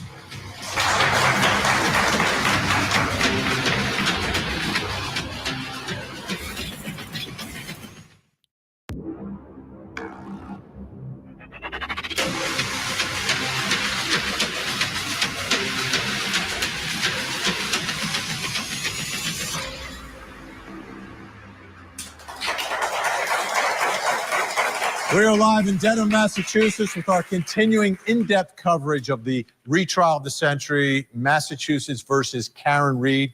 She's been charged with the murder of her boyfriend at the time, Boston police officer John O'Keefe. And the subject of our investigation is taking a look at the death of John O'Keefe and taking a look at some of the witnesses and potential witnesses, what they saw, what they didn't see. For those of you not familiar with the story, take a look. The night John O'Keefe died has become one of the most scrutinized in recent memory, marked by chilling uncertainty and fierce debate. Prosecutors claim Karen Reed dropped the Boston police officer off outside of 34 Fairview Road in Canton, where he never made it inside and was fatally struck by her SUV. But the defense paints a far darker picture, one where O'Keefe did enter the home and met his end not in the snow, but within those walls. The core of the controversy centers on that unanswered question. Did he ever go inside? Surveillance gaps, conflicting witness accounts, and forensic inconsistencies have fueled a firestorm of speculation. Supporters of Reed argue a cover-up is unfolding, while others remain convinced of her guilt. As the trial unfolds, the mystery of whether John O'Keefe stepped over the threshold of Fairview that night remains a pivotal, haunting question and the key to unlocking the truth behind his death. And it's about witnesses. You have all these people at 34 Fairview. Some are dropping people off, picking people up, and showing up. And John O'Keefe was there at some point because he was in the car with Karen Reed when they pulled up in front. Once Karen Reed pulls up in front of that car with John O'Keefe, that's where the two stories completely diverge. Either he gets out of the car, goes into the house, or gets out of the car and gets struck by Karen Reed. That's what this trial is about. That's what this jury has to figure out through the evidence. Some of the evidence is testimony of witnesses. I want to get to one crucial part of this. I call it Dome Gate, where Karen Reed is in her car and her dome light is on. And there are two witnesses who testified about what they saw and what they didn't see. They are exes at this point, Ryan Nagel and Heather Maxson, but they both testified in the trial about that moment because their car was directly behind Karen Reed, and then they drove around her, and they left the scene before Karen Reed left in her SUV. Take a listen. There was a woman in the driver's seat of the black SUV in front of me, sitting there with her hands on the steering wheel at 10 and 2. You saw that the passenger's seat was empty. Do you remember that? Yes. Right. You're not changing that testimony? No, I'm not changing that. I observed the female in the driver's seat. I did not see any other person, just the female in the driver's seat. And they were both passengers in the same car, one in the passenger seat, one in the back seat. The driver has not testified. But this brings us to the next question in our investigation, which is, why didn't Ryan and Heather see John O'Keefe? Why didn't they see him? In the car, outside of the car, somewhere. All right, still with us, joining me here on set, Wayne Dennison, great attorney, won the Johnny Depp case. Court TV crime and justice correspondent Matt Johnson. Catherine Loftus, prolific in the courtroom and on social media. And John DePietro, Road Patrol Live. Great to have you all here. Plus Cody Thomas, Court TV field reporter. So Cody, again, after the show, we were busy. Absolutely. We did our own version of Domegate, and we tried to reenact as well as we could that moment of two people in a car, or is it one person in a car and a dome light? And let's show it to the folks. Let's do this. So what we're going to take a look at, so to set this all up, folks, after the show, Cody and I, we find a couple members of our studio audience. Can you help us out tonight? They didn't know what they were in for. We take them to a dark street in Dedham, and they weren't scared. They were okay. And we put someone behind the wheel of an SUV with a dome light on. I then was driving a second car with a second audience member next to me. And the question was, are there two people or one person inside that car? So we drove by twice. Take a look. Okay, so we're in the car. Ashley is with me. We're going to take a ride by. We are leaving where we're parking. We're just going to drive past this car. And just like a 1 second glance. And then after the 1 second glance, you tell me what you see or don't see. 1 second glance, what do you see, don't see? I saw one person. You saw one person? One person. Okay. First time through, you saw one person? One person, driver's side. Okay. So now, Ashley, we're going to make a second pass. And again, same thing. We're just going to drive by and take a quick 1 second glance, and then you tell me what, if anything, you see. I saw two people. You saw two people? I saw two people. Okay. All right. Let's talk to Cody and see what happened that first time, if he was there. All right. So one more time. So first time you saw one person. One. Second time you saw two people. Two. So let's go to Cody and get the reveal here. Okay. All right, Cody, we did two passes. Yes, sir. First pass, how many people in the car? One. Second time? Two. Guess what? I got it right. She got it right. Oh, okay. Interesting. All right. All right. You know, it was interesting, as I'm watching that video, Cody, I don't know what you saw. I didn't see you in the second time when I was driving carefully, but I quickly Unlike just, me. Yeah, I'm like Cody, right? But I turned the camera really quickly like that. And from the camera, I couldn't see you necessarily, but Ashley did. I couldn't see myself in, and I knew I was in the car. You know, I don't know how our studio audience felt about that, but I couldn't see myself. And, you know, it had the one dome light on, kind of on the driver's side anyway. But yeah, you know, I was, and the first time I was outside of the car, making sure Ashley couldn't see me in my hiding. Where were you hiding? Because I didn't see you at all. Well, that's secret safe with me. Okay. No, I was in front of the car. We were parked behind another parked car, and I was hiding behind that one. And as y'all came by, I kind of just, whoop, whoop, you know, got out of the way. But the second time around, I made sure I was in the car just to have, you know, two different results to see what she saw. And of course, Ashley got it right. And of course, Ryan Nagel and Heather Maxson said they didn't see anybody in the passenger seat, but everyone's different. Everyone's eyes are different. Everyone's perceptions are different.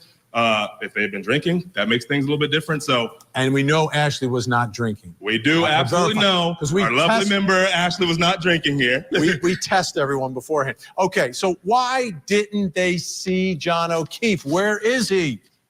You know, the difficult thing I think with, you know, in the recreation like this is that, one, we're looking for something. We know now that, you know, this is the issue of whether he's in the car. So it's not really the same, you know, it's as close as maybe we can get. You know, the other question I have is, I think sort of common knowledge is if there's a dome light on, there's two ways to do it. Either you turn it on, it's in your car, or the passenger side or one of the doors is open. So, you know, Ryan Nagel and Heather Maxson's testimony, I think really helps and hurts both of them, because they both testified they don't see anybody walking across the lawn. They don't see anybody go up the driveway. They also say they don't see anybody in the passenger seat. So what does the jury do? Do they, you know, is there more weight one way or the other? How foggy are those windows in their car? How much snow is coming down? I think the conditions are a little bit different too. Vinny, I liked Ryan Nagel as a witness just because he never wavered, really, you know, tuned in. Yes, sir. He never embellished. His testimony, second trial, same as the first trial, and Yannetti was cross-examining him. But I agree as far as he didn't see anyone going in. But it is unusual that he only saw Karen Reed, because then it does open up the door and begs the question, where was John O'Keefe at that point? And again, I come back to this because I'm a former prosecutor. Like, I have the burden. You've got to prove the case. So you've got lack of evidence on both sides. And what I hear from folks aligned with the prosecution is that, well, they didn't see him go in the house, so that's great. I get it, but he wasn't in the car either. Like, that doesn't make sense to me. And if it's not clear, and I go back to the juror that I interviewed afterwards, I said, well, what happened? He said, I don't know what happened. And that doesn't mean the defense proved a conspiracy. What it means is that prosecutors did not establish what happened. And I understand you only have to prove the elements of the crime, but in this case, it seems, Wayne, you need a little more, like you need to fill in the gaps a little bit about what happened. There's all these people I keep coming back to it, all these people at the house, and there's still a lack of evidence you would expect prosecutors to have. Right, and this started out with Alan Jackson saying this is a reasonable doubt case. He doesn't have to prove anything. He has to prove nothing. All he has to show is there's reasonable doubt that she committed this crime. And those two witnesses, and I think those two witnesses, especially Heather Maxson and Ryan Nagel, both of them were completely credible. Neither of them saw John O'Keefe in the car. Neither of them saw John O'Keefe on the lawn. That's a problem for the prosecution. Well, at the same time, I think it just also adds to the night that there's just, you're out, they're not looking for it. As Kathleen had said, they're just oblivious to what's happening around them. But at the same time, he did pick out Karen Reed was right there, and it's not like they say we saw someone go across the lawn. Right, and that's a great point, that it's not like I didn't see anything. No, I saw one person. Right. I didn't see two people. And the description, 10 and 2, yes. Like it was very vivid of what he could recall. Now, obviously, in what we did, we didn't have the same exact vehicle, so everything I understand is different. But at the end of the day, like common sense, jurors are told, bring your common sense and life experience. Dome light on, I can see what's happening in the car in front of me. If the dome light wasn't on, I get it. You might see the person closest to you, but with the light actually on, where do you think John O'Keefe was? Let me ask you, where was he at that moment that Heather and Ryan are driving past? Where is he, and why is the dome light on? Is he already out of the vehicle? Is he have his seat reclined? Are they arguing? I can't with that man. I can't. And that man has been in court more than like any other journalist practically who has tried to get into the courtroom. It's ridiculous. He went in the house. The guy all the way on the left, he gets it. Is that his name, Wayne Dennison? Was he involved in like the Johnny Depp trial or something, somebody said? Yeah, sorry. I have to turn this off now. I just wanted to keep you company while I left and did some things because I got to get some things done. But I saw Ashley Bouchard was in the chat. Ashley, that was you in the segment, right? Cool. Very cool. Yeah, all right, I'm done with them. I'm done with them. They're dead to me. Or that's it. Well, they're not dead to me, but Matt Johnson I thought was good. Wayne Dennison was good. Vinny was good. The other two, you know, isn't that the girl from TikTok? She's been kind of vitriolic on social media. Olivia is here. Olivia, where you been? Olivia, you've been cheating on me. I know. I saw it. You think I don't see what's going on here? It's just amazing how comfortably some people lie and make stuff up. Yes. It is. But Vinny seems to see the light now that he drove by 34 Fairview in the dark. And he seemed to say how easy it was. And somebody absolutely should have seen that body, right? That's what I was picking up when he was laying down. And it seemed to me Like, that was that. Really? Are we making racial comments now in my chat? That will get you timed out before, or just straight up banned from the chat. Who is that person? Oh, Brittany, you're good. You're good, Brittany. Wow. Take a step back, folks. Take a step back. Noni's Treasure House, they can't get past reasonable doubt. Nope. I don't think so. I think there's plenty of reasonable doubt, but we thought that last trial too. So, you know, who knows what they're thinking? Who knows? Masters of Criminology said she uses a ruler and not the hospitality or the hospital wrist tag. Yep. Who would have thought? Not the Commonwealth. Nope. Not at all. Can't believe you found hidden frame in the video. Yeah. So Howie Carr tweeted about it twice. We know he's out there watching. Check it out.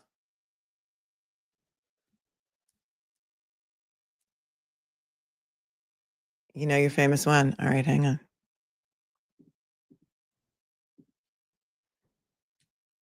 Howie Carr tweeted this earlier this morning at about, what time was this? 2 hours ago. Melanie Little caught this from the Canton PD Sallyport video on freeze frame. Can anybody identify this one frame ghost that someone forgot to delete? That's already got 58,000 views. And then he tweeted again. Melanie Little just found another one frame ghost. This apparition appeared a few seconds after the first, I don't know what that says, haint. Alan Jackson wasn't kidding about all the paranormal events in Canton. And then there's that screenshot that one of my awesome viewers sent, and that's got 17,000 views. So there's that, helping out the defense one video at a time, one show at a time, to let everyone in the world know that John O'Keefe was not hit by a car. And a car did not hit John O'Keefe. It's really just physics, common sense, medicine, and injuries. Thank you, Zen Master, for reminding me. Not Athena, not sure Alessi was prepared for the medical examiner today. Also, she shifted gears from right side injuries to base of skull. Inconsistent. Agreed. Michelle says the Koberger trial won't be televised. It won't. I thought they agreed to have cameras in the courtroom. Did they change that? Oh, that's kind of stinks. All right, Michelle. Thanks for that. Azar Fish looked into dumbbells. Fitness gear brand has a J on it. Okay. Okay. Bobby T, the ruler is to measure how the Commonwealth stacked the BS in their case. Well, you're also going to hear from, maybe, their expert James Crosby, who used that. Oh, the hospital wristband, back to that, as a measuring tool. Thanks, Bobby. More of Alessi. Mel doesn't have time for more than one trial because she's busy flying with my kids across the country and visiting the new real estate. And give her, yes. Somebody once wrote to me and asked me if I could fly to California, pick up their child, bring their child to South America in exchange for 10 acres of land, and then buy their child a plane ticket. I mean, it was like, you know, it's like those crazy spam emails that you get about someone has left you $1 million in their will. Please, you know, wire transfer me 5,000 and I'll give you the 5 million.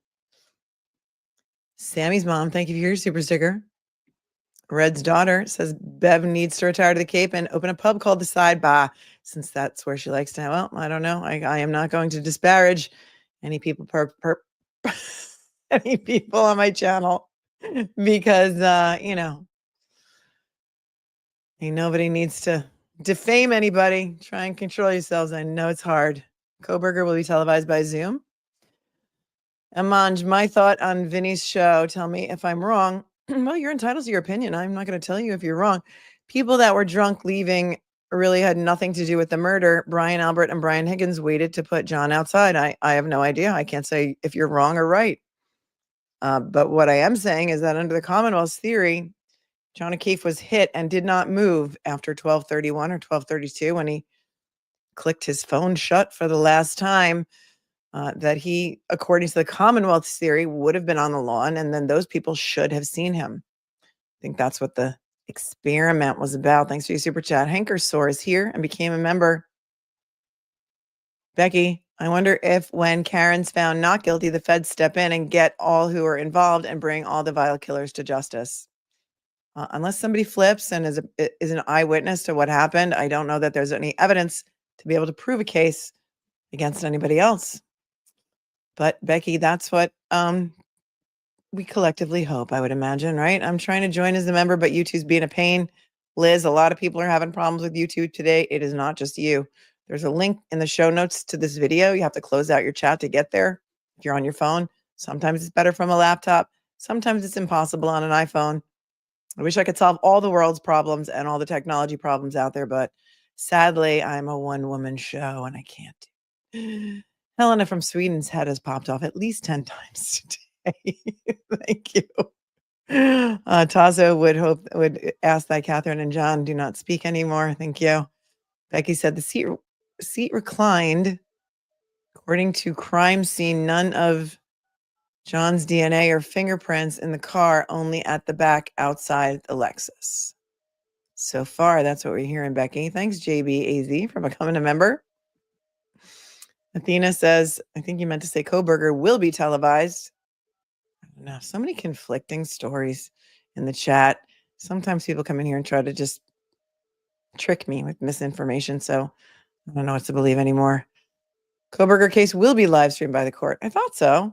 Thank you. Becky, the J looks like a Nike kick Albert or Higgins stamped on John's head when he was on the floor. Thank you for sharing your thoughts, Becky. Jen Barclay, off topic, but I made the Sunday gravy last night. Oh, is it the recipe that you screenshotted from Nona's movie and you read it? How was it? I mean, you made it? How was it? Was it good?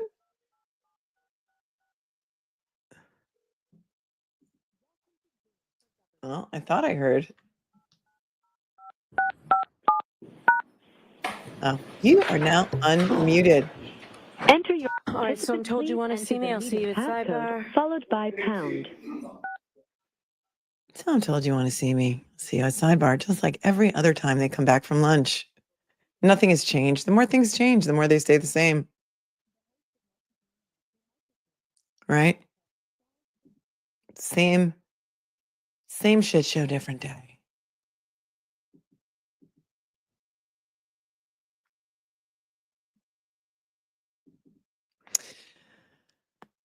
Buckle up. Buckle up, Edmund says.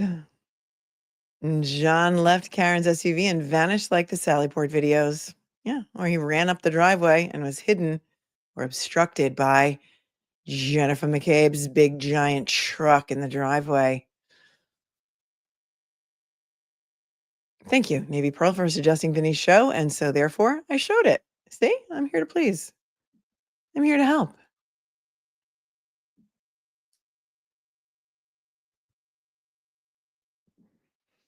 Out of Scope was pointing out when we were talking about the abrasion above the head injury, the massive head wound. The abrasion is the part above it. There's an imprint that looks like a J just to the upper left of the laceration. I'll go back and look for that photo later. I didn't have a chance to look for it now, and I don't. Sometimes you look at those photos and you can't unsee them. Hi, Liz. Liz is catching up. I've had patients with Dr. Wolf. You mean Dr. Wolf, Isaac Wolf, the brain surgeon? Not surprised he's on the prosecution's witness list. But what can he testify about? He's a brain surgeon who removes brain tumors, right? How can he opine as this head injury being caused by frozen hard ground? He's not a pathologist. I don't know. Interesting, Liz. Interesting. Thank you. That is Dr. Isaac Wolf, not to be confused with Crash Daddy, Dr. Daniel Wolf.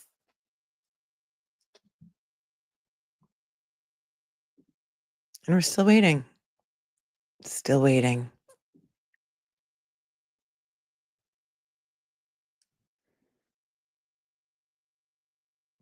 I'm going to quickly to myself read the buffer zone order to see if there's anything that I can just tell you.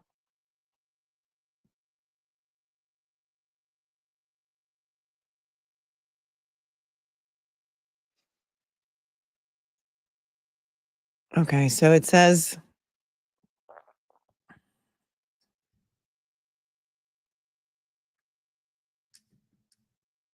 And this is an order by Judge Cannoni, signed today. Supplemental order regarding the buffer zone in the Commonwealth versus Karen Reed case. This court is in receipt of the decision of the U.S. Court of Appeals for the First Circuit in Grant versus the Trial Court of Commonwealth of Massachusetts. To simplify any potential First Amendment issues related to the buffer zone restrictions implemented by prior orders, this court, guided by the Court of Appeals suggestion set out on page 12 of the decision, issues the following supplemental order regarding the buffer zone. First, for all the reasons cited in support of prior orders and based upon the parameters of the dispute as narrowed and described in the decision, all orders of this court remain in place insofar as they apply to courthouse property. Second, prior orders remain in place as applied to pathways, including public sidewalks and roads. Third, noisy protests, including those using amplified sound, honking horns, or screaming and yelling, are not allowed. No display of written or graphic materials that are intended to interfere with the administration of justice or are intended to influence any judge, juror, witness, or court officer in the discharge of their duties. Any display of those kind of materials are prohibited within the buffer zone. Fifth, any person whose activity has been restricted by an officer enforcing this order may request review by a judge of the Superior Court, which request shall be heard as expeditiously as possible. Quiet off-site demonstrations on public property in areas and at times that do not interfere with trial participants' entrance into or exit from the courthouse and that do not interfere with the orderly administration of justice and that are not intended to influence any trial participants in the discharge of their duties are specifically outside the scope of the buffer zone restrictions. So, I mean, it doesn't say that she's changed the buffer zone parameters. I don't know. Somebody just sent me, thank you very much for sending this to me. However, Queen of Tingle, however, I don't see any map or anything. Maybe there's more to this that I'm missing. So I don't know. I need some clarity on this. You can have a permission slip to stay off of work this week, Jen McCabe's Choose Your Own Adventure Story, because you have the best username, one of the best ones in chat. If you need a permission slip to not go to work, I'll allow it. All right, we're a little tiny bit behind. But we're back on cross, and I may need to blur out take the photos down if they start showing them, so I'll have my finger on the button. Continued cross-examination of Dr. IRINI SCORDI-BELLO by our friend, New York attorney, Robert Scissorhands Alessi. I guess they're waiting for the jury to come back.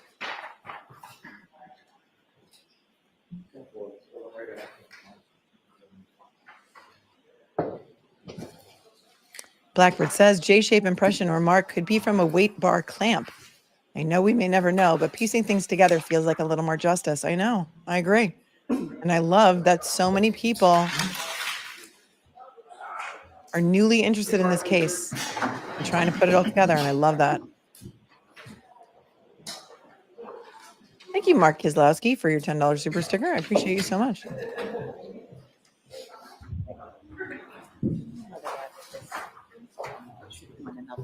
Other water? I'm good. Hot mic. Would you like any water? No, I'm good. Thank you. These people need to learn that there are hot mics. I don't know whatever happened with that hot mic from yesterday. We don't need to discuss it, but I just do not know if anything happened. What if anything happened? Because I don't know who, if anyone, that was, or what, if anything, they said. You guys are on it. You were totally on it. You're on it. My armchair detectives. All right, Mr. Alessi, whenever you're ready. Thank you, Your Honor. Good afternoon, Dr. Scordie-Bello, and welcome back. Thank you. I want to move on to a slightly different aspect of the hypothermia discussion. Hypothermia. you've acknowledged previously that hypothermia is a very difficult diagnosis to make, correct? Correct. And you acknowledge that in your grand jury testimony in this proceeding, correct? Do you recall that? I do. And you indicated in that grand jury proceeding generally that diagnosing hypothermia is based on contextual clues. Is that correct? On autopsy findings and investigative information, yes. Right. And the last part, investigative, and that's that legal part, sort of the law enforcement contribution. Is that correct that you're referring to? Correct. You diagnosed Mr. O'Keefe with hypothermia based upon certain medical data that you believe you observed in the gastric area and the pancreatic area. Is that correct? Correct. And just for, I think most people will get this, to just be clear, gastric is sort of synonymous with the stomach. Stomach. And then we know the pancreas is a separate organ. And in your autopsy, you observed for example, the lining of both the stomach and the pancreas. Is that correct? I'm sorry, what was the word you used? Let's start with the stomach. Did you observe the lining of the stomach as part of Mr. O'Keefe as part of the autopsy? Yes, I observed some hemorrhages in the lining of the stomach. We'll get to that, right? But I just want to talk about the organs and what aspects of the organs first, and then we'll get to that. And with regard to the pancreas, what aspect of the pancreas did you observe? I examined both the external surface and the tissues around it, as well as the pancreas itself by making several cuts. And there was also a histopathology report that was relevant to both the stomach and the pancreas, correct? Correct. Histopathology? Spell it, Mr. Alessi. Histopathology.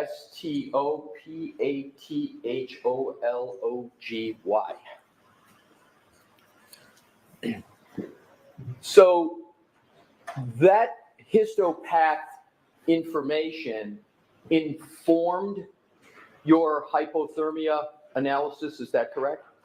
The histopathology was done to further confirm my finding or my determination of hypothermia. So do I have it correct? And let's start with the pancreas.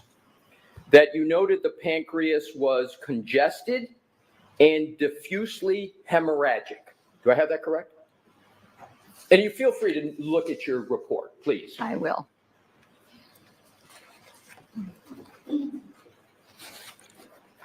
And I specifically, if it helps, I'm Yes. looking at Page 4. the report of autopsy. It's not numbered pages, but it would be 4. And you see liver, gallbladder, and pancreas is 1. And then you go down a couple more and you see digestive system. That's what I'm focusing on. Okay. And then, and the next page is the histopathology. Yes. All right. Are we sort of oriented in the same location? Yes. All right. So let's start with the pancreas. So if you look at the histopathology page, it says endocrine and exocrine pancreatic tissue with vascular congestion and patchy parenchymal, that's PARENCHYMAL, hemorrhage, autolytic changes. Did I read that correctly? Yes. And I want to go at these one at a time, so now I'm going to jump back to the previous page where you discussed the heading liver, gallbladder, and pancreas. Do you see that? Yes. And you see the last sentence says the pancreas is congested and diffusely hemorrhagic. You see that? Yes. So now what I'd like to do, and is that what you're rooting in, if you will, the analysis of hypothermia? The determination of hypothermia was made, yes, based on these findings and the circumstances I was provided. Yes. Right, and thank you. I'm going to get to the circumstances, but it's sort of the medical legal construct that we were talking about. I want to just start first with the medical, if that's okay with you. Yes. So then let's now move to the organ of the stomach, a synonym gastric in terms of your report. So let's go to, please, back to the histopathology section. And under that, under pancreas is stomach. And there's a bulleted one sentence that says gastric tissue with vascular congestion and focal mucosal hemorrhage. Did I read that correctly? Yes. And then let's go back, as we did with the pancreas, for the stomach, go back to the previous page in your report under the heading digestive system. And the second sentence states the gastric mucosa shows focal areas of linear hemorrhages. Did I read that correctly? Yes. So we've got hemorrhage discussion with the pancreas. We've got hemorrhage discussion with the stomach and the gastric area. Your diagnosis of hypothermia was not based just on gastric and pancreatic hemorrhaging alone, though, was it? No. And you did fairly refer to other circumstances just moments ago in your answer, correct? Correct. And we're going to get to that. So that means that your diagnosis of hypothermia was also informed by the information we discussed earlier that was provided to you by former Trooper Proctor in his investigation. Is that correct? Correct. And one aspect of that information is that he was found, Mr. O'Keefe was found in the snow, correct? Yes. So let's go to the death notification report. Am I generally correct that you were, I'm sorry, I will. Thank you, Your Honor. Do you recall the death notification report in this matter? I do recall, the very initial first information that comes in. That's the death notification given to our intake staff. Do you recall the contents of that death notification report? Would you like me to summarize? I don't recall I don't have it in front of me. But I can tell you what the gist of it was. Would it be helpful to you if I showed you a document that might refresh your recollection on what that, a document that may refresh your recollection? She said sure. I don't think you heard her. I did. Thank you. I think you need to stop treating him like a child because he doesn't need the binky, Your Honor. Lil is here from Denmark. Hi, Lil. Hi, Kitty V. Thanks for becoming a member. You too can become a member. And then you get to use the special emojis because they're really cool. Look at Michael is on a plane from Pittsburgh to Boston to go see Pearl Jam. That is Michael Webb. That is on my bucket list. I've never seen Pearl Jam, and boy, do I love Eddie Vedder's voice. Dr. Scordie-Bello, what I'd like to do, you can read anything you want, but I'm just going to reference to the section that says circumstances of death. Yes. What I'd like you to do is read it to yourself, not out loud, and then when you just that section up to here. And once you're done, if you could kindly look up and let me know. Okay.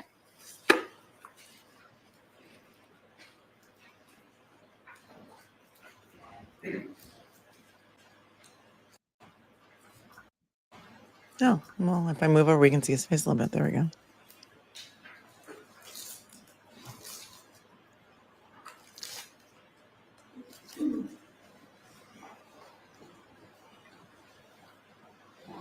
Justice for John O'Keefe. I would love to know if Ken Peeney knocked on the door to find out how the rock got there. I don't think so. Dr. Scordie-Bello, did that refresh your recollection with regard to the circumstances of death section of the death notification report? Yes. And you could please state now what your refreshed recollection is on that topic. Yes, the initial intake death notification was made by a physician at the hospital. And it stated that we were dealing with a adult male that was found in a snowbank. There was note of having been at a party. There was some Who's at a party? information as to the decedent was walking to He had been at a party. Well, that's true, but he wasn't found in a snowbank. It was enough to track a cat. Listen, or maybe 3.5 inches by morning when his body was found. This is the information that she got. Listen. found in a snowbank. There was note of having been at a party. There was some information as to the decedent was walking to a house. There was reference to some sort of altercation or dispute with Altercation or dispute? Sustain. Jurors disregard that. Oh, Move on. Move on. Brennan objecting and moving to strike his own witness's testimony that there had been some indication of an altercation or fight. Oh, that's interesting. Brennan, this is your witness. Listen. Because you know if it's an altercation or fight with his girlfriend, Brennan would not have objected, right? It's in the report. Yes, this is the death notification report. reference to some sort of altercation or dispute with Altercation or dispute. Sustain. Strike. Jurors disregard that. Move on with this, Mr. Alessi. Move on with this. With this, but just move on. Yeah, yes. There's a woman facing life in prison, Your Honor. Again, her comments are really, really preventing the defendant from having a fair trial, in my opinion. Move on with this. Oh, I'm sorry, Mr. Brennan. Was your witness about to say something that is unfavorable to your case? Because we're here to have a free Commonwealth, a fair trial for the Commonwealth, not for the defendant, for the Commonwealth. I want to know. An altercation or dispute with who? If it said Karen or it said girlfriend or wife, he would have let it in. You know he would have. And it wouldn't have been stricken. In terms of the differential diagnosis concept that we were talking about before, based upon your refreshed recollection of circumstances of death as discussed in the death notification report, based upon that, did you consider whether Mr. O'Keefe could have been injured and died somewhere other than the front lawn of 34 Fairview? Yes. I'm going to allow that.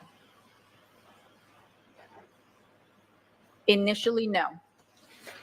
He didn't consider that she died anywhere else. She did not consider, I don't know, I can't speak today. She did not consider that he died anywhere else other than the front lawn of 34 Fairview.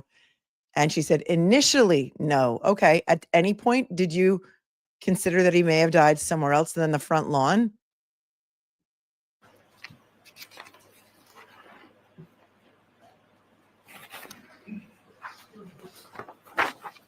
Let's go to significance, if any, of hemorrhaging of the two organs we were talking about, the pancreas and the stomach. Is it correct that the hemorrhaging of a pancreas can be caused by many different things? Yes, it is. And to be clear, you found evidence of hemorrhaging of the pancreas of Mr. O'Keefe in the autopsy, correct? Correct.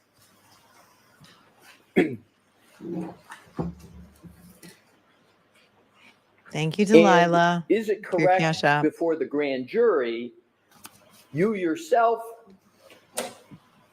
were evaluating whether the injuries had been sustained in a different environment. Well, let me ask it this way. Do you recall what your testimony was in the grand jury about hemorrhaging of the pancreas and possibilities of injuries being sustained in different environments? Do you recall any testimony? I'll see you at 10. I'll see you at sidebar. He didn't even finish his. Oh, she's not looking very comfortable right now. She must have testified at another proceeding. Could it have been the federal grand jury, the state grand jury last trial, about whether she considered whether he was in any other environments? And yes, they just roll on to sidebar now. Did Vinny leave? I can't wait to. Oh no, he's standing in the back there. I can't wait to hear his thoughts on sitting in the courtroom today, and whether he thinks it was any different from last year's vibe in the courtroom, because I think he did come to the trial last year at some point. And so Vinny and Matt are both in the courtroom. So they've got 2 seats for Court TV today.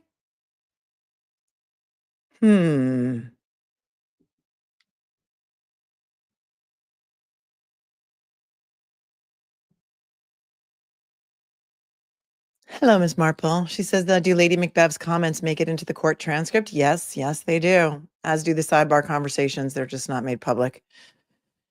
Rage crocheting away over here. Love you, melon cupcakes. How many scarves have you made so far? Thank you, Delilah, for your very sweet Cash App and for just thanking me. I appreciate you so very much.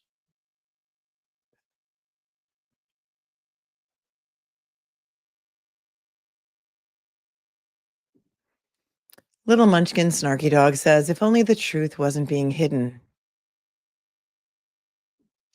Jen K says it is like they cannot say anything that helps the defense. This is crazy. Yes. Welcome to the nightmare.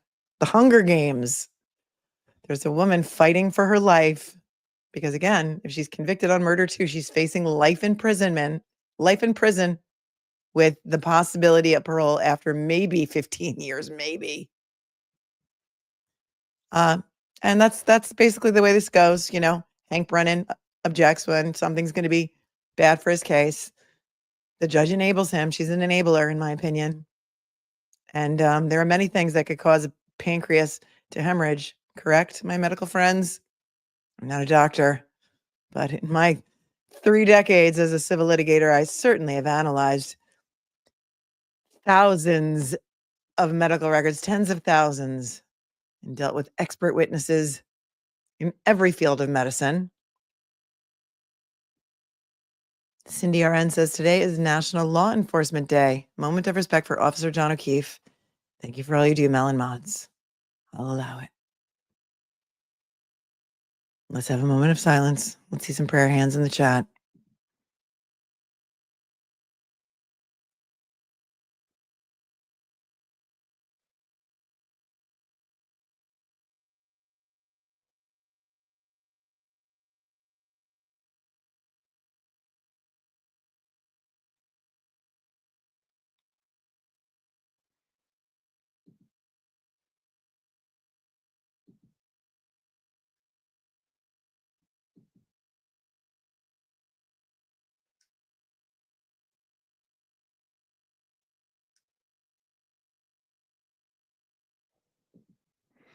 Shelly, thank you. So Shelly says blunt force trauma to the abdomen is the highest reason for the pancreas to be bruised. What if somebody kicked you in the stomach? Could that do it? Like repeated kicks with like steel toe boots? Could that cause a pancreas to hemorrhage? I'm just curious. Thank you all for your service. Current and retired law enforcement friends, including kindergarten cop, 25 years on the job, NYPD. At the grand jury, did you testify as follows? If the injuries had been sustained in a different environment where the temperature wasn't that low, then there might have been an alternative explanation for those gastric and pancreatic hemorrhages. You recall that? Yes. Hemorrhaging of the pancreas can also be caused by blunt force trauma, correct? Correct. There it is. Hemorrhaging of the pancreas can be caused by CPR, correct? cardiopulmonary resuscitation? It's possible. Do you know what a Lucas machine is? Yes.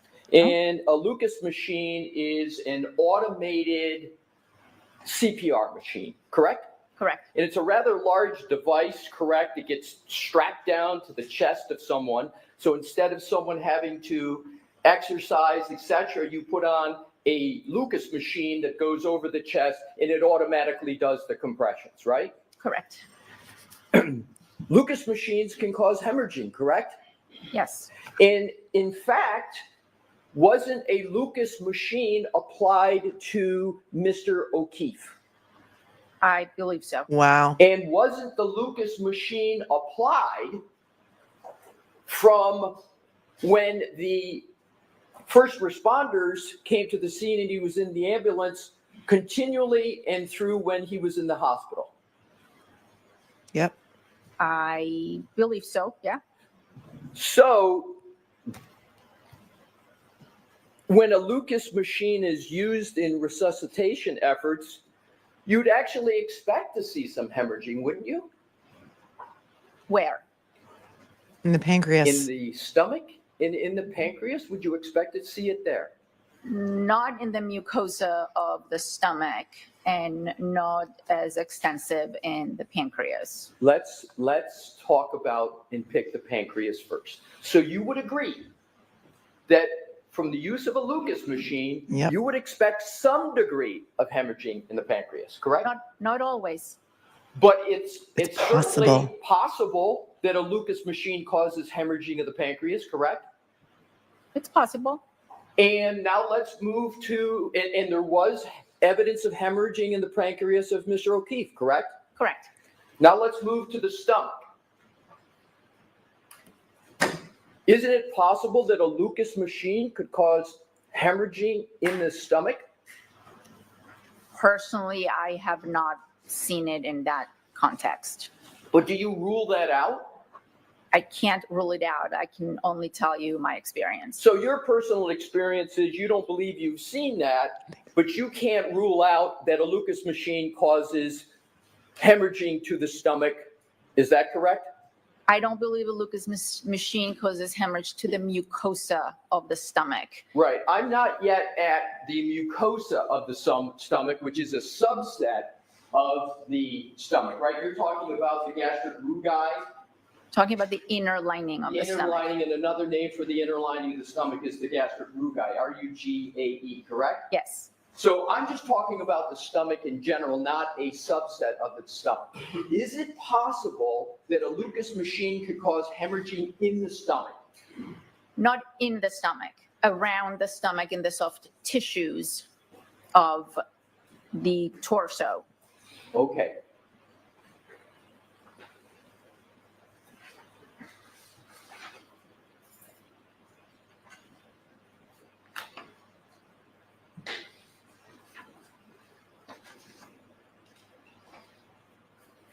Lots of other things can cause a hemorrhage, pancreas to hemorrhage, not just hypothermia. See what he's getting at? So you've said that you're aware that Mr. O'Keefe was hooked up to a Lucas machine, correct? Yes. And are you aware of the length of time that Mr. O'Keefe was hooked up to a Lucas machine? No, I am not. Do you know how many compressions per minute a Lucas machine causes? I would have to say close to 60. Would 100 compressions Wow. per minute be a reasonable amount of compressions for a Lucas machine to cause? Sure. So assume 37 minutes of a person hooked up to a Lucas machine and assume 100 compressions per minute. That would result in 3,700 compressions from a Lucas machine, correct? Correct. Could 3,700 compressions from a Lucas machine explain hemorrhaging in the pancreas? You could. It could. And that explanation could be why there's hemorrhaging in the pancreas as opposed to hypothermia causing hemorrhaging in the pancreas, correct? Possible. Wow. Did you consider that at all in your autopsy report, the effect of the Lucas machine? Is it written anywhere in your autopsy report?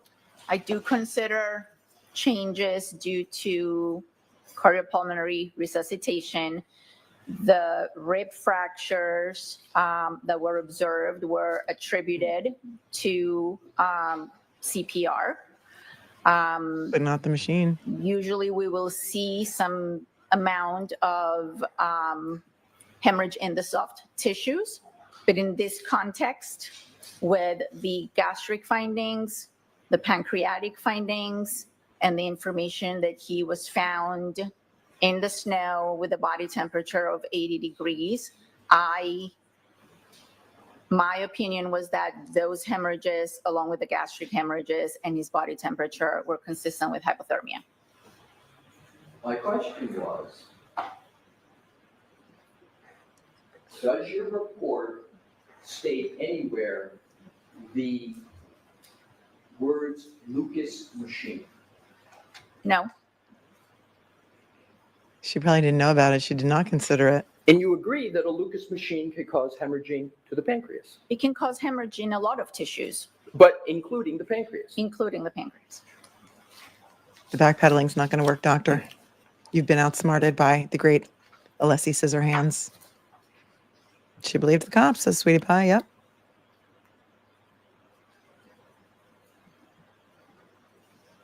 If you see hemorrhaging of the pancreas and you believe that hemorrhaging is a contributor to hypothermic deaths, wouldn't you also expect to see Wisniewski ulcers? I did note gastric hemorrhages. So the court reporter needs to Where's have a Wisniewski? spelling of that. Doctor, can you give us the spelling of that? She's like, yeah, Would you no. like to give it? If you'd like me to, I'd prefer Go to give ahead. it. Thank you. He's probably got it in front of him. Wisniewski. Wisniewski. So, can you just tell the jurors what Wisniewski spots or Wisniewski ulcers are? Wisniewski spots are small hemorrhages, small areas of bleeding in the mucosa of the stomach that are thought to be associated with hypothermia, among other things. Among other things. They're believed to be either a reaction to stress due to the hypothermia or some form of what we call reperfusion injury.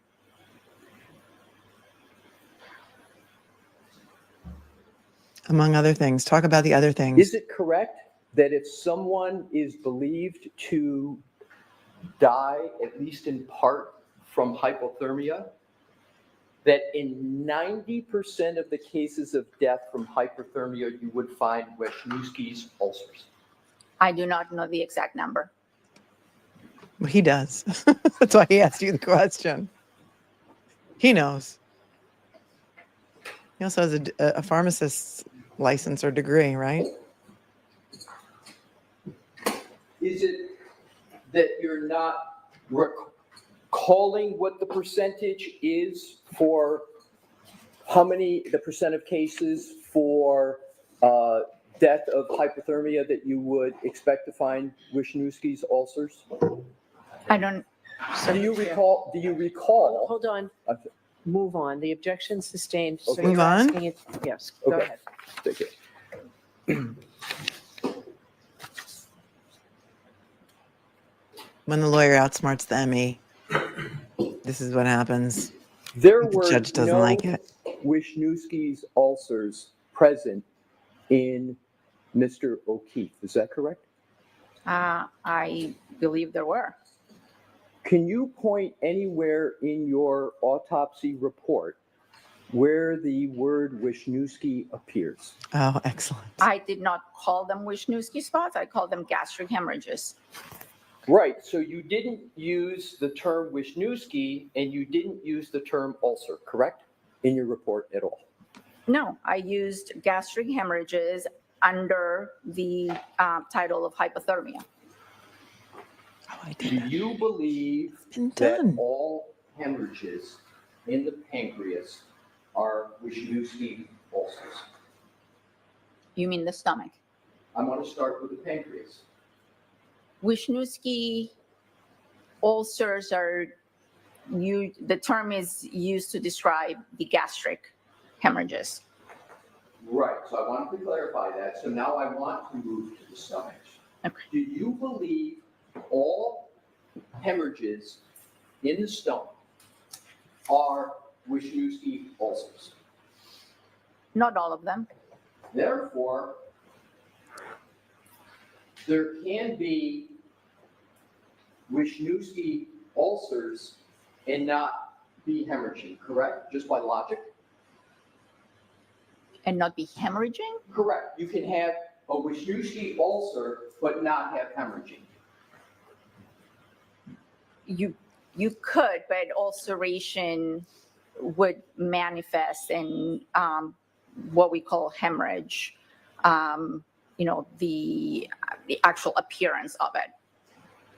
What So I'd he's like doing, to do now it's like a Venn diagram, right? Are all gastric ulcers Wisniewski spots, or is there like a Venn diagram or something like that? I know I'm not as smart as he is, but I think that's what he's trying to get at. is Appearance of it. what I'd like to do now is, Mr. Wolf, what has been in evidence. What I'd like to He just do called her is- Ms. Wolf, and she's like, "What? Look, watch." I think he called her Ms. Wolf. Hold on. do now is The actual appearance of it. what I'd like to do now is, Mr. Wolf, what has been in Mr. Wolf? evidence. What I'd like to do is to, with That was your weird. honor's permission, publish some depictions of first the gastric mucosa, and then start with that, your honor. Publish that. All right.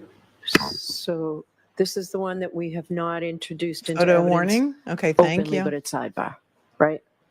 What Are they gonna I'd show it, like though? to do is to, You've seen I'll it? start out with the one that is in evidence, which is the gastric Just listen. mucosa. Okay, Start with that. What number?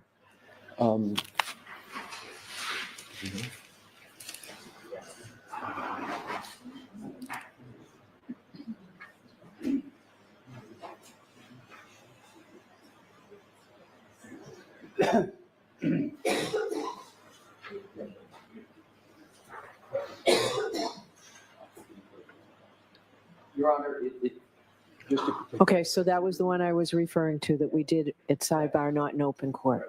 Okay. Yes. It's Friday. It's NN Friday. And I'd like to move NN into evidence at this time. All right. All I'll say about this, jurors, is that this may be considered graphic. You Okay. satisfied with that, Mr. Thank Alessi? you. I'm Team Brittany? satisfied with that, your honor. Okay, Mr. Brennan, you satisfied Are with they going to that? show it though on longer? Okay. 164. May I, your honor? Yes. Dr. Scordie-Bello, I'm handing you Under protest? Yes. Exhibit 164 in evidence, and I'm going to also, with the court's permission, have it published on the screen. So whatever one is best for you. Well, I'm not going to show it because I'm not getting my 8 hours of work stricken as unfriendly to advertisers, but I'll describe Mr. it to Wolf, you. if you could You can still publish hear it. 164.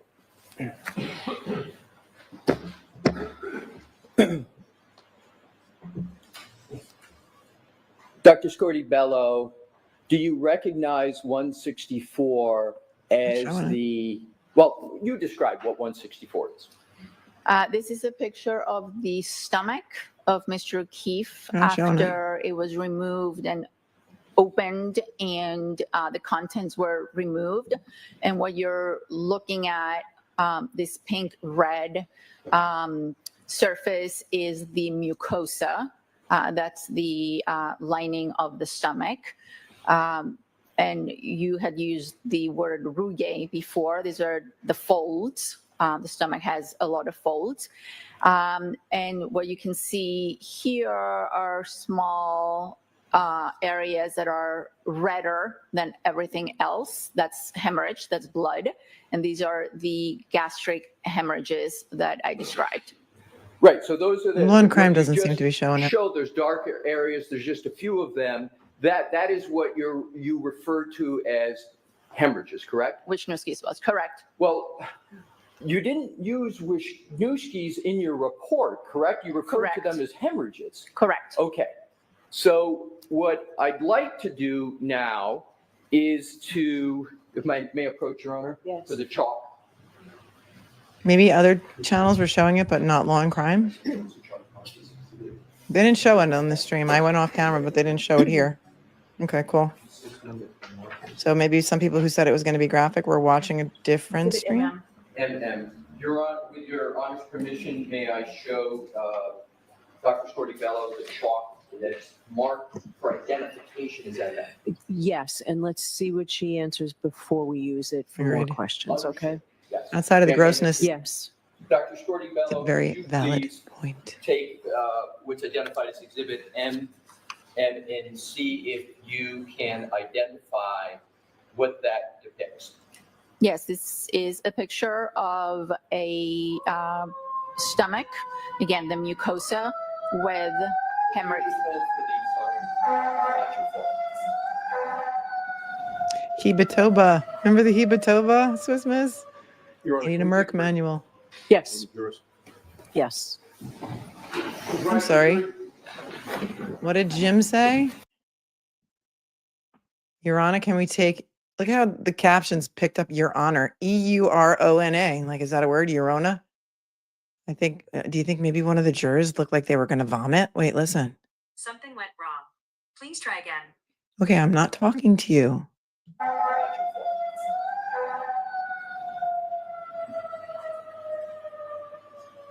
Your Honor, can we take a break? Yes. Yes. Your Honor, can we take a, I wonder if one of the jurors looked like they were going to throw up. Jurors, right this way, please. Oh, no.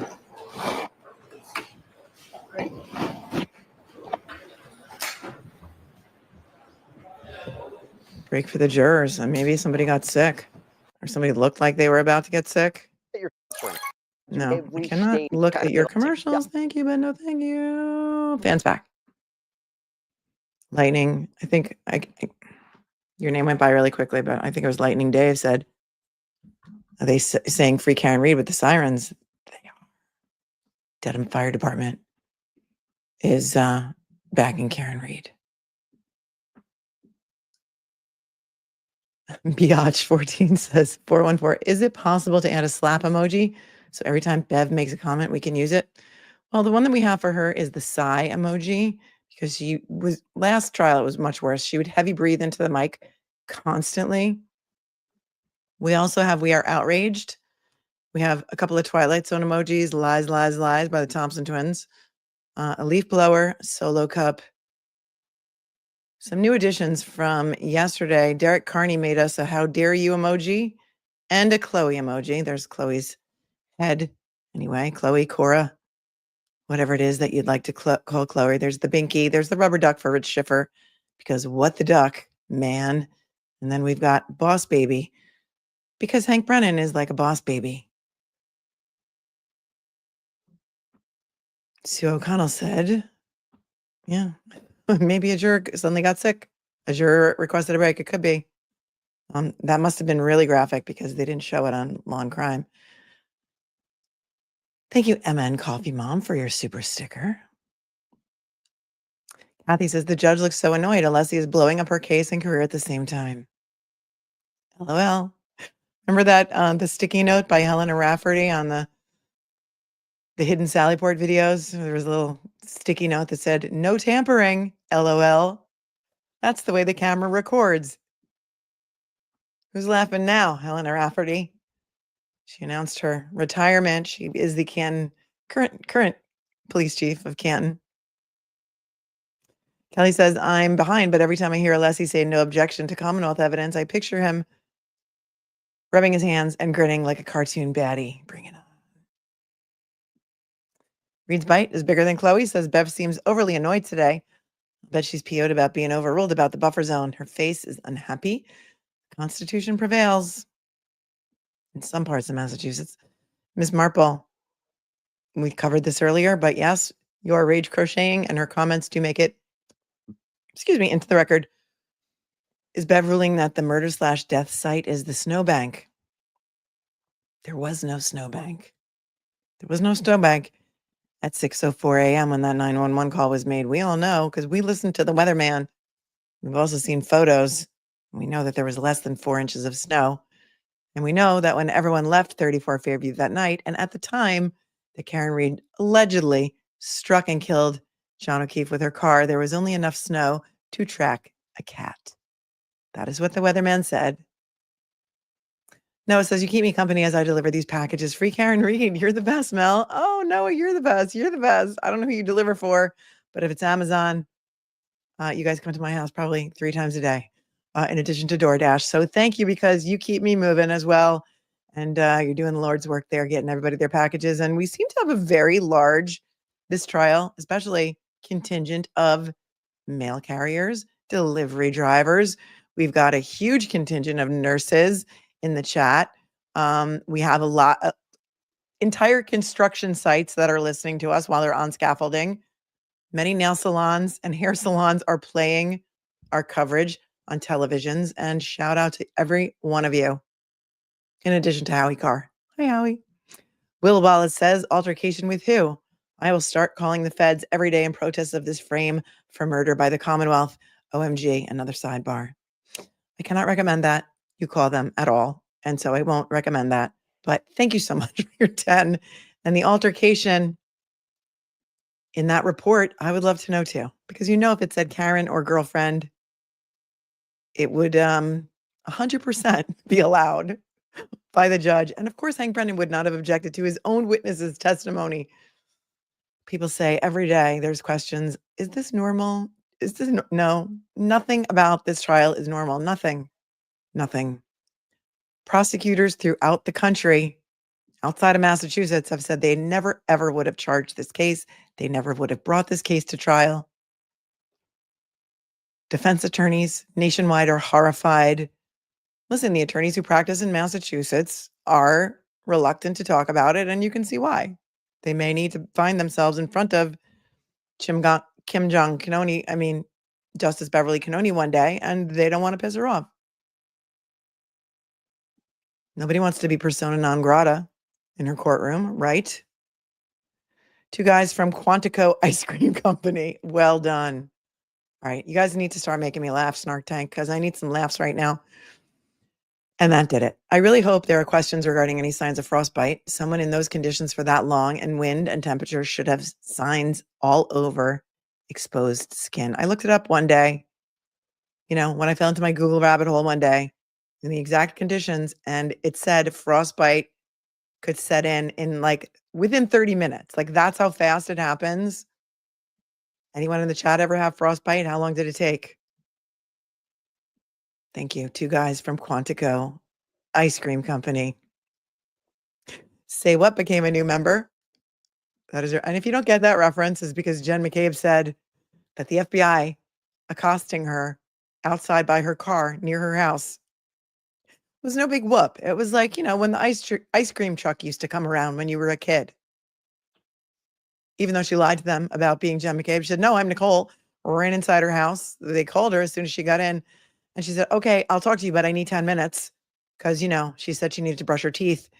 And then she called 5 people. And then when they spoke to her, she said, they said, did you speak to anyone during the 10 minutes that you said you needed to get ready? And she said, oh, yes, I called 2 people. I called my husband, Matt McCabe, who then came home, telling the guy never went in the house, that guy. And said she also called, who did she say? Who was the other one she admitted to? Because she also called Peggy O'Keefe, John O'Keefe's mom, her victim, the Norfolk County DA's office, her victim witness advocate, and Brian Albert. She admitted to calling her husband and Kerry Roberts. That's right. Thank you. You guys are so collaborative. Do you know how much I love you? Guess how much I love you. You guys remember that children's book? Guess how much I love you? Donna, Texas Red says alcohol thins the blood, making hemorrhage more likely. Thank you, Donna. Thank you, Gary, for becoming a new member. Chloe Albert's Revenge. Her vagueness here is giving me key cycle flashbacks. Oh, we've yet to hear about the key cycles. That reminds me. Deborah says excessive amounts of alcohol can contribute to pancreatic hemorrhage if there is some kind of blunt trauma. Like kicking a man when he's down, perhaps. Perhaps pulling a dog off of someone and trying to brace your feet on a man's body to get a dog off of him. I don't know, just spitballing here, just spitballing. Deborah, thank you for sending me down that rabbit hole. Mary says, can the degree of hypothermia in the organs she examined determine how long he was in the snow? I hope that question's coming up soon. I hope it is, because that's a good question. My Sharona by the neck, says Janelle. Thank you. Wish Newski for Yerona, says collusion, not collision. Jalen Finney, been watching with you every day. I just want to say thanks for what you do. Well, thank you for what you do, because your watching is also very, very important to the channel.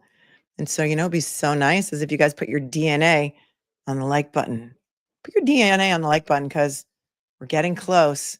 Pretty soon I might have my silver plaque. We're at 97,000, you guys. We are like 3,000 away, and I'll get that silver play button from YouTube.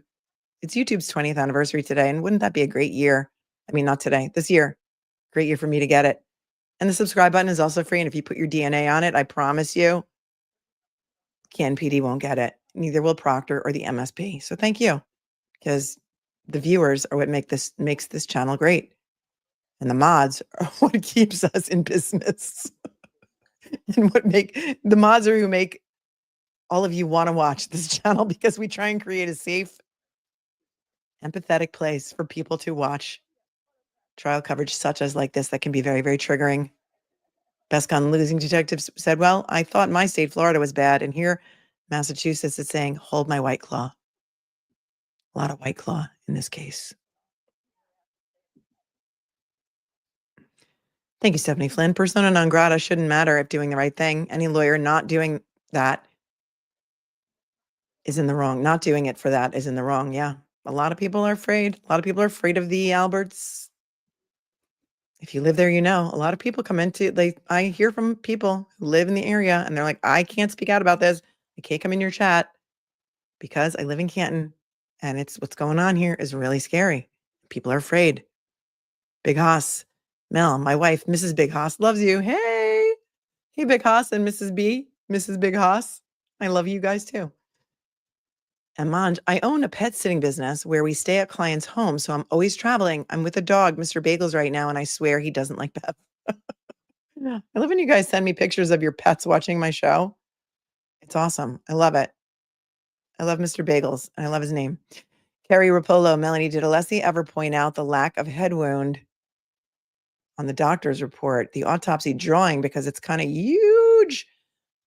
Somebody pointed out to me that they did say they were using a blank one as an exemplar. And so I think there may have been one next to the other, and she was pointing at one on a different screen that Law and Crime did not show.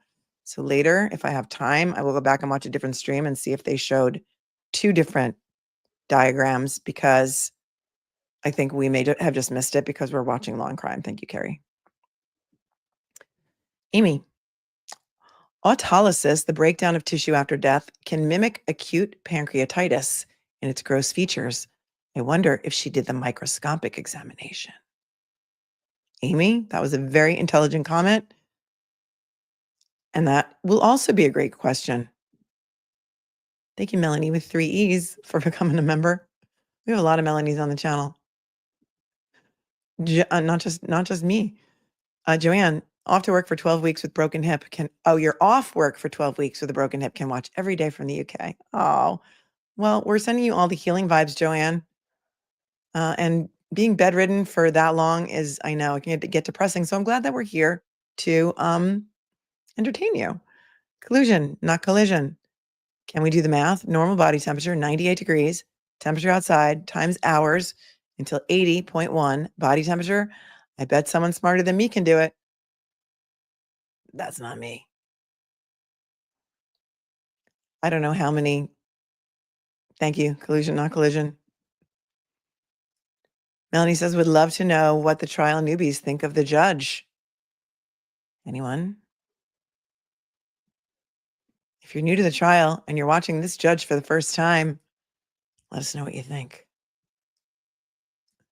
of her behavior and whether you think she is clearly favoring one side over the other.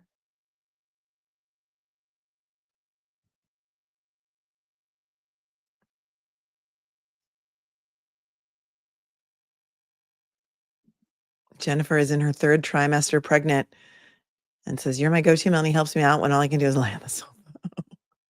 3rd trimester is the worst. And every day past your due date feels like it's 5 years long. And so we're happy to keep you company, Jennifer. Totally happy. Please let us know. Olaf says the jurors need to be issued Stop and Shop barf bags. Do you think that Stop and Shop is unhappy about the product placement in this Mr. Gossip trial? I think they're probably not that happy with it. Neither is Solo Cups. Almost like, did you guys watch, what's the remake of Sex and the City called? Not the remake, but like the later version of Sex and the City. When Mr. Big died on the Peloton, Peloton was not happy about that product placement. They were not happy. Peloton was not happy. I forget the name of it, but I did watch it. Did like it.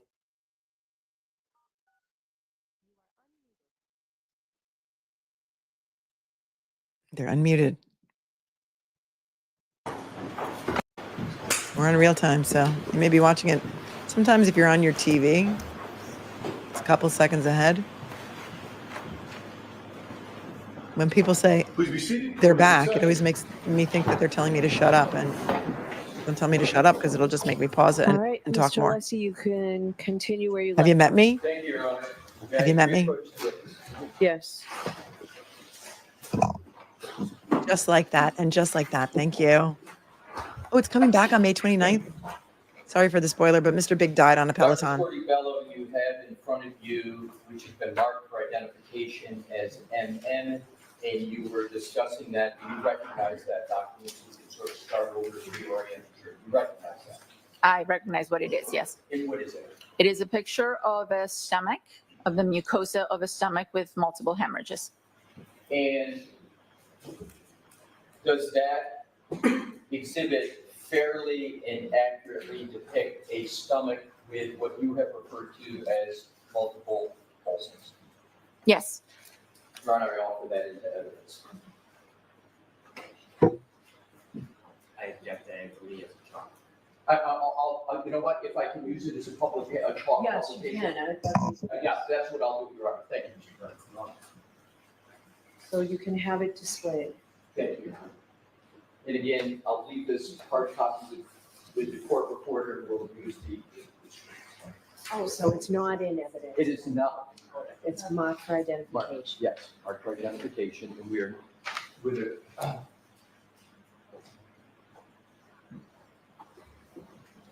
Mr. Wolf?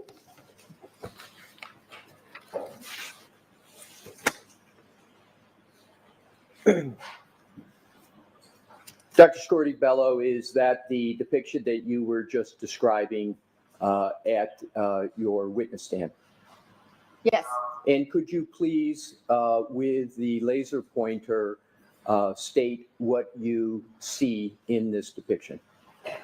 So this is a stomach.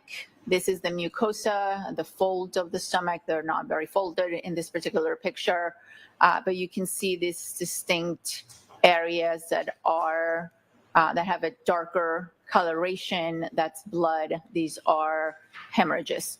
And to be clear, this is not the stomach of Mr. O'Keefe. This is a medical reference depiction to sort of generic or some other depiction other than Mr. O'Keefe's stomach, correct? Correct. If we could, with Your Honor's permission, Mr. Wolk, put side by side this chalk with what is in evidence as the actual gastric mucosa of Mr. O'Keefe. I have my finger on the button. The objection sustained. Could we, with Your Honor's permission, publish simply Mr. O'Keefe's gastric mucosa? Yes. I thought that's what just made the juror maybe puke. I don't know if that's true or not. I don't want to start any rumors. I also don't want to see the inside of his stomach, so I'm not going to show it to you either. Isn't it correct, Dr. Scordi-Bello, that there are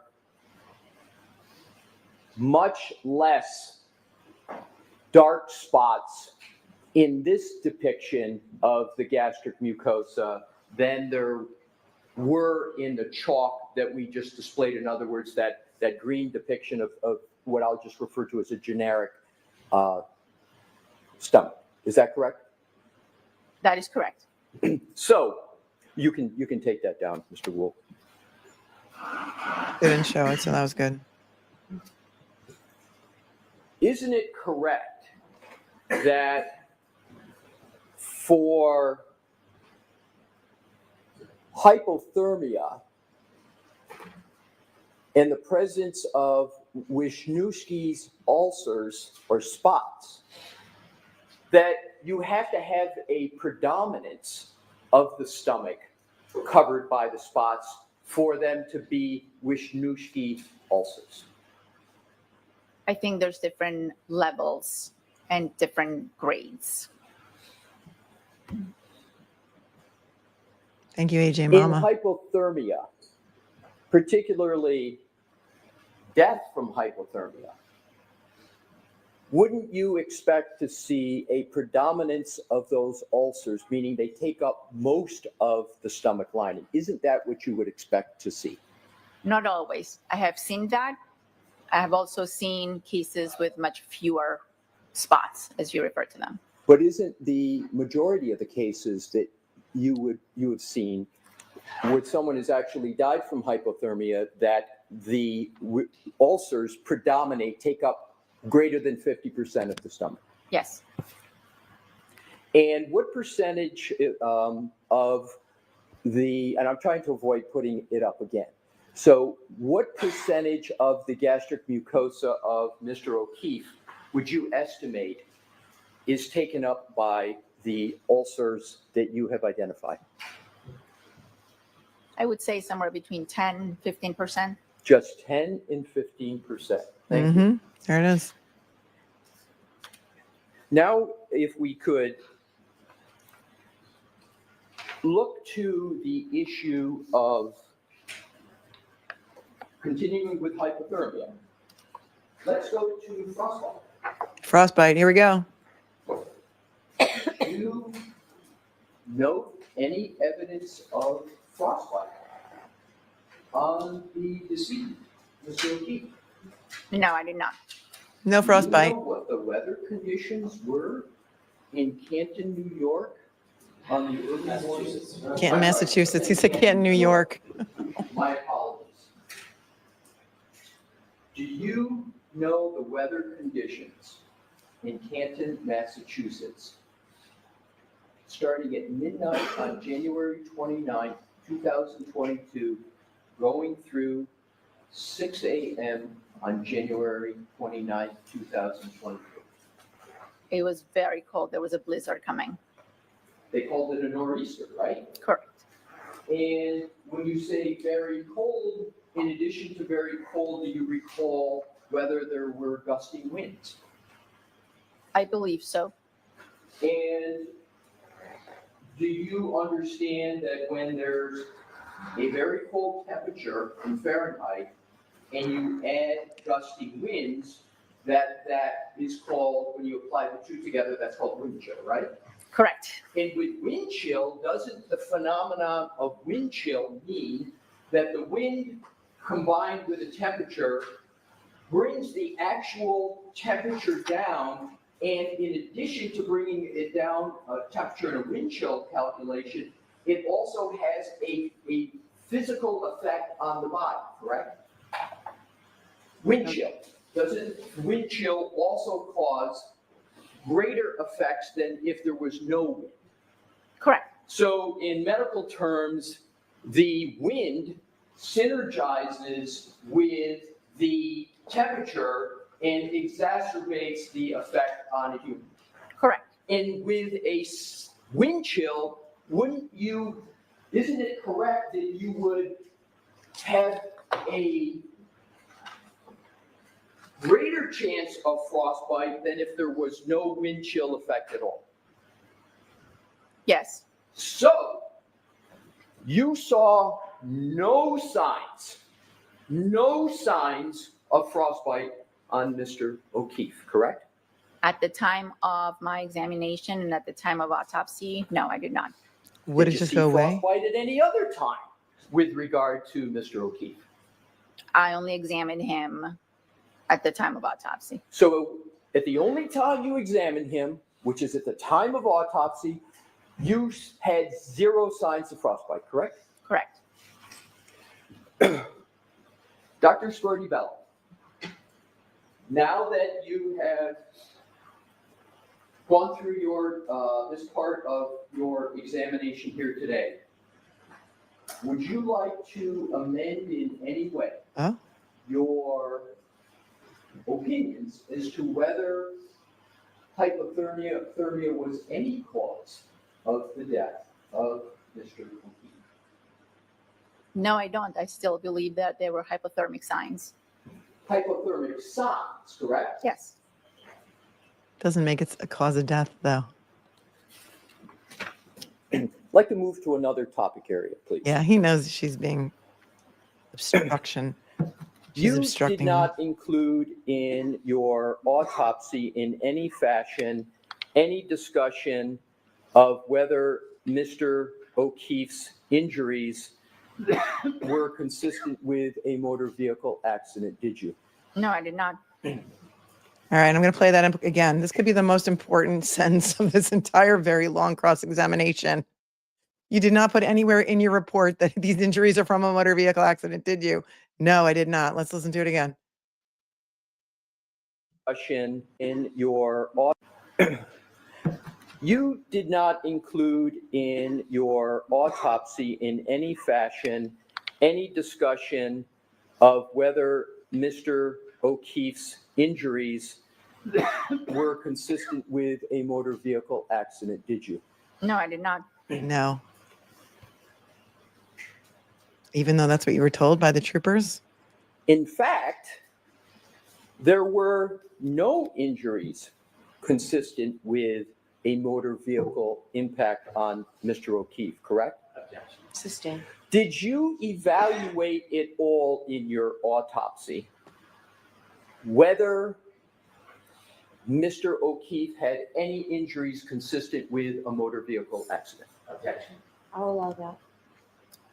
Yes, I did examine his lower extremities. That is protocol in any case of suspected impact with a motor vehicle. So I did examine his legs and I did not see any evidence of an impact site. Bam. That's it. We're done here. We're done here. Let's all go home. She did his autopsy. She did not find any signs on his body of a motor vehicle accident. She just said it. We're going to listen to it again. And that is it. Bam. Let's all go home. We're done here. We are done here. You heard it from the medical examiner who did his autopsy. She looked for signs of a motor vehicle accident and she did not find them. And they are not in her report. Thank you, Dr. IRINI SCORDI-BELLO. Hear that again. This is the most important part of the day. Maybe the most important part of the case. Because regardless of what anybody else says, no other expert witnesses examined the dead body, of Officer John O'Keefe. She's the only one who did. Buchanan may have looked at it. Dr. Renee Stonebridge examined the brain. This is the only witness who had contact with the actual body. after death. Okay, let's hear it again. She's not losing it. She's not losing her reputation or her job or her future over this case. Checkmate. Let's hear it again. Impact on injuries. In fact, there were no injuries consistent with a motor vehicle impact on Mr. O'Keefe, correct? Sustained. Did you evaluate it all in your autopsy whether Mr. O'Keefe had any injuries consistent with a motor vehicle accident? Objection. I'll allow that. Yes, I did examine his lower extremities. That is protocol in any case of suspected impact with a motor vehicle. So I did examine his legs and I did not see any evidence of an impact site. And can you elaborate to the jury what you mean by no evidence of an impact site? Objection. I'm going to sustain that objection. What do you mean in your answer, no evidence of impact injuries? I'll allow that.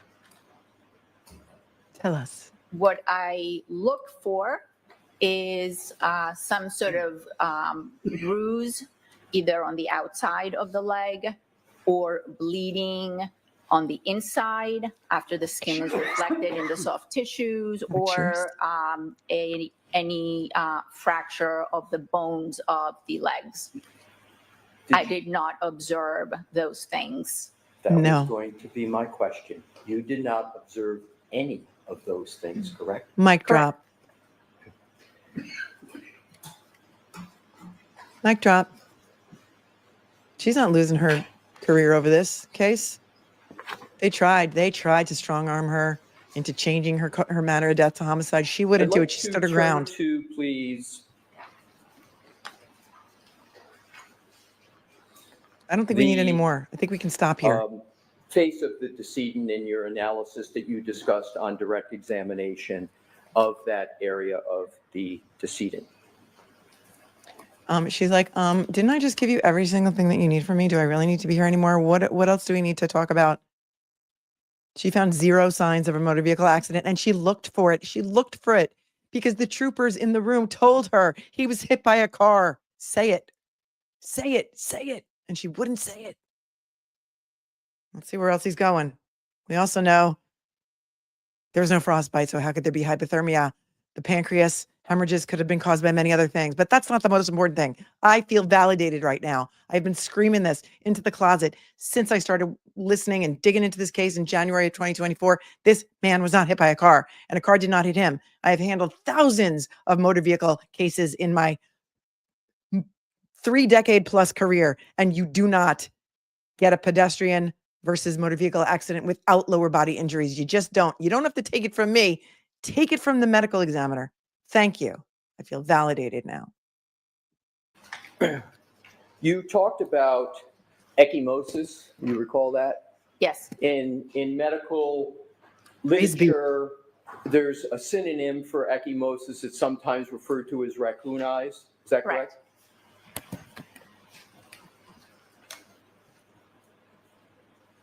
Ecchymosis doesn't cause a laceration to an eyelid, does it? No. Ecchymosis does not cause a laceration to a nose, does it? There was an abrasion on the nose, but no, the answer is no. Correct. So ecchymosis doesn't cause a laceration to the nose. Correct? Correct. Did your report at all evaluate whether there was any significance of the laceration to the eyelid that you spoke about in your direct testimony? What do you mean?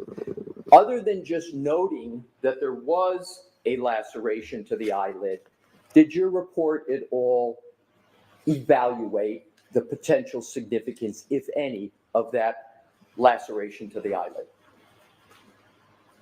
I noted it and photographed it, and it was part of the totality of the blunt impact injuries that I noted on both the face and the head. Do you believe that the laceration to the eyelid could be caused by a blunt impact injury? A laceration by definition is a blunt impact injury.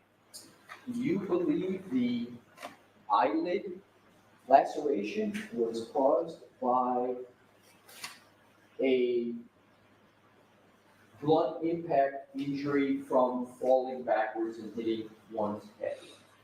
Not from falling backwards and hitting one's head, but that area at some point came in contact with a blunt object or surface. Like a Okay, I'd like to fist? follow up on that, please. How about a fist? So- Fist is blunt, right? You agree that if a person falls and hits the back of their head, that they cannot sustain an eyelid injury, is that correct? Correct. All right. And if somebody falls backward and hits their head, they can't sustain from that impact to the back of the head a laceration to the nose, correct? Correct.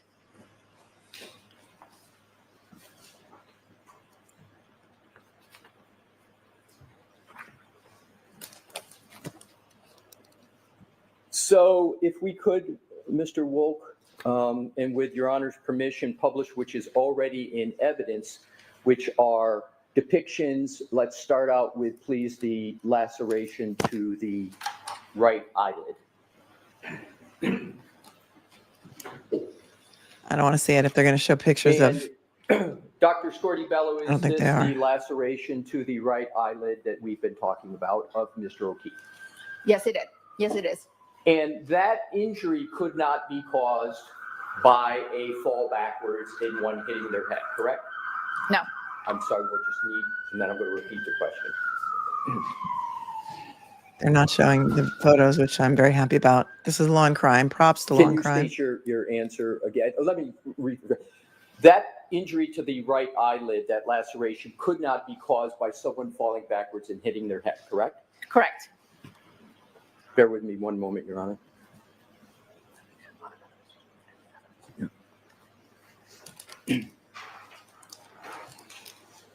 May I approach, Your Honor? Yes. Show Mr. Brennan.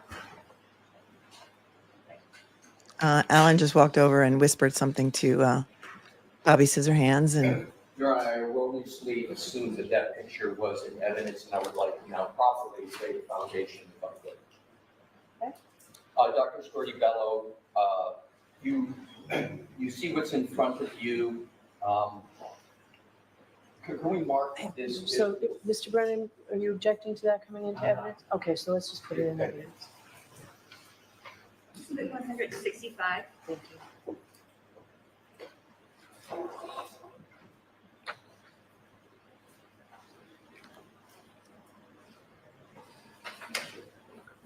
Yeah, Your Honor. Yes. Thank you. Dr. Scordie-Bello, I place before you what is in evidence now is 165. Your Honor, may I have Mr. Wolk publish Yes. 165? Thank you, Mr. Wolk. So, Dr. Scordie-Bello, that laceration to the right eyelid could not be caused by a fall backwards where someone hits the back of the head, correct? Correct. So that injury, you've called, what do you label that category? Traumatic, did you use that phraseology? Blunt impact. Blunt impact. So that's a blunt, in your opinion, that's a blunt impact injury, correct? Correct. So is it correct that that injury had to occur in some manner other than falling backwards and hitting one's head? Yes. And is that injury consistent or inconsistent with a punch? I'll allow it. Could be consistent. okay, it could be consistent with a punch. If Here we go we- again. Here we go again. Let's roll that back a sec. I don't know what just happened. My light went off. It was like a whole thing. All right. Could it be consistent with a punch? Falling backwards and hitting one side. Here we go. Here we go. Is it correct that that injury had to occur in some manner other than falling backwards and hitting one's head? Yes. And is that injury consistent or inconsistent with A punch. I'll allow it. Yeah, you have to allow it. Could be consistent. Could be consistent with a punch. If we could, Mr. Woke, have the laceration to the nose. He's going to hit a grand slam here, my friends. I'm sorry, hold off on a moment.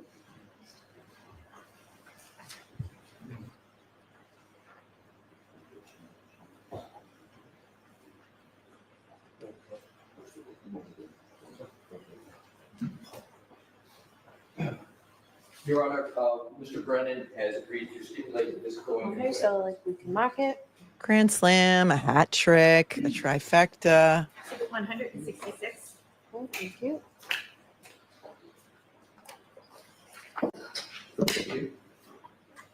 May I, Your Honor? Yes. Thank you.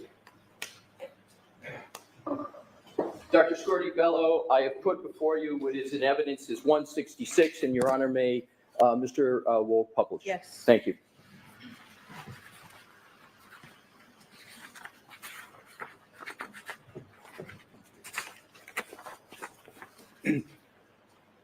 Dr. Scordie-Bello, does that exhibit fairly and accurately depict the laceration to the nose of Mr. O'Keefe? Yeah, it's an abrasion. I described it as an abrasion, as a scrape. So you would classify that as a scrape? Yes. That scrape could not be caused by someone falling backwards and hitting the back of their head, could it? Not by a single event, no. He's going through each and every facial injury. You can take that down. To prove that they were not caused by smacking the back of his head and breaking his skull. And could be consistent with a fight. He's methodical. He's measured. He's getting the job done. Direct testimony, you talked about injuries to the right arm of Mr. O'Keefe. Do you recall that? Yes, I do. Don't show the arm picture. Is it correct that you, in your autopsy report, did not determine the cause of those wounds to Mr. O'Keefe's right arm? That's correct. With Your Honor's permission, I would like to... Held to the no. Yeah, validation is sweet, isn't it? I mean, who loves saying, I told you so? I mean, what's better than saying, I told you so? Not a lot of things. Not a lot of things are better than that. Validation for so many of us that have been screaming into a closet since the beginning, or at least my beginning of this case, January 2024. This was not a car accident. The Commonwealth's own witness just told us that it could have been a fight. To stipulate into evidence these two photographs, may I please have them marked as next evidence?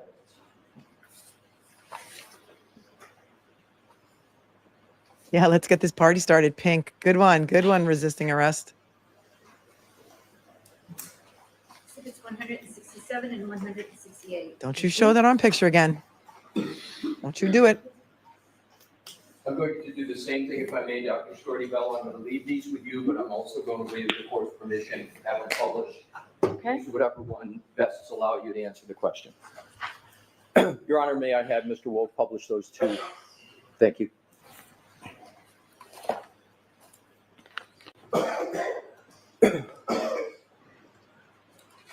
Check it out. Vicky's here. With regard to what is on the screen, am I correct? No, that don't do it. you Don't show it. Oh, noted okay. These injuries It's to the arm. these I wounds got it. to Mr. O'Keefe We don't need to see in it your again. autopsy report? Just listen. Yes. And am I correct that you noted that there was a pattern to those wounds? Correct. A pattern to the And wounds. although you noted there was a pattern to the wounds, you were not able to determine the cause of those pattern wounds. Is that correct? That's correct. Dr. Russell is going to come in and talk about the patterns.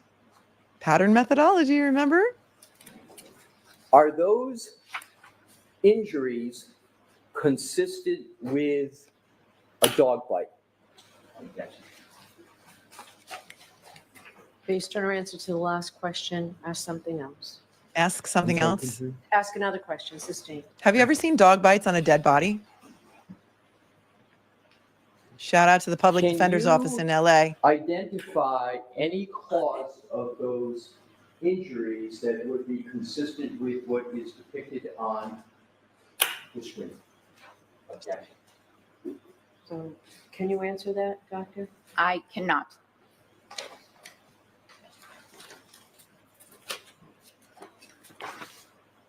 You can take that down, Mr. Roll. Thank you. Thanks, Vicky. I love that. It says fellow attorneys love your coverage. Do you recall discussing at all on your direct examination? Well, let me ask it this way. Did you evaluate at all in your autopsy a gray hoodie sweatshirt of Mr. O'Keefe? No, I did not. So,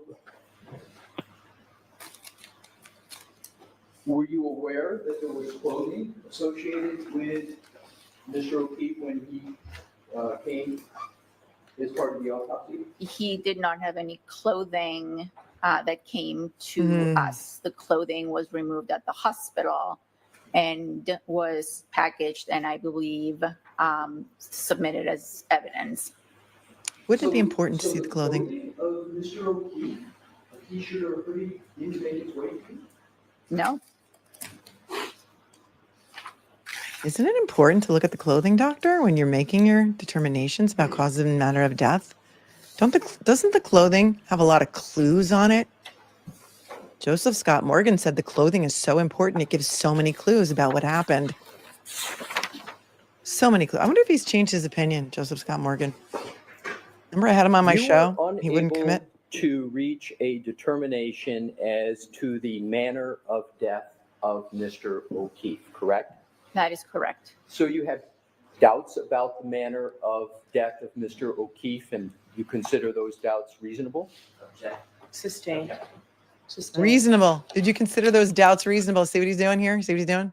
Planting the seed of reasonable doubt, reasonable doubt, reasonable doubt. Jury needs to understand reasonable doubt.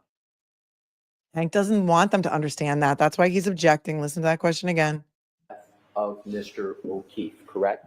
That is correct. So you have doubts about the manner of death of Mr. O'Keefe, and you consider those doubts reasonable? Sustained. Sustained. You were not able to reach a determination as to the manner of death of Mr. O'Keefe, correct?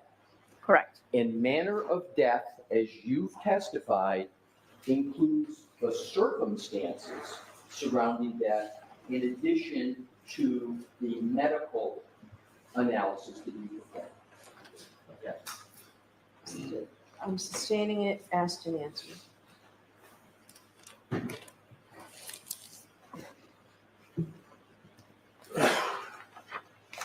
Thank you for answering my questions, Dr. Scordie-Bello. You're welcome. Well done, Dr. Squirty-Bello, as the closed captions called her. Prosecute says, my friend who has fiercely been against Karen just texted me and says not just reasonable doubt, but not guilty. Wow. Wow, prosecute. Props up to your friend for keeping an open mind, for listening to the evidence. Doctor, And how many autopsies have you performed in your professional career? At this point, more than 1,200. When the person watch as the moron Hank Brennan, defense attorney, hired gun prosecutor for Norfolk County, watch as this moron tries to dismantle and discredit his own witness, because I think that's what he's going to try and do. Let's see how gross it gets. I'm waiting on the edge of my seat. Here we go.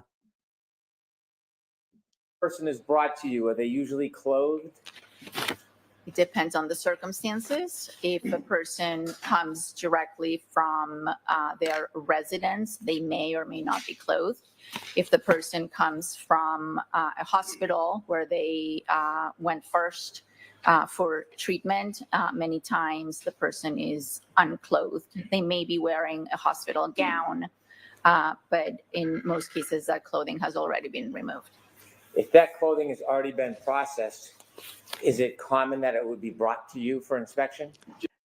Okay. After all of her damaging testimony about Wisniewski spots and hypothermia having been not a major, contributor to his death, no frostbite. She has no idea what caused the arm wounds, but a fall to the back of the head could not cause the facial wounds. You're going to focus on the clothing. Really, dude? That's where you're going with this now? That it's not normal for you to get the clothing? Okay. Out of all of the damaging testimony, that's what he chooses to focus on. Oh my God. You can't make it up. But in most cases, that clothing has already been removed. If that clothing has already been processed, is it common that it would be brought to you for inspection? Objection, Your Honor. Sustained as to. Is clothing that is not accompanying the person's body commonly brought to you for observation? Objection, Your Honor. So let's move on. She told Hanky Spanky Binky Boy to move on. Here's the Binky for you, Hank. You were asked Suck it. questions about your opinions relative to spots in the organs of Mr. O'Keefe, and you were asked about part of your statement in the grand jury. When you provide statements, is it important to have the statement in context to understand it? Yes. Is it important to have a complete statement rather than just part of a statement? Yes. And when you were asked the question that counsel asked you, do you remember that grand jury testimony you gave? I remember it was a long time ago. Okay. But I do remember. You want to most impeach of your own it. witness Do now? you remember when he testimony? read part of your answer? It was in response to a grand juror's question. Yes. And he read part to you, right? I understand your question. And my answer is that I don't know, but given the environment, so if the injuries had been sustained in a different environment where the temperature wasn't that low, then there might have been an alternative explanation for those gastric and pancreatic hemorrhages. Do you remember that? Objection, Your Honor. He's not allowed to just read from the transcript. Hello, what world are we in? Where's Chaka? We're in the land of the lost. This man is a defense attorney. He does not know how to ask a proper question without leading. Here's Chaka in the upper right-hand corner because, again, we're in the land of the lost. And he just read an entire part of her grand jury testimony, trying to impeach her. However, there was nothing to impeach her about because he didn't ask her any questions before he did that. Okay? Am I insane? Yes, I might be, because this trial is making me insane for the second time. And you heard Alessi jump up. I do remember most of my testimony. It was a long time ago. And then he just reads from the transcript instead of asking her a question first. I'm going to have a stroke. We're all going to have we're going to have a collective stroke. I'm taking it from the top. Listen to this again and tell me what's wrong with this picture. Most of it. Public Defender's Office in LA. I know you're watching. Do you remember when he read part of your answer? It was in response to a grand juror's question. Yes. And he read part to you, right? I understand your question. And my answer is that I don't know, but given the environment, so if the injuries had been sustained in a different environment where the temperature wasn't that low, then there might have been an alternative explanation for those gastric and pancreatic hemorrhages. Do you remember that? Objection, Your Honor. The doctor can answer that. Do you remember Attorney Alessi read you that part of your statement? Alessi. Yes. Do you remember that you had more to that statement that was left off? when he Alessi. confronted you with it? The autopsy? Yes. Okay. It just jumped to real time again. Sometimes that happens. So now we have to try and figure out how far we were behind. We weren't very far behind, so. It's buffering. We have broken the internet collectively. We have collectively broken the internet because everyone in the world is watching this trial right now. A photograph, a chalk. Sustained. Of the body. Try and find where we were. Mr. O'Keefe's body about certain names. We weren't that far behind.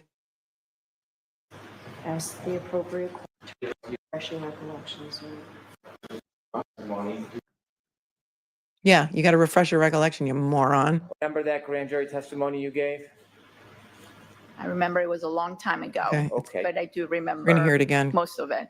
Do you remember when he read part of your answer? It was in response to a grand juror's question. Yes. And he read part to you, right? I understand your question. And my answer is that I don't know, but given the environment, so if the injuries had been sustained in a different environment where the temperature wasn't that low, then there might have been an alternative explanation for those gastric and pancreatic hemorrhages. Do you remember that? Objection, Your Honor. The doctor can answer that. Do you remember Attorney Alessi read you that part of your Alessi. statement? Yes. Do you remember that you had more to that statement that was left off when he confronted you with it? I'm sure there's more to this. To complete your statement, you said, but in the whole context, I believe that those are signs of hypothermia and not caused. Do you remember that completion to your statement? Sustained. You can show her the statement. Okay. Okay, it's already out there. The jury's already heard it. So now he's once again, given the witness the answer to his question in his question. See how that works? Part of the grand jury testimony. Do you remember Attorney Alessi? Alessi. Part of your answer back? Objection, Your Honor. So I'll strike that. Have the witness look at it and go through it. He doesn't know how to refresh recollection. You asked about your entire answer or just part of it? Objection, Your Honor. Sustained. Can you read the rest of the answer that you weren't given when it was read to you? Objection, Your Honor. So this is phrased as refreshing recollection, so follow it appropriately. Do you now remember there was more to your answer? Look at her face. Look at the judge's face right now. My freeze game is so on point today that I'm going to actually minimize this and then make it bigger for you. Look at this attitude. Oh yeah, it's refreshing recollection. You can do it. You can do whatever you want, hanky spanky. Mommy's here. Don't worry. Don't worry. I got you. I got you, baby. I just want to focus on her face for this. Objection, Your Honor. So this is phrased as refreshing recollection, so follow it appropriately. Do you now remember there was There it is. Kim Jong-Kanone. Under her eye, praise Kier, and any other phraseology that you would like to use.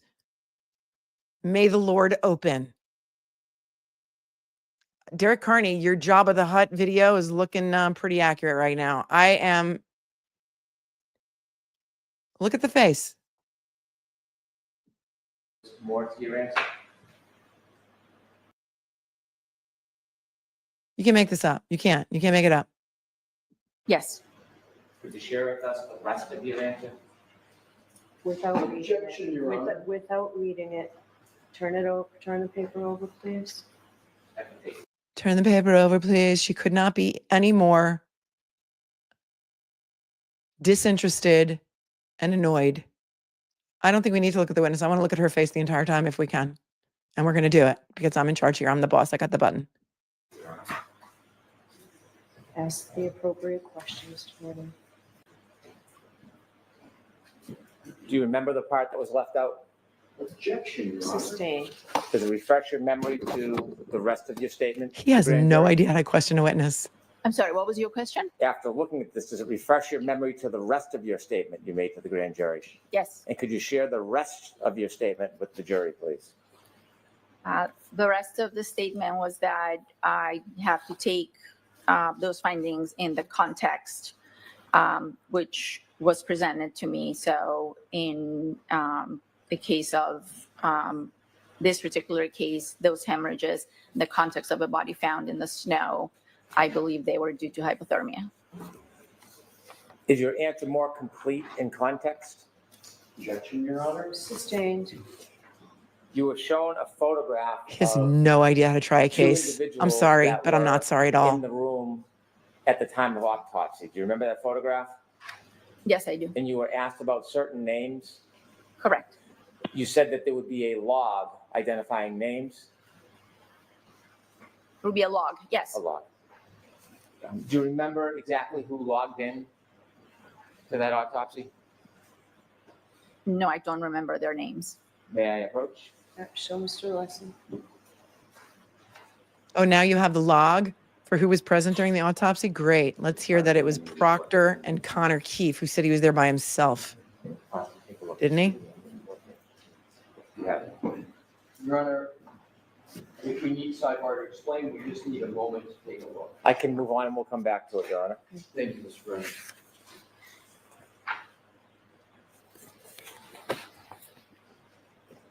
You mentioned that Mr. O'Keefe's body temperature was a little under 81 degrees when he was brought to the hospital. Yes, that's what the hospital records stated. And again, a normal body temperature is? 98 degrees. So there was, is it fair to say there was over an 18-degree drop in his body temperature? Correct. You shared with us that you generally understood it was a blizzard and cold outside. Do you have any experience on how rapidly a body temperature will drop outside? The body temperature? Yes. No, it's within the scope. Let's see if she's got the basis. It's within the scope? The rate that the body loses heat depends on a number of factors. Depends on conditions, weather conditions. It depends on the original temperature of the body, and the higher the gradient between the body temperature and the environmental temperature, the faster the drop will occur. You asked if there's any signs of frostbite. There was no type of freezer burns or anything on Mr. O'Keefe's body, was there? Freezer burns? Sustained. Was there Freezer any type burns? of burns on his body that would suggest that he was put in some type of machine or environment where there was cooling, mechanical cooling? Sustained. Sustained. You need to Move on. approach, I'm sorry, Mr. Brennan, are you conflating this with some of your mob clients? Did somebody put a body in a freezer, like a chest freezer in someone's, what is he talking about? Look at her face. Look at her. She's like, are you kidding me? What are we doing here? Stuart, what are you doing here? Californians. Was he put in any sort of chest freezer? Remember Jeffrey Dahmer? Freezer burn? A walk-in maybe? That he was put in some type of machine or environment where there was cooling, mechanical cooling? Who's ever suggested that? Sustained. Sustained. Move on, Mr. Brennan. You were shown a photograph, a chalk that had spots on them. Do you know where that photograph came from? I do not. Do you know who that was from? What I bet he's person going to that tell was us in from? his questioning. No, I do not know the context of that picture. Do you have any information on the circumstances which led to that condition? I do not. Do you have any information about what caused the condition that you saw on that chart? I have seen similar pictures in textbooks depicting gastric hemorrhages or Wisniewski spots. There's no freezer in Karen Reed's Lexus, therefore, let's all go home. Thank you. were asked about your role as a medical examiner, and there were a number of questions about your assessment from a legal perspective. Yes. You mentioned that you had information from a police report. How many police reports were you given? There was a preliminary police report, I believe, the day of the autopsy, and communications with law enforcement in the days and weeks following. May I approach? Yes. Were you ever shown a motor vehicle accident crash report? Were you? No. You know why? Because one doesn't exist. Because you know why? If it did exist, Karen Reed's insurance company would have came in, done a stellar investigation, and they would have determined. Do you recognize that document? Motor vehicle accident. Yes. What is it? This is a police report on this particular case. Is that a police report from your file? Yes. And that police report, is that the police report that you considered? Amongst other information, yes. How many lines is that police report? Isn't that outside the scope? 11. What's the Goodfellas, right? This was initiated on January 29th. It says at 1941. I would have this marked for identification, Your Honor. Okay. And the witness another document. Is it a crash report? A crash report does not exist. I may have that back. Yeah. QQ for identification. It doesn't matter, Hank. She was told it was a car accident. She didn't buy it. Second document. She just said he wasn't hit by a car. In your file? Yes. And is that another report that you considered? Yes. How many lines is that report? 5. I'd move to have this marked for identification, please. Okay. Thank you. Exhibit RR for identification. May I approach again? Yes. I'm going to go back to the questions I asked you about logging in and refreshing your memory. Mhm. I'm going to hand you a document. I'm not going to actually read it aloud. I'm just going to ask you to look at it.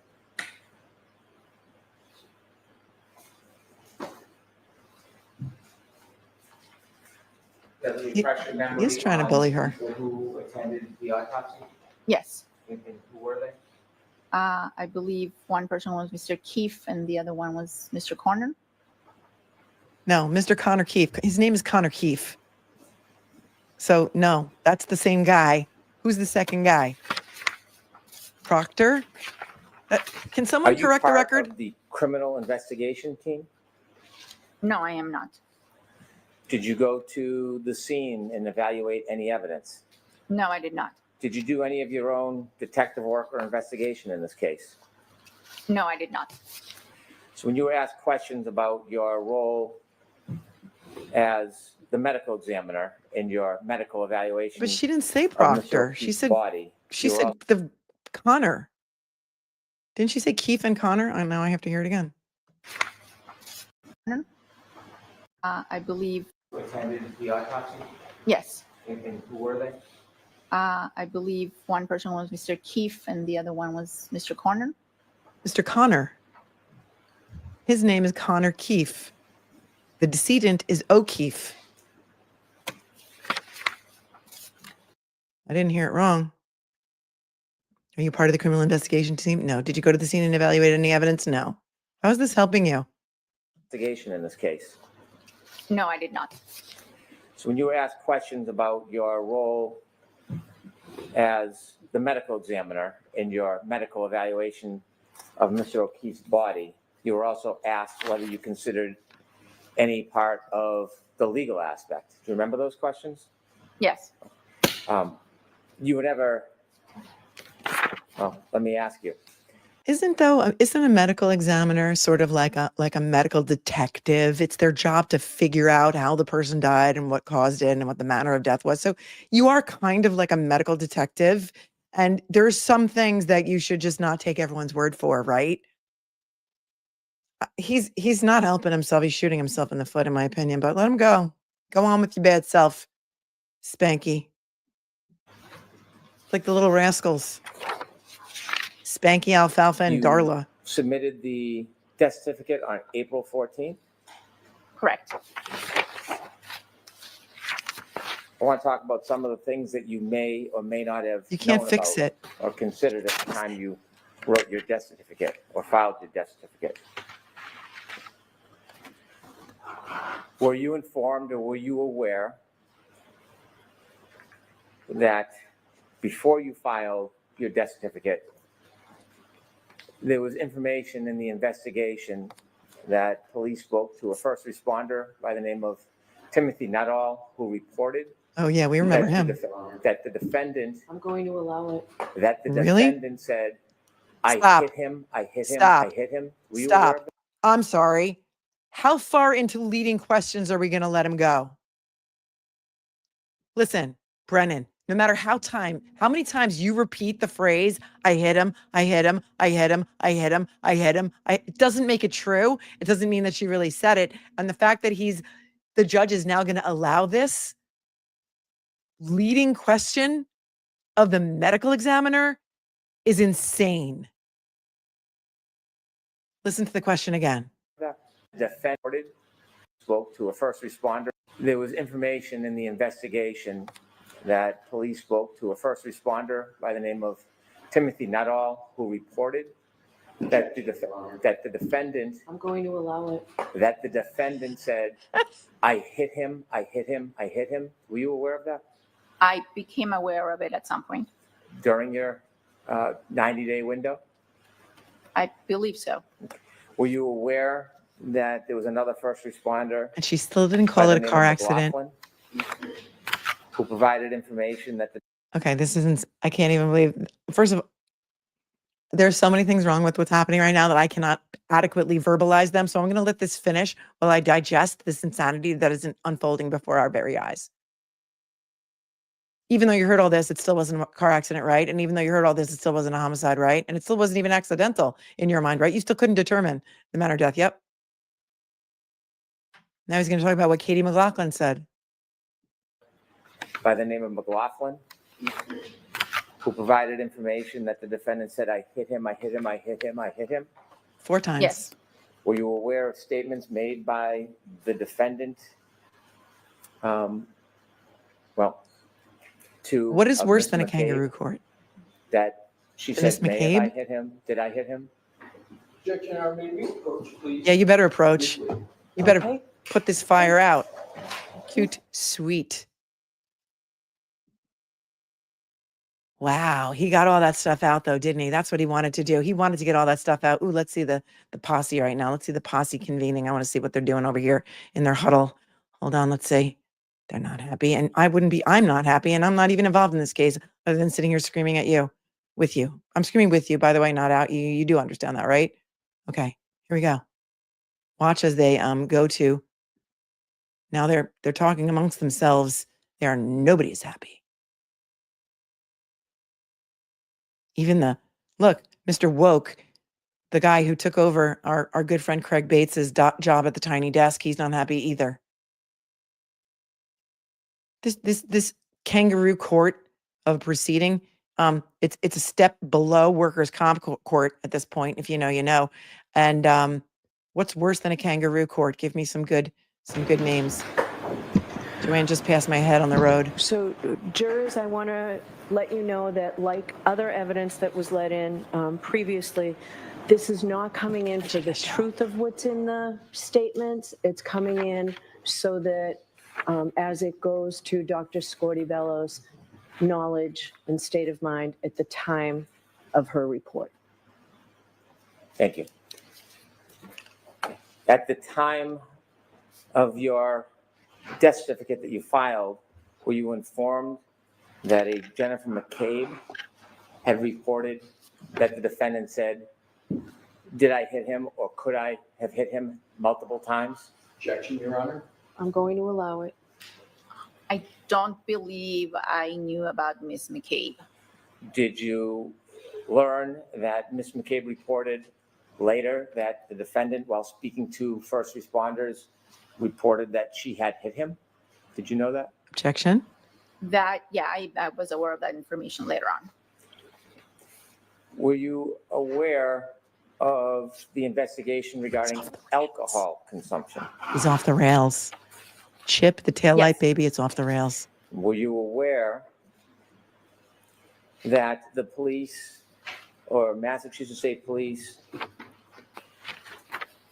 spoke to other witnesses about their observations that night? About their, observations? yes, Were you aware of an interview by Trooper Buchanan with firefighter Daniel Whitley? One question. And despite knowing all of those things, Doctor, you still determined that John O'Keefe was not hit by a car. A car did not hit John O'Keefe. Correct? Correct. 2022? I don't remember. He just wants to put it all out there Were because you he's got nothing aware else. Nothing that else. Mr. Whitley told the police He knows that he's the thinking. defendant had expressed that she had gotten into an argument with the defendant that night? Why would that matter? That was part of the information I was given, yes. She was Were you spoon-fed aware information. of a report from first responder Anthony Flamate about statements made by the defendant to him? I don't recall that particular first responder, no.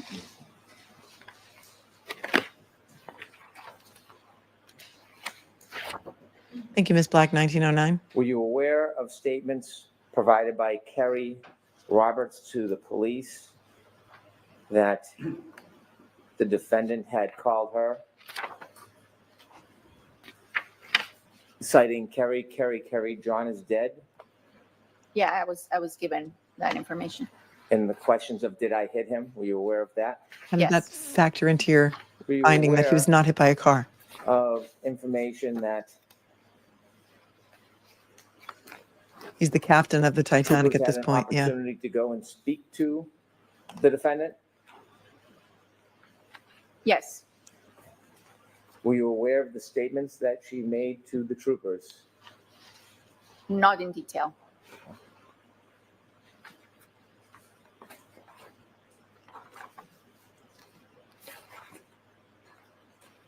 Were you aware that when they spoke to her on January 29th, she informed It was her. that she had a broken taillight on her vehicle but did not know how it happened? Objection, Your Honor. I'll allow that. This is, Yes, I was provided with that information. okay, attorneys, provide my the attorney information friends in the that you chat, is this never- reversible error on appeal? I mean, what are we doing here? Observed John enter the residence? I believe that was part of the original information, yes.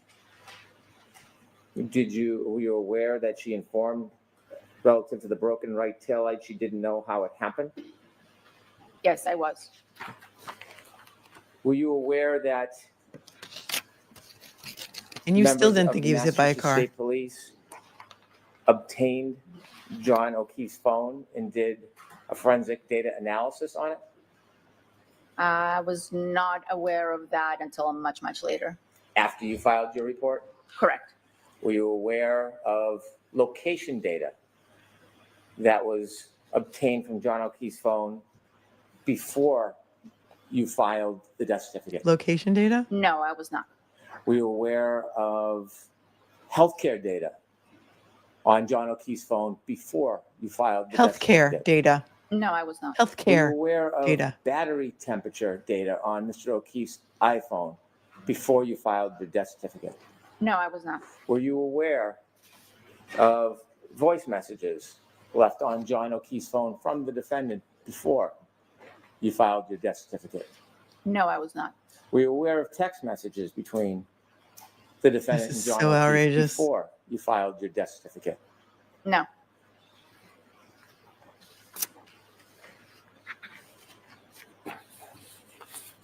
Were you aware of statements from the defendant to various media outlets? Statements to the media before you outlets, filed really? your death certificate? No, I was not.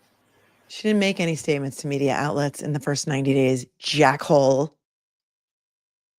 But this judge is just going to let this train keep on rolling down the track like a runaway train. Like she doesn't even care at this point. We're all in this together. We're all in on the same joke. You're watching it unfold in real time.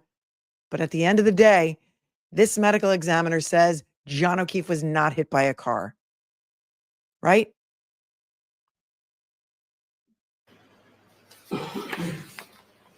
Did anybody ever come to you after you filed your death certificate and ask you to change it? No, before. No. Did anybody ever provide you any of this additional information you weren't aware of at the time, ask you to evaluate it, and then reconsider your finding? No. No, it was just before she filed it. Get it straight, Hank. I know you weren't here the first time, but we were. You were asked some questions about impact injuries. In your experience, are most pedestrian collisions where there's injuries to the lower legs, either frontal or rear impacts? Objection, Your Honor. What? I'll allow that because I'll allow that. That doesn't even make sense. Most Frontal. pedestrian fatalities that we see are with impact with the front of the vehicle. When you gave the perspective that you looked for impact injuries, was that with consideration of your experience that most collisions are frontal impact injuries? Most collisions involve frontal impact, yes. How about cases where you've had an opportunity to observe people who sustained injuries from being clipped? Not hit, but just being clipped. Is your opinion any different in your experience? Objection, Your Honor. Sustained in that form. People don't die from being clipped. Okay? They just don't. How about a side swipe injury? Is that different relative to your expectations to lower extremity injuries? Objection, Your Honor. Sustained. A bruise on the knee, is that consistent with a side swipe impact? Could be. Did you do any type of biomechanical analysis of any alleged collision in this case? No, I did not. Were you asked to? I'm not qualified to do that. And so when you talk about injuries from a collision, are you in part speculating about what could happen to somebody? Objection, Your Honor. Sustained in that form. Are you giving a direct opinion in this case about how the injuries were caused? Objection, Your Honor. Sustained.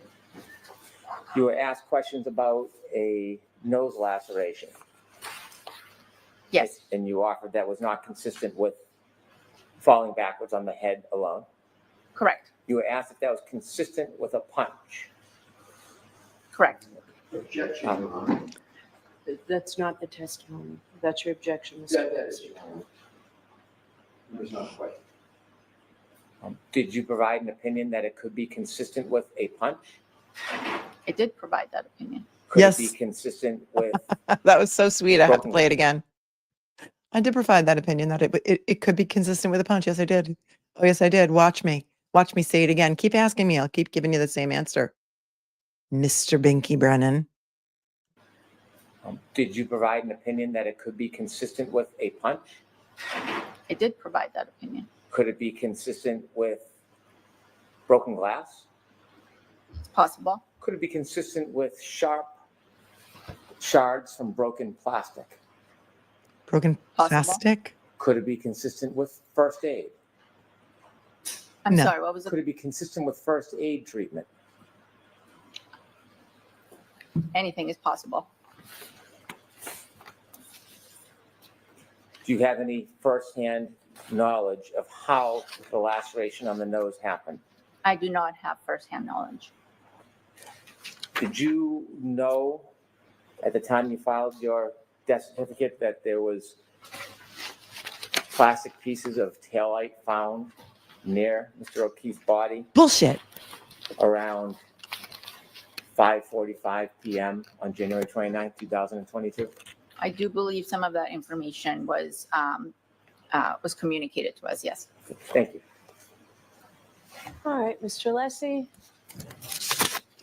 Alessi is terrifically good today. Thank Oh, you, Your yeah. Honor. He's going to have some stuff.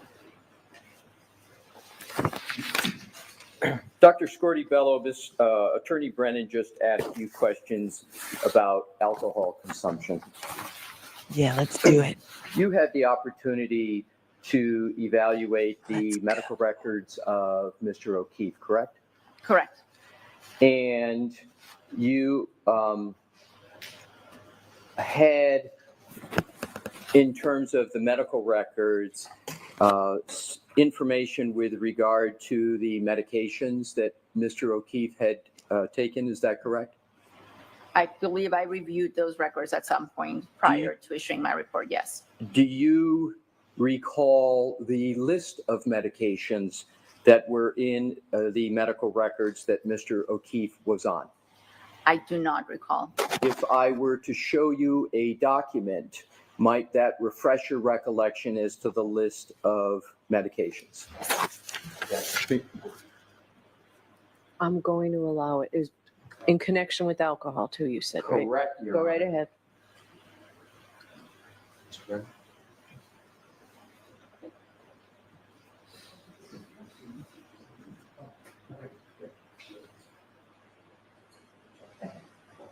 May I approach your honor? Yes. Dr. May I, your honor? Yes. Dr. Scordi-Bello, may I stand by the witness here? Yes. Thank you. Dr. Scordi-Bello, I am providing you with a document. Up at the top it says John O'Keefe, and I would like to draw your attention to medications. And to expedite it, I am going to focus on the fourth item on that list. Can you state what that medication is? The fourth item is omeprazole. Does that refresh your recollection as to one of the medications Mr. O'Keefe was on? Yes. And that medication is? It's an antacid. Right, and so omeprazole is the trade name of omeprazole Pepsid? I believe so. And Pepsid is a proton pump inhibitor? Correct. And a proton pump inhibitor stops the proton pump in the stomach from releasing acid, correct? Yes. And we're going to come back to that in just a moment, but do you also recall testifying at the grand jury with regard to alcohol consumption and potential alcohol consumption of Mr. O'Keefe? I do remember testifying, yes. And do you recall what your testimony was with regard to alcohol consumption and small ulcers in the stomach potentially associated with alcohol consumption?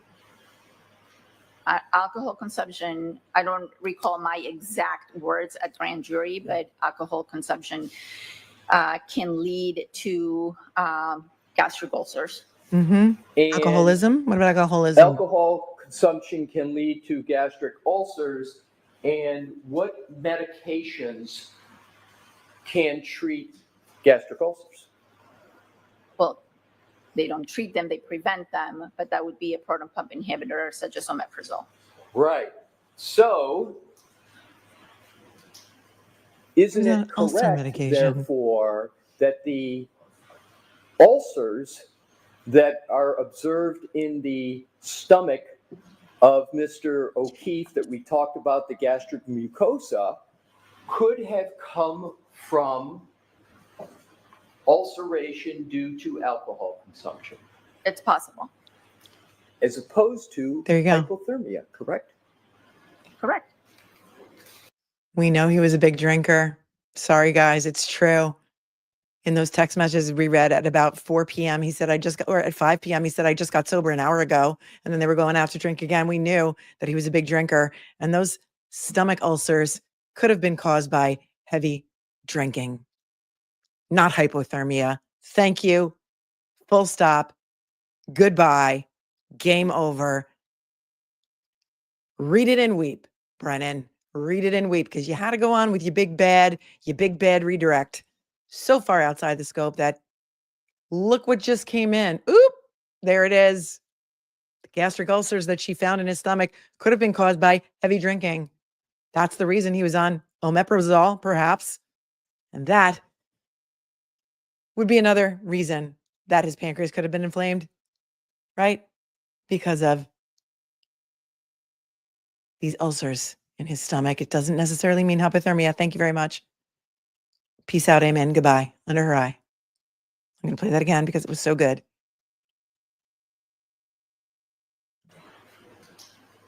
Isn't it correct, therefore, that the ulcers that are observed in the stomach of Mr. O'Keefe that we talked about, the gastric mucosa, could have come from ulceration due to alcohol consumption? It's possible. As opposed to hypothermia, correct? Correct. Bam, there it is. As opposed to hypothermia. He's very careful not to call him an alcoholic. Attorney Brennan asked or an alcoholic or heavy alcohol use. He just said alcohol consumption rather than hypothermia. Moments ago, and actually several of them, of which included the words, did I hit him? Could I hit him? Do you recall those questions? I do. And isn't it correct that you had that information before you issued your final findings in this matter in April of 2022? Yes, I did. So, even though you had all that information, you still were unable to conclude the manner of death of Mr. Alessi, correct? Correct. Yes. Thank you, Dr. Scordi-Bello. Thank you, Dr. Scordi-Bello. Doctor, you are all set. You are all set. And you know what? Counsel at sidebar. The case should now be dismissed, Judge, in my opinion. What a mess. What a mess. You had all of that information where everyone told that you knew that everyone said that Karen said, I hit him. And that didn't change your mind to say that he was hit by a car? No, no, it didn't. Thank you, Dr. Scordi-Bello. Thank you, Hank's Marshmallow Mouth, for your $10 super chat. What's going on the groom side over there? That's it for today. All right, so jurors, that is it for today. I'm told that we are on schedule. So with that, I'm going to let you go a few minutes early. So please do not discuss this case with anyone. Don't do any independent research or investigation into this case. If you happen to see, hear, or read anything about this case, please disregard it and let us know, and be very careful with your social media. So we'll see you tomorrow morning. The rest of the jury. Oh, I wonder if she's going to talk to the attorneys after. Hold on, we got to stay tuned. Got to stay tuned.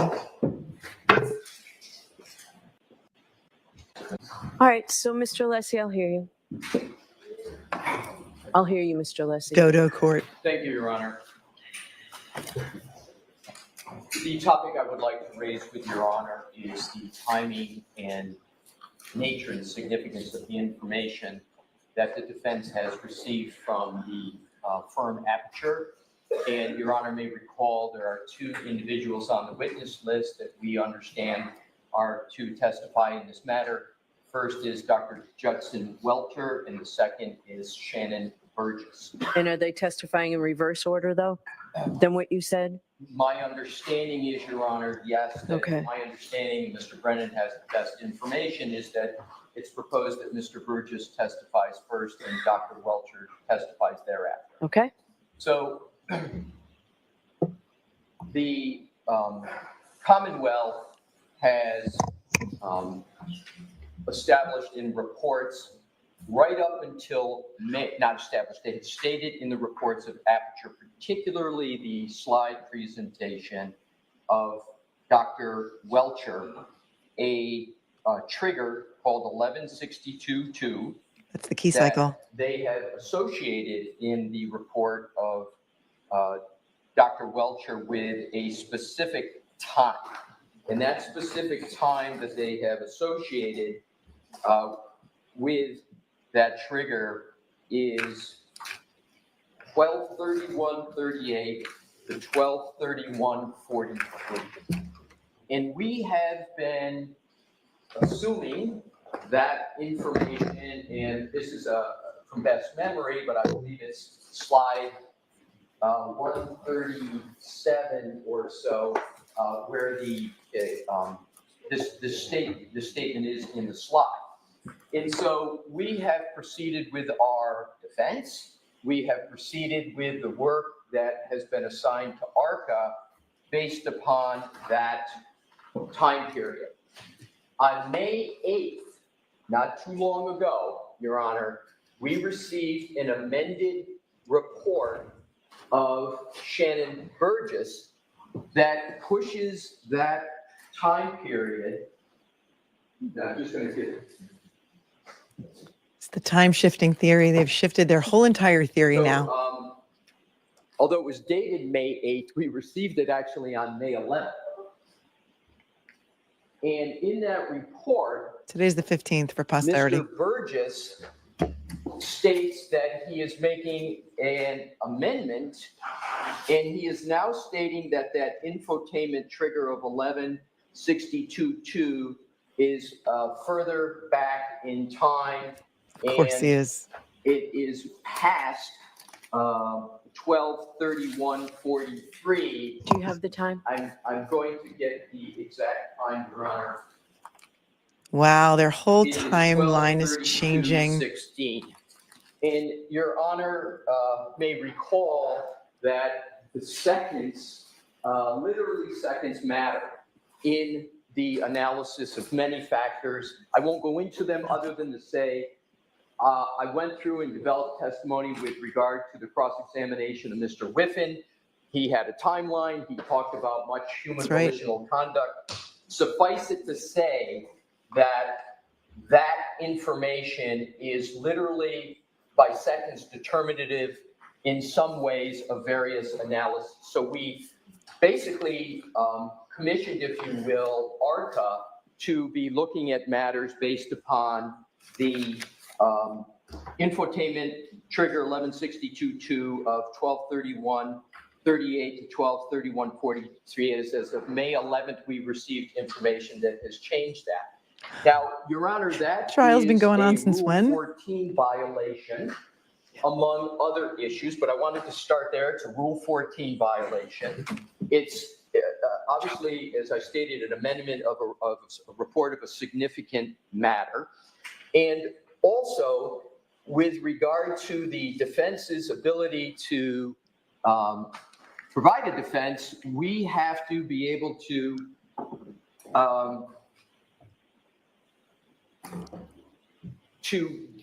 evaluate that information in terms of our entire defense. And it's just not limited to ARCCA, it's our entire defense. The other data point I want to get to, so the effect it's had, we still haven't even been able to evaluate entirely that. And I believe, Your Honor, based upon the information that I have, that this may have been a calculated matter by the Commonwealth, but even assuming it's not calculated, the effect is pronounced. So what I want to do, Your Honor, is to look at what the reason Mr. Burgess has given, which leads me to be very concerned about a calculation and a strategy calculation here. Mr. Burgess states in his own words that the reason why he is changed, that time is being changed, is to, quote, align the trigger with Mr. Whiffen's analysis. And Mr. Whiffen's analysis is based upon the extraction data from Mr. O'Keefe's phone. And I believe it's undisputed that the extraction from Mr. O'Keefe's phone occurred years ago. And the data from that has been extant, it's been available years ago. So to me, Your Honor, that basis can't be a proper basis at particularly this stage where we are approaching the end of the trial, just literally days before the testimony of Aperture. And we are in a very, very almost impossible, challenging situation. So, Your Honor, there are obviously, Your Honor knows the situation here. Our first request is that the May 8th report that we received on May 11th be not allowed, that it be not considered at all. As Your Honor knows, I don't like to use hyperbolic words, but the word has been used for us, against us, ambush, ambush, ambush. If there's ever an example of an ambush, this is it. And so, Your Honor, our request is that Your Honor find a Rule 14 violation, that Your Honor have the remedy be that the violation remedy be that this is not allowed and that the Commonwealth proceed with its the information of Aperture that has been extant before the May 8th date of the report. Thank you. Do you have another option if that's not something that we do, right? Because the Commonwealth moved to exclude ARCCA or have them go by their old report, right? Right, and Your Honor, I'm going to answer your question, but with just a quick point that this is really much different than ARCCA because two reasons. We are the defense, and thank you. ARCCA is a rebuttal to the prosecution's case. That's right. That is much different than a prosecution changing its theory of the case at this time. I understand that. I'm just asking if you have another We are the option. defense. It's not what I am saying that I am proffering. I think the only Or dismiss the remedy case. here is exclusion and a Rule 14 violation. And you're not waiving that? Oh, I'm not waiving that. No, I'm not asking you to. Your Honor. Okay, a continuance for how long? I could have a better answer perhaps to that question tomorrow. I haven't given what's been going on. I haven't even had a chance to talk to ARCCA at All right, all. so tomorrow morning, let me know that. All right, No, move to dismiss the case. In Your Honor, I will do that, of course. And I will also say, without getting into an elaboration of it, we have to look at all the witnesses that we called. I'll give you an example, Mr. Whiffen. I had my whole cross-examination, not whole, but a significant part of my cross-examination of Mr. Whiffen based upon going through human volitional conduct off that phone that was after that 1162 trigger. And a lot of our defense in theory is based upon that's been in existence now for several months. And again, I go to the bottom line that the proffered reason in Mr. Burgess's report is to align with the data on Mr. O'Keefe's phone, and then that's been around for a long time. So that's my answer to Your Honor's question. All right, thank you. Mr. Brennan. All right, thank you. Your Honor, this disclosure is not a Rule 14 violation. The Commonwealth, just like the defense, is entitled, continues to work on their case and No. study their case as No. time goes on. No, This you don't get to change your whole issue, theory. The relevance of this issue has been clear throughout the case, including my opening statement. And the issue is that clocks are different. There is a clock in a Lexus that runs on a different time than that of an iPhone. If you recall, in my opening statement, I talked about the fact that there are variances between those clocks. So instead of a moment that coincides happening at the precise second, sometimes there's a variance of time between the two. So the Lexus clock could be at a variance with an iPhone, but the event still could happen at the same time, given the clocks have different times. Too bad. The defense provided a report by a person by the name of Mr. DeSorga, a noted expert witness who they've listed as a witness they may potentially call. Mr. DeSorga wrote a report, and in the report, he suggested, based on his analysis, that Mr. O'Keefe's phone always ran late. That means if the texting data, the black box data from the car, has an event at 12:32:38, 12:31:38, and Mr. O'Keefe's last movements were 12:32:16, last user interaction 12:32:09, there is a variance between those times. We asked our expert to review their expert's report to see if he was accurate, that the variance means that these times would never align. And that's what he did. He studied the data, he studied the ways. You're in the middle of trial. You're in the middle of trial. Relative to the time. Doesn't change anything, doesn't change the data whatsoever, just adds to the time. What he learned.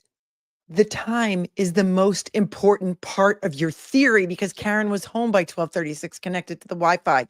You don't get to change your timeline. Rule 14 is automatic disclosure, automatic discovery. They have to give each other discovery. You can't change your timeline in the middle of a trial. This is insane. I've never seen anything like this before.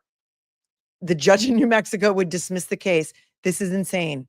They just turned this report over 4 days ago in the middle of trial, changing their entire timeline after they've put on something like 90% of their case, and all of the witnesses were cross-examined on the timeline that they said was 12/31/38 to 12/31/43. If she allows this and just gives them a continuance, like a couple of days to like get ARCCA to, no, this is wrong on every single level. My head has popped off. It's in Connecticut. Can you guys please look for it? Because it may be heading north. From his opinion, is that Mr. DeSorbo was wrong. He used information from different phones, not recognizing the items that these timelines came from, that his time estimates are wrong. So then he looked at the time of the event of the ignition on and off, and he compared that to the Waze data. And when he did, he found that he could identify The world is watching the corruption in real time. Instead of guessing that it was within the 30-second window, it was somewhere around 21 to 25 seconds. And that 7 minutes before the collision, Mr. O'Keefe's phone was 21 to 29 seconds ahead, which means you subtract that time. No, you've had his phone. You've had his phone. I know you weren't here. The Commonwealth has had John O'Keefe's phone since January 29th of 2022. Okay? Tough shit. Citizens of Norfolk County, you should be asking for a refund from this man. The $200 and however many $50,000 he's already been paid, and the $1 million that he will be paid to try this case, because no other DA in Norfolk County in their office that's on salary, there's more than 50 of them, wanted to try this case. They hired a hired gun, this guy, and they're paying him an exorbitant amount of money to try this case. Ask for a refund, because you know what? At $250 an hour, sometimes you get what you pay for. Here's a great example of that. My father used to say, you buy cheap, you buy often. There it is. From the beginning, that the collision occurred at the same moment when Mr. O'Keefe last had user interaction, and that reconciles with the data. It does not change the text stream data or the black box information on the car whatsoever. It does not change ARCCA's analysis whatsoever. We received this report on May 8th. I was surprised to receive it. I welcomed it. We turned it over on May 8th. There was no delay. It's been a week now. The defense has had this information. And so this is not an attempt to align anything. While it may reconcile or identify that variance more closely, it doesn't change any data whatsoever. And so this is not a Rule 14 violation. The effort was in response to disclosures that we believe were wrong by the defense expert. You blew it. Your case sucks. You blew it. And it is favorable for us. I'm not sorry about it. Did you intend to use it in your case in chief, or only if this witness disorder? I don't remember reading that name, so I don't know how to pronounce it. Case in chief. On my case in chief, because we now have this available data. Yeah, he's probably going to call him tomorrow. This wasn't ambush. Isn't something that we sat on. It was in response. Fortunately, we received their expert report, which caused us to focus more closely. I need a massage. We've identified that variance, rather than having an open variance of 30 seconds. We should not be precluded. Every second counts in this timeline, you jackass. By a report by the defense. Okay. Please. Yes. I'll do it quickly. Okay. Attorney Brennan has provided a lot of information, and no substance. He has accurately provided information, but he's got the time completely wrong and the significance respectfully completely wrong. I'm going to hit his 4 categories quickly. He said he referenced Mr. DeSorbo, who is a defense witness. Two points about Mr. DeSorbo. First, Mr. DeSorbo provided his expert report within this reciprocal discovery deadline. Okay. And he provided that report months ago. Okay. So if, as I heard Attorney Brennan, he's saying the reason why we're getting something on May 8th is because Mr. Burgess supposedly is responding to that. That was months ago. Okay. The more apt point is, or an even more apt point is, Mr. DeSorbo was responding to the information of Aperture. It wasn't like Mr. DeSorbo was coming up. He was rebutting as defendants do. So, and it's Mr. Disogra, D-I-S-O-G-R.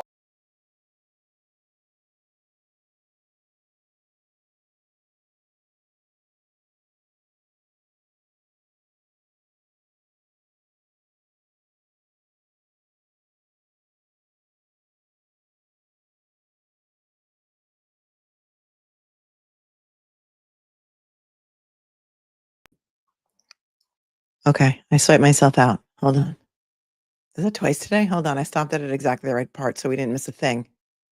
StreamYard, you need to get your act together because the world is watching and we cannot have these technical issues with your software, okay? StreamYard has this thing. If you swipe to the left, it kicks you out of your own damn stream. Just hold on. So that's O-G-R-U.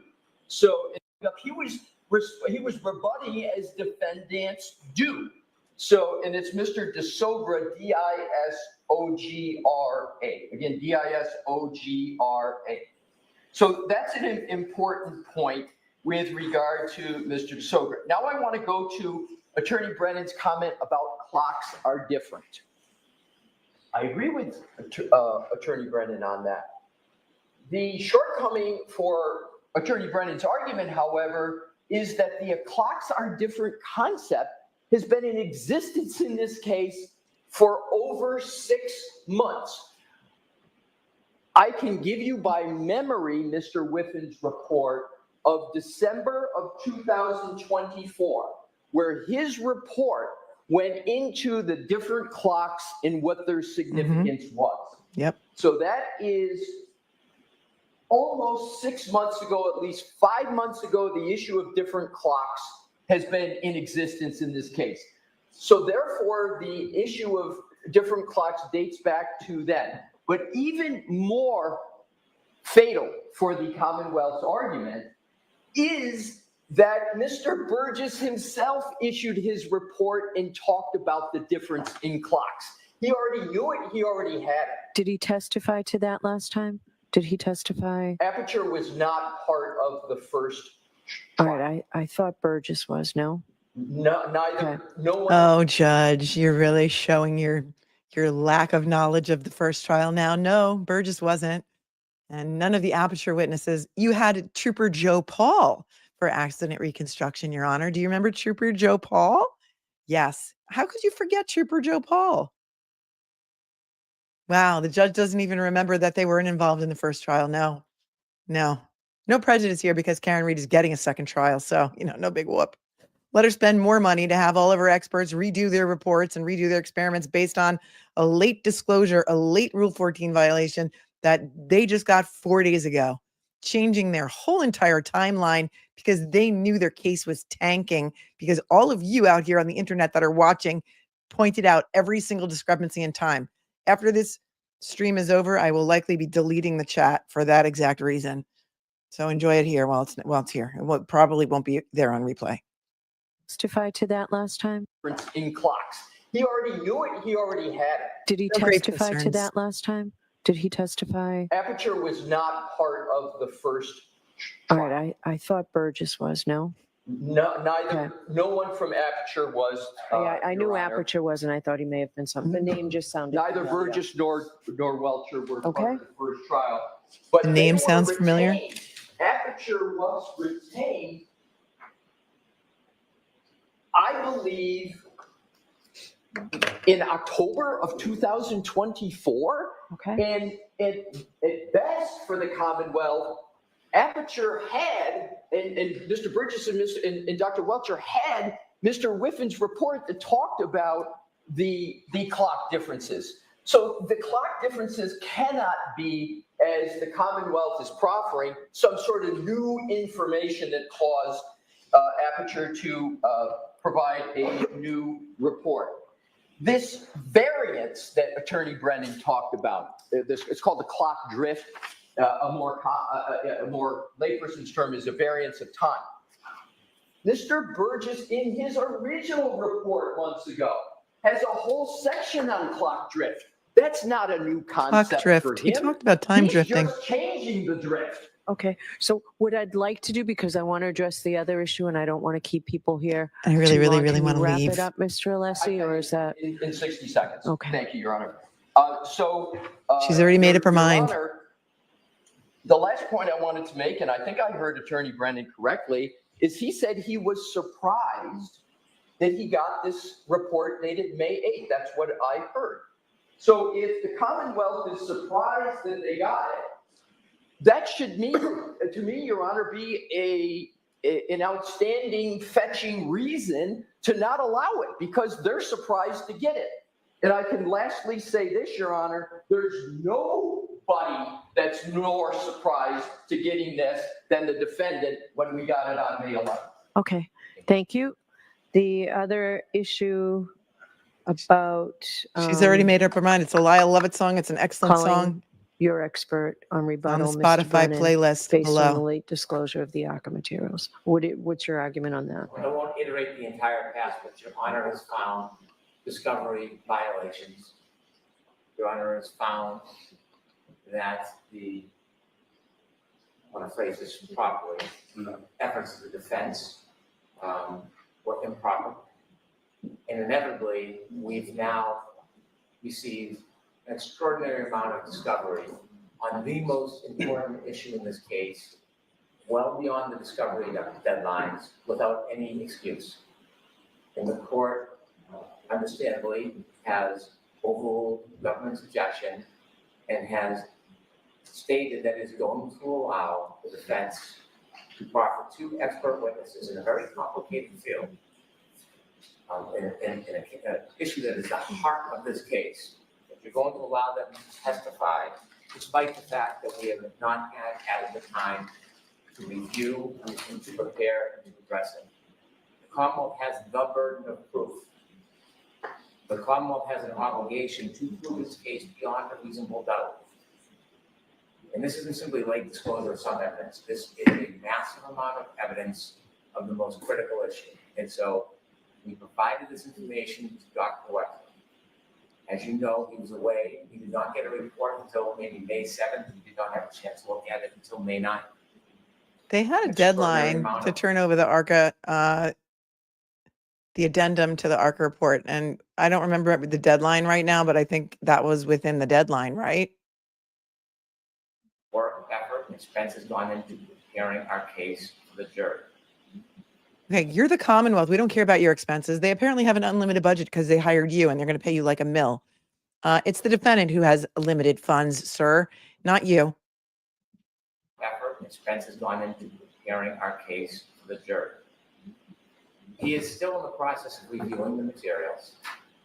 There are entirely new subject areas within this information, well beyond the simple 4 opinions that they gave at the beginning. There are studies, there are demonstrations, there are experiments.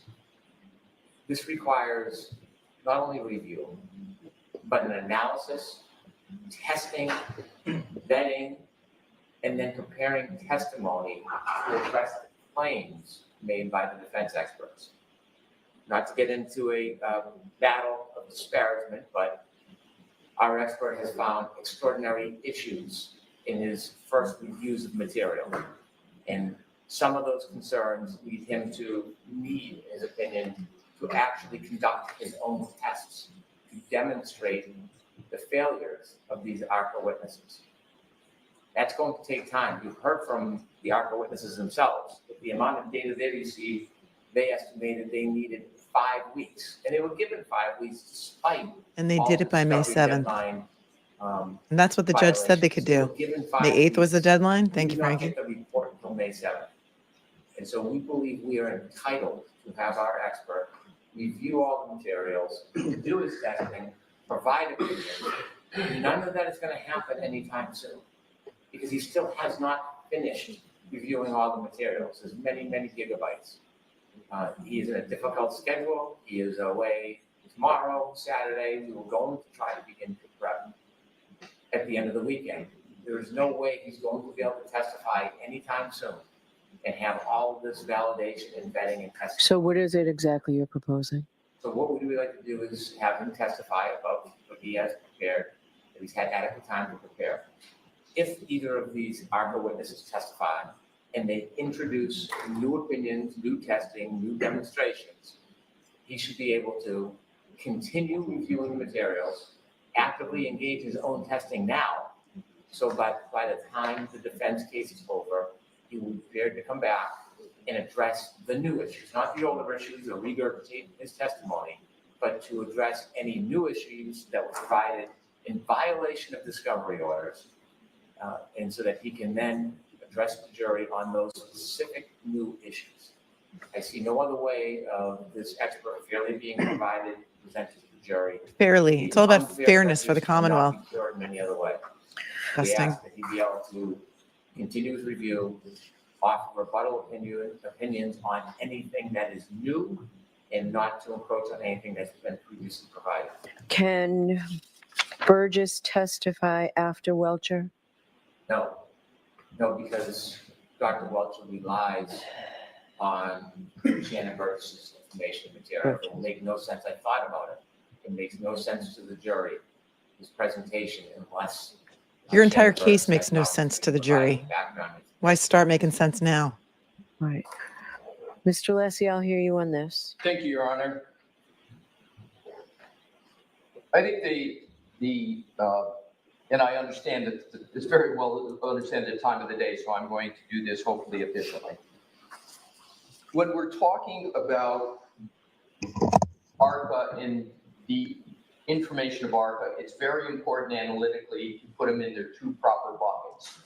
The first bucket is the information and opinions of ARCCA that have been in existence since February of 2024. Yeah, let's focus on the beyond. Let's focus on. Okay, good, because You didn't even know. I'm the sorry. conclusion is there should be. This is to infinity and beyond, because that's where we are right about now. To infinity and beyond. You didn't even know that Aperture witnesses didn't testify at the first trial. So we can't assume that you know that ARCCA's report has been ingrained in stone since February of 2024. Sorry, Your Honor, if we just don't trust you, brah. February of 2024. Yeah, let's focus on the beyond. Let's focus on. Okay, good, because my pithy conclusion is there should be no prejudice on that. And I don't think the Commonwealth's even suggesting that. So we're focusing just on the quote new information bucket. Your Honor, it's very important to understand that what ARCCA is doing is in response to the testing of Aperture. ARCCA did not come up with new approaches. We, again, to state the obvious, are the defense. We get to rebut what the prosecution has put forward. And so what ARCCA has done with the new information, new testing, is simply to rebut what Aperture has done. Right. So I do not understand the length of time or the lift, if you will, that's being proffered for Aperture. Now with regard to the time period, Your Honor has already determined what the appropriate approach is for the new information from ARCCA. When Dr. Rentschler was on stand, and with Dr. What you said, when can you get me the information? And they said, I think it was May 6th or May 7th, whatever, and they met the deadline. They did it.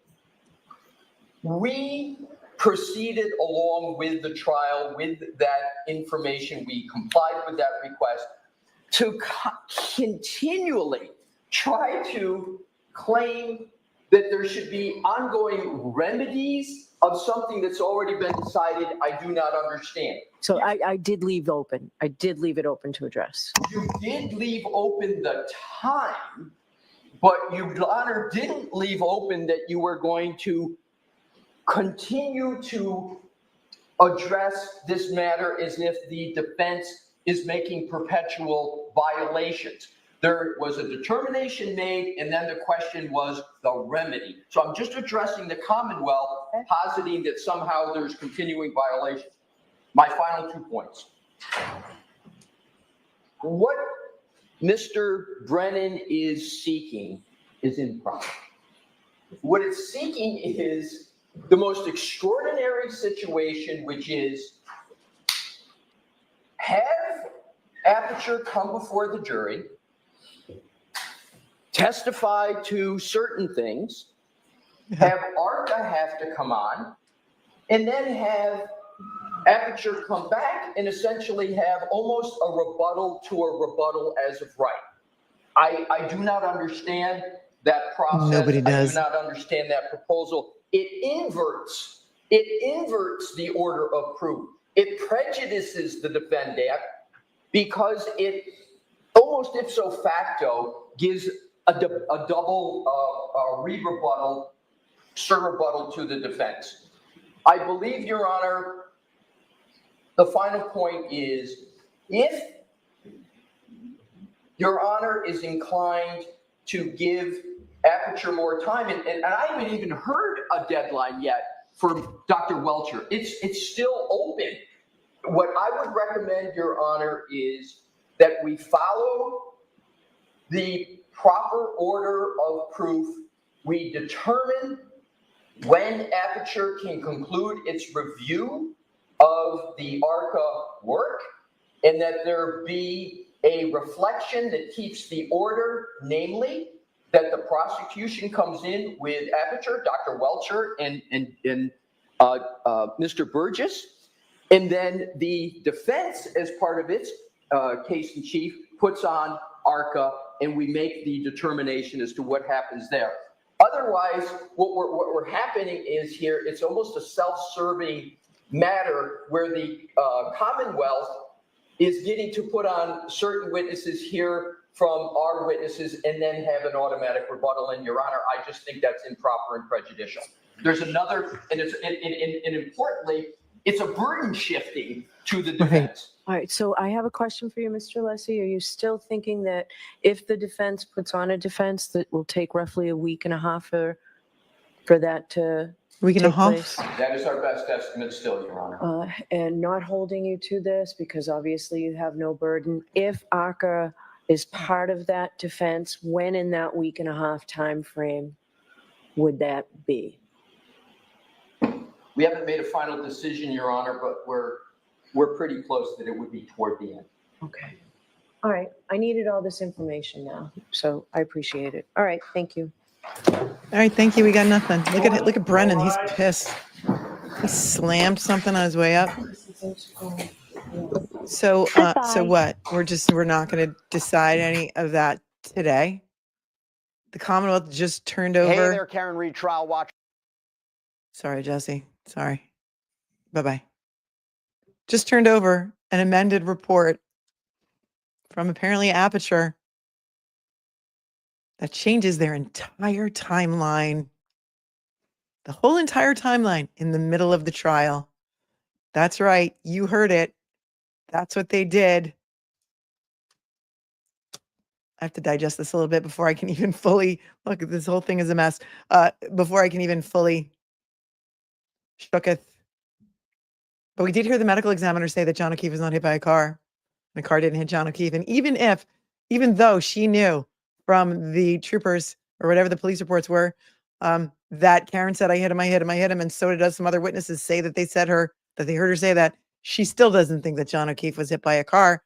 So there's that. And that was IRINI SCORDI-BELLO, the Commonwealth medical examiner who did the autopsy of John O'Keefe. You cannot even make this up, because if you wrote it in a writer's room, they would laugh you out of any pitch meeting that you even tried to have.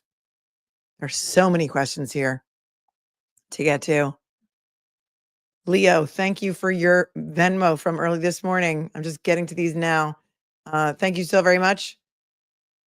Leo, another one says for the touch of gray. Thank you. It's a Grateful Dead reference. Karen says, how about covering the spots with the solo cups until you can get proper collection cups?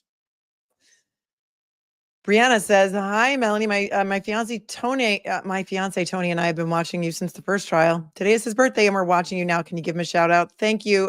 Happy birthday to Tony. I'm sorry. Brianna did send this morning and it got buried And I hope you still get this shout out. So happy birthday, Tony. I'm sure she's got something really awesome planned for you today. I'm sure she does. Kelly, thank you very much. We covered this one earlier, I believe. Hold on one second.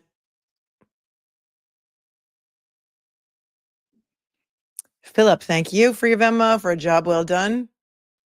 First Grateful Dead show is October 27, 79, and the last one, 6/23/95. You know, you know. Sarah says, are you going to cover the Turk sentencing tomorrow? It's supposed to be at 2. I don't know how I can be in 2 places at one time. I don't even know if the Turk sentencing is going to be televised with everyone else covering the Karen Reed trial. Are they going to have a camera in the courtroom? If anybody knows or anybody has the Zoom information, please send it to me. Thank you, Sarah. Thank you, Susan, for your very generous Venmo with just a little picture of a present next to it. You are my present. Your present is my presence. And Margaret, for your super generous Venmo, who says, for managing your chat without losing it, I could never deal with people again all day. It's hard. Margaret, it's really, really hard.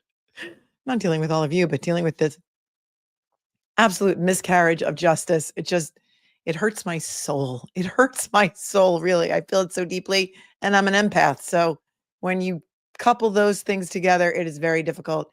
It physically pains me. She says, seriously, you're such a beacon of hope for Karen and bringing so much additional attention to my state's corrupt prosecution. Thank you so much. I appreciate you.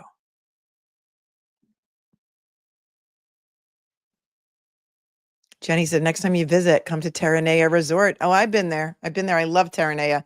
That's in Palos Verdes. So thank you very much for that. John, thanks for your Venmo. Glad we found you after drowning with Court TV. Such a shame. They used to be different. Thank you, John. Janelle, you're amazing. I saw you also put a whole bunch of new.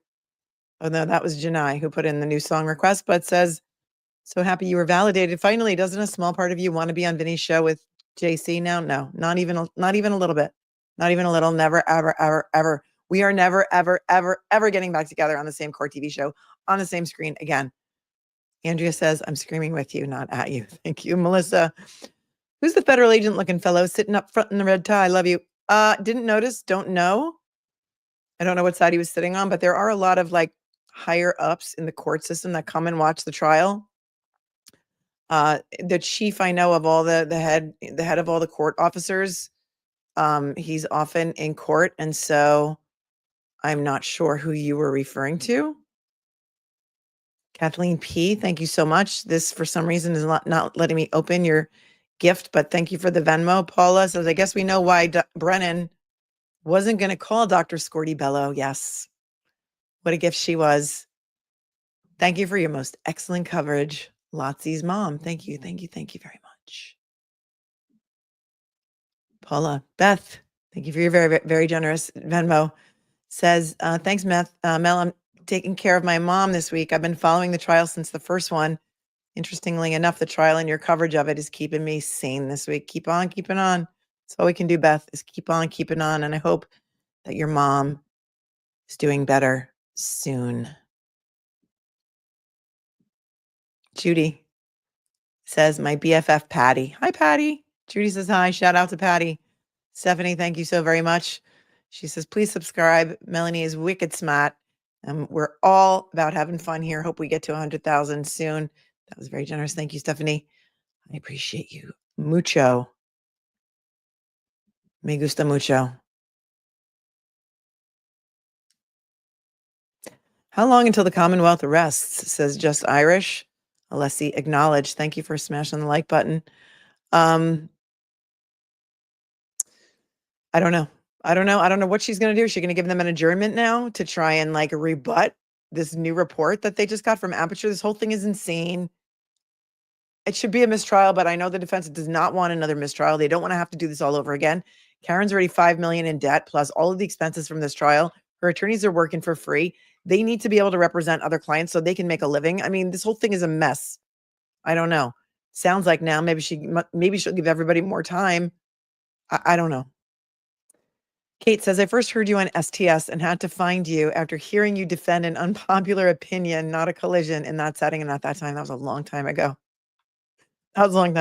Thank you, Kate. Yeah, that was interesting. If you know, you know. Azaran, doesn't this help the defense? I think you were talking about IRINI SCORDI-BELLO. Yes. I thought hypothermia because I was required to accept he was in the snow the whole time, right? Right? And unless he got her to say that the signs that she said was hypothermia could have also been caused by heavy drinking. He was also taking a medication for ulcers, it seems. Any other judge would dismiss the case with prejudice. That's what should happen here. But no. They can just keep violating all the rules. Rule 17, Rule 14, Brady violations. It's like the Brady Bunch already over here. Helena, your ghost picture is getting really popular. Mel people say his name is Brian Albert and he's got a black eye. Good catch. Oh, that's awesome. I'm so happy that Howie Carr picked it up this morning and put it all over the cesspool of Twitter. Playlist, Ghostbusters. Thank you, Helena. And Helena's here from Sweden. Gerald Backenstow. If in fact the judge is biased against the defense and it is obvious and she is sustaining when she should not be, is all of that grounds for an appeal? Well, it would be an appeal if, God forbid, there's a conviction. There are so many things that in my mind, in my opinion, are reversible error that I can't even count them anymore at this point. They don't want a mistrial. This is the second time they're doing it. They want a straight up acquittal or a dismissal. So great question. But the appellate issues only come into play in the event of conviction. We don't want that. T-Bone says Michael Bowden's entire career is now irrelevant. Thank you, T-Bone. Madeline Wags, I'm so behind because I had a doctor's appointment. Amazing. To the ME say that John wasn't hit by a car. Yes. She says that his injuries are not consistent with being hit by a motor vehicle injury because she looked for signs of a car accident. She couldn't find any. She did not say the wound to the back of his head couldn't have been from falling and hitting his head. She said the wounds to the front of his face could not have been caused by smacking the back of his head on the frozen ground. The lacerations to his nose, forehead, eyelid, I think. Tara, I hope Alessi just lets his inner Whitey Bulger out and demolishes Spanky. Don't we all? Lawyer 2. Pretty sure the guy, number 1, pretty sure the guy that took over for Man of the Tiny Desk is Wolf, not Woke. I don't know the way, but the way that Alessi pronounces it, it sounds like Woke, but when he says Wolf, it sounds like Wolf. So I honestly don't know. If anybody does know his name, let me know. Did Hanky declare the medical examiner a hostile witness? No, he did not. And appreciate my work. Number 3. Thank you so much for your 10. I appreciate you. Will Wallace says, consistent with a punch is enough reasonable doubt for me. Unfortunately, I'm not a juror. Definitely not vehicular homicide, manslaughter, or murder of any degree by the Lexus. Free Karen Reed so we can get real justice for John O'Keefe. Badge number 2490. Thank you, Will Wallace. I appreciate you so much. Robin says, just a thought, but wouldn't a cold garage floor cause hypothermia? It might, but I think Alessi got the witness to say that it might not have been hypothermia at all. Bella's mom, I can't even, Melody. I currently have agita. Don't we all have agita? I mean, the Goodfellas freezer thing. Talking about freezer burn.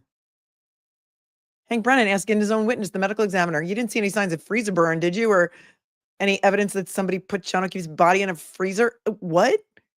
Isn't that out of Goodfellas? Again, I'm starting to twitch. My eyes twitching. My Ring video stopped working on that night. Says, would you hop on board with Karen Reed's defense team if the opportunity arose? I think you would be the icing on the cupcake. That is very sweet of you.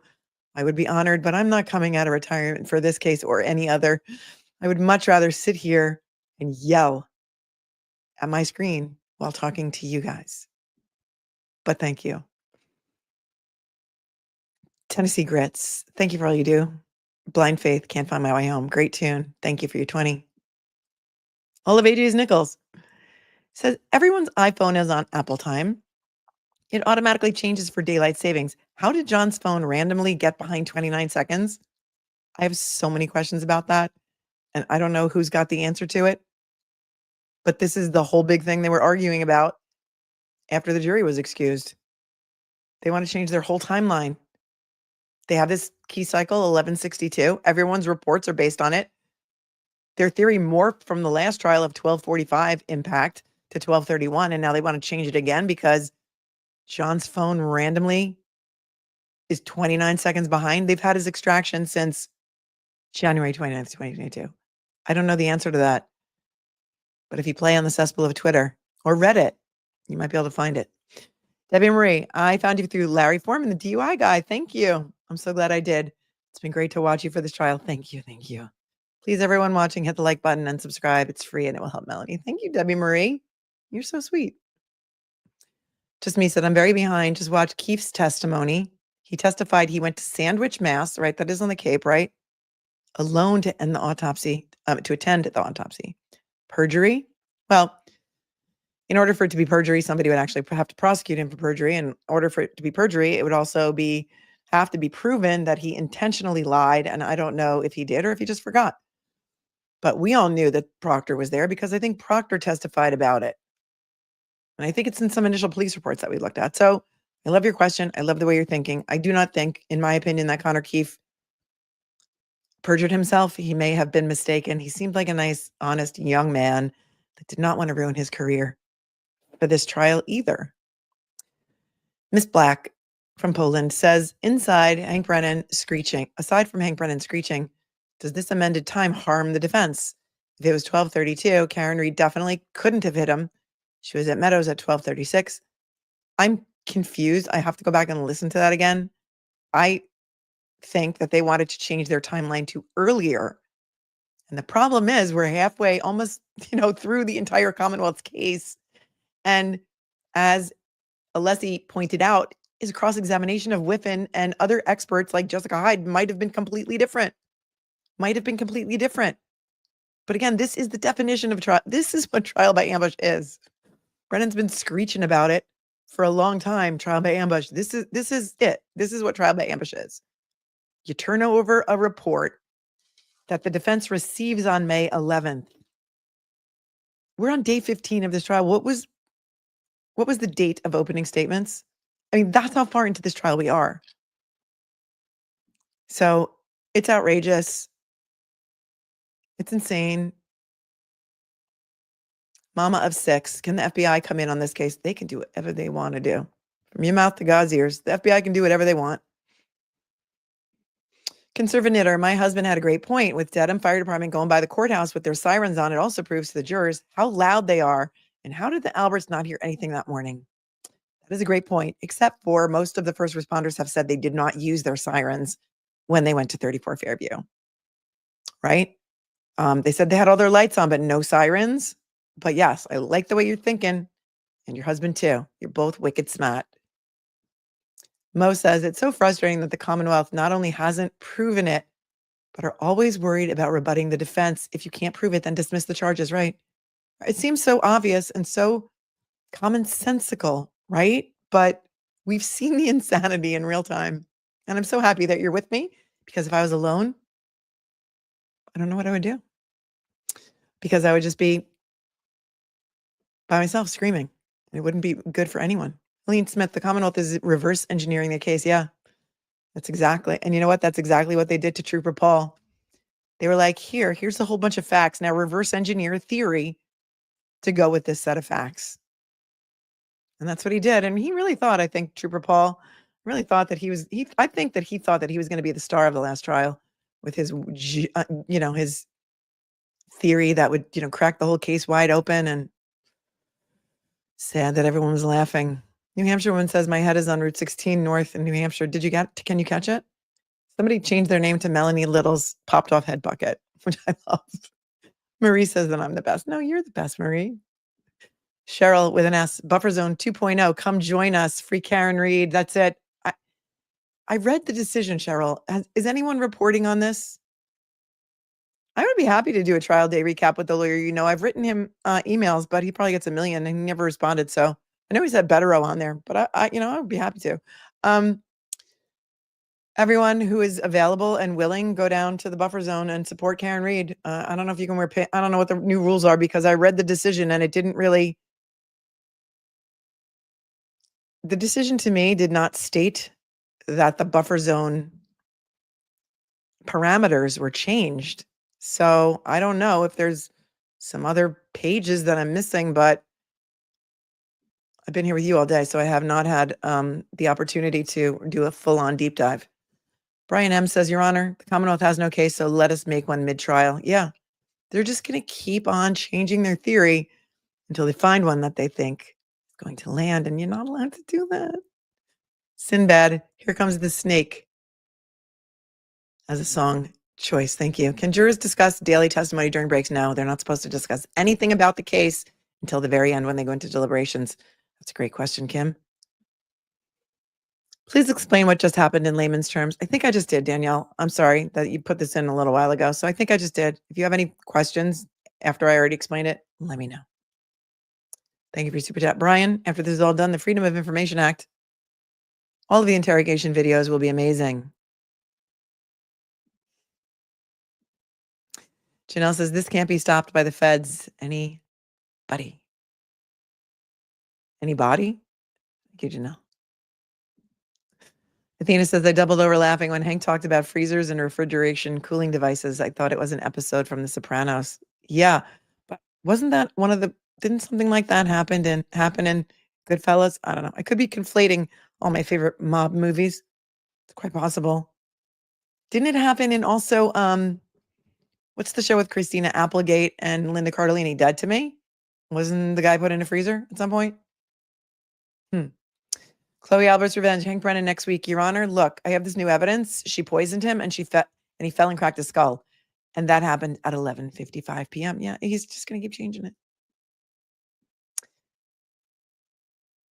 Kelly, Proctopopdon court is an extinct type of kangaroo. Thank you. Proctopopdon court would be worse than a kangaroo court. I see what you did there. I like it. Thank you. Mo says, if they delay it, I'd be so worried about the jury seeing something about the case. I know they are told not to look, but it's been a week. It has been a week. And you can't put a jury on ice like that, to use the freezer metaphor. They're here. They're taking time away from their work, their jobs. They're not making enough to really survive. A lot of jobs don't pay when you're on jury duty. I always paid my employees because I wanted them to serve, so I never docked them their pay. But they're making $50 a day from the state of Massachusetts to be there. And they can't just put them on ice for a week or two. I don't know. I don't know what the remedy is going to be. But I guess we'll find out at some point. Is she going to do a written decision? Is she going to render a written decision? Or is she going to roll from the bench in the morning? I mean, this is insane. They're in the middle of a trial. A trial is a living, breathing thing. You can't just change your whole theory, Commonwealth, in the middle of a trial and expect the defense to be able to, hop on and go along with it.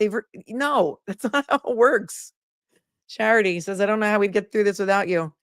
Did you catch her saying, if ARCCA is used in your defense? I thought she said, no, I didn't hear her say that. I thought she said something about rebuttal.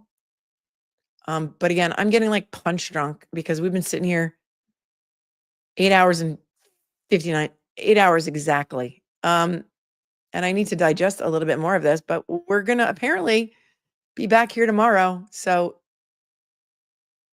don't worry about that. Let me just see if there's anybody I need to thank for coffee. So hang on 1 second. Today is Katie McLean's 5-year anniversary of her death. Thank you so much to Katie's friend who sent me this email. Dr. Harry Turk murdered her, but he was only convicted of manslaughter, and his sentencing is tomorrow. And today is her 5-year anniversary. So prayers up for the family and children of Katie McLean who watched this channel during the Harry Turk trial. It was in the same courtroom that we are watching Karen Reed's trial in. Kevin Reddington was his attorney. He did a great job for Harry Turk because he pulled a rabbit out of a hat with that manslaughter conviction. So RIP Katie McLean. This is a long email, so I will read it more later, but I know that his sentencing is tomorrow, and if I can cover it, I will, and then we'll do Karen Reed on a delay because I think we owe that to Katie McLean. And we know that they go to lunch between 1:45 anyway, so we would just be a little bit behind in the afternoon. Let me figure it out if I can do that, Jennifer. I do want to do that for Katie, so thank you, Danielle, for buying a matcha latte. It says, I appreciate your insight during this trial. appreciate you guys more than you know. And Darlene says, you're the best. I'm wearing my merch to see Dave Matthews in 9 days. Thanks for all your work. Oh, that's amazing. I love that. Especially since that whole Cancun logo came from Dave Matthews concert. Sharon, thanks for 3 matcha lattes for the demonetization fund. We'll see what happens. I didn't feel like starting a new stream. Thank you, XOHEHIVI, for buying a matcha latte. You guys are amazing. You keep me caffeinated, and you know how much I need it. And Kimbo Babalui for buying 5 matcha lattes. And you sent the screenshots of the beanie guy and the sallyport to my email. I'm behind. We looked at those later, so thank you so very much for that. I appreciate you guys, each and every one of you, for watching, because I know you have a lot of choices and a lot of YouTubers with whom to watch your coverage. And I am so honored and grateful that you choose to spend these very, very long, exhausting days with me, because you are amazing. One more. There's Tammy. Thank you very much, Tammy, for your Venmo. All right, you guys, we're going to break for tonight. We're going to come back tomorrow. Well, here's a couple more. My nurse Kel, Brendan's motivation is he gets paid by the hour. He does. He does. He's going to be paid probably $1 million by the time this is all over. Looney Tunes says, I love Alessi so much. He's a beast. I see Jim Parsons playing him in the movie Free Karen Reed. Thank you, Looney Tunes. Janelle, Bernie, 27th, Jack Black, and Shirley MacLaine. Thank you so very much. Thank the moderators, because they keep it classy here, and this is a really, really hard case to cover because of the hatred and vitriol. And when there's 20,000 people chatting, it can be very difficult. Sometimes people get timed out by accident. Sometimes people get their comments deleted by accident. It happens. You try modding a chat like this on your phone. My fingernails are too long right now to even press on anything. They really need to get cut. So again, if you are timed out by accident or somehow something happened, you don't need to write me an email with your sob story. We'll figure it out. Apologies in advance to anyone do today. Just do all the things YouTube likes, please. Comment respectfully, share the stream out, tell people how to find us and where to find us. And above all else, stay cool, stay kind, stay classy. You can do it. I know you can do it. I will see you tomorrow morning at 8:45 for another day of the upside down, inside out, hellhole, Hunger Games, Michigas of a trial that is the Karen Reed re-persecution. Good night, my friends. I'll see you real soon. Peace.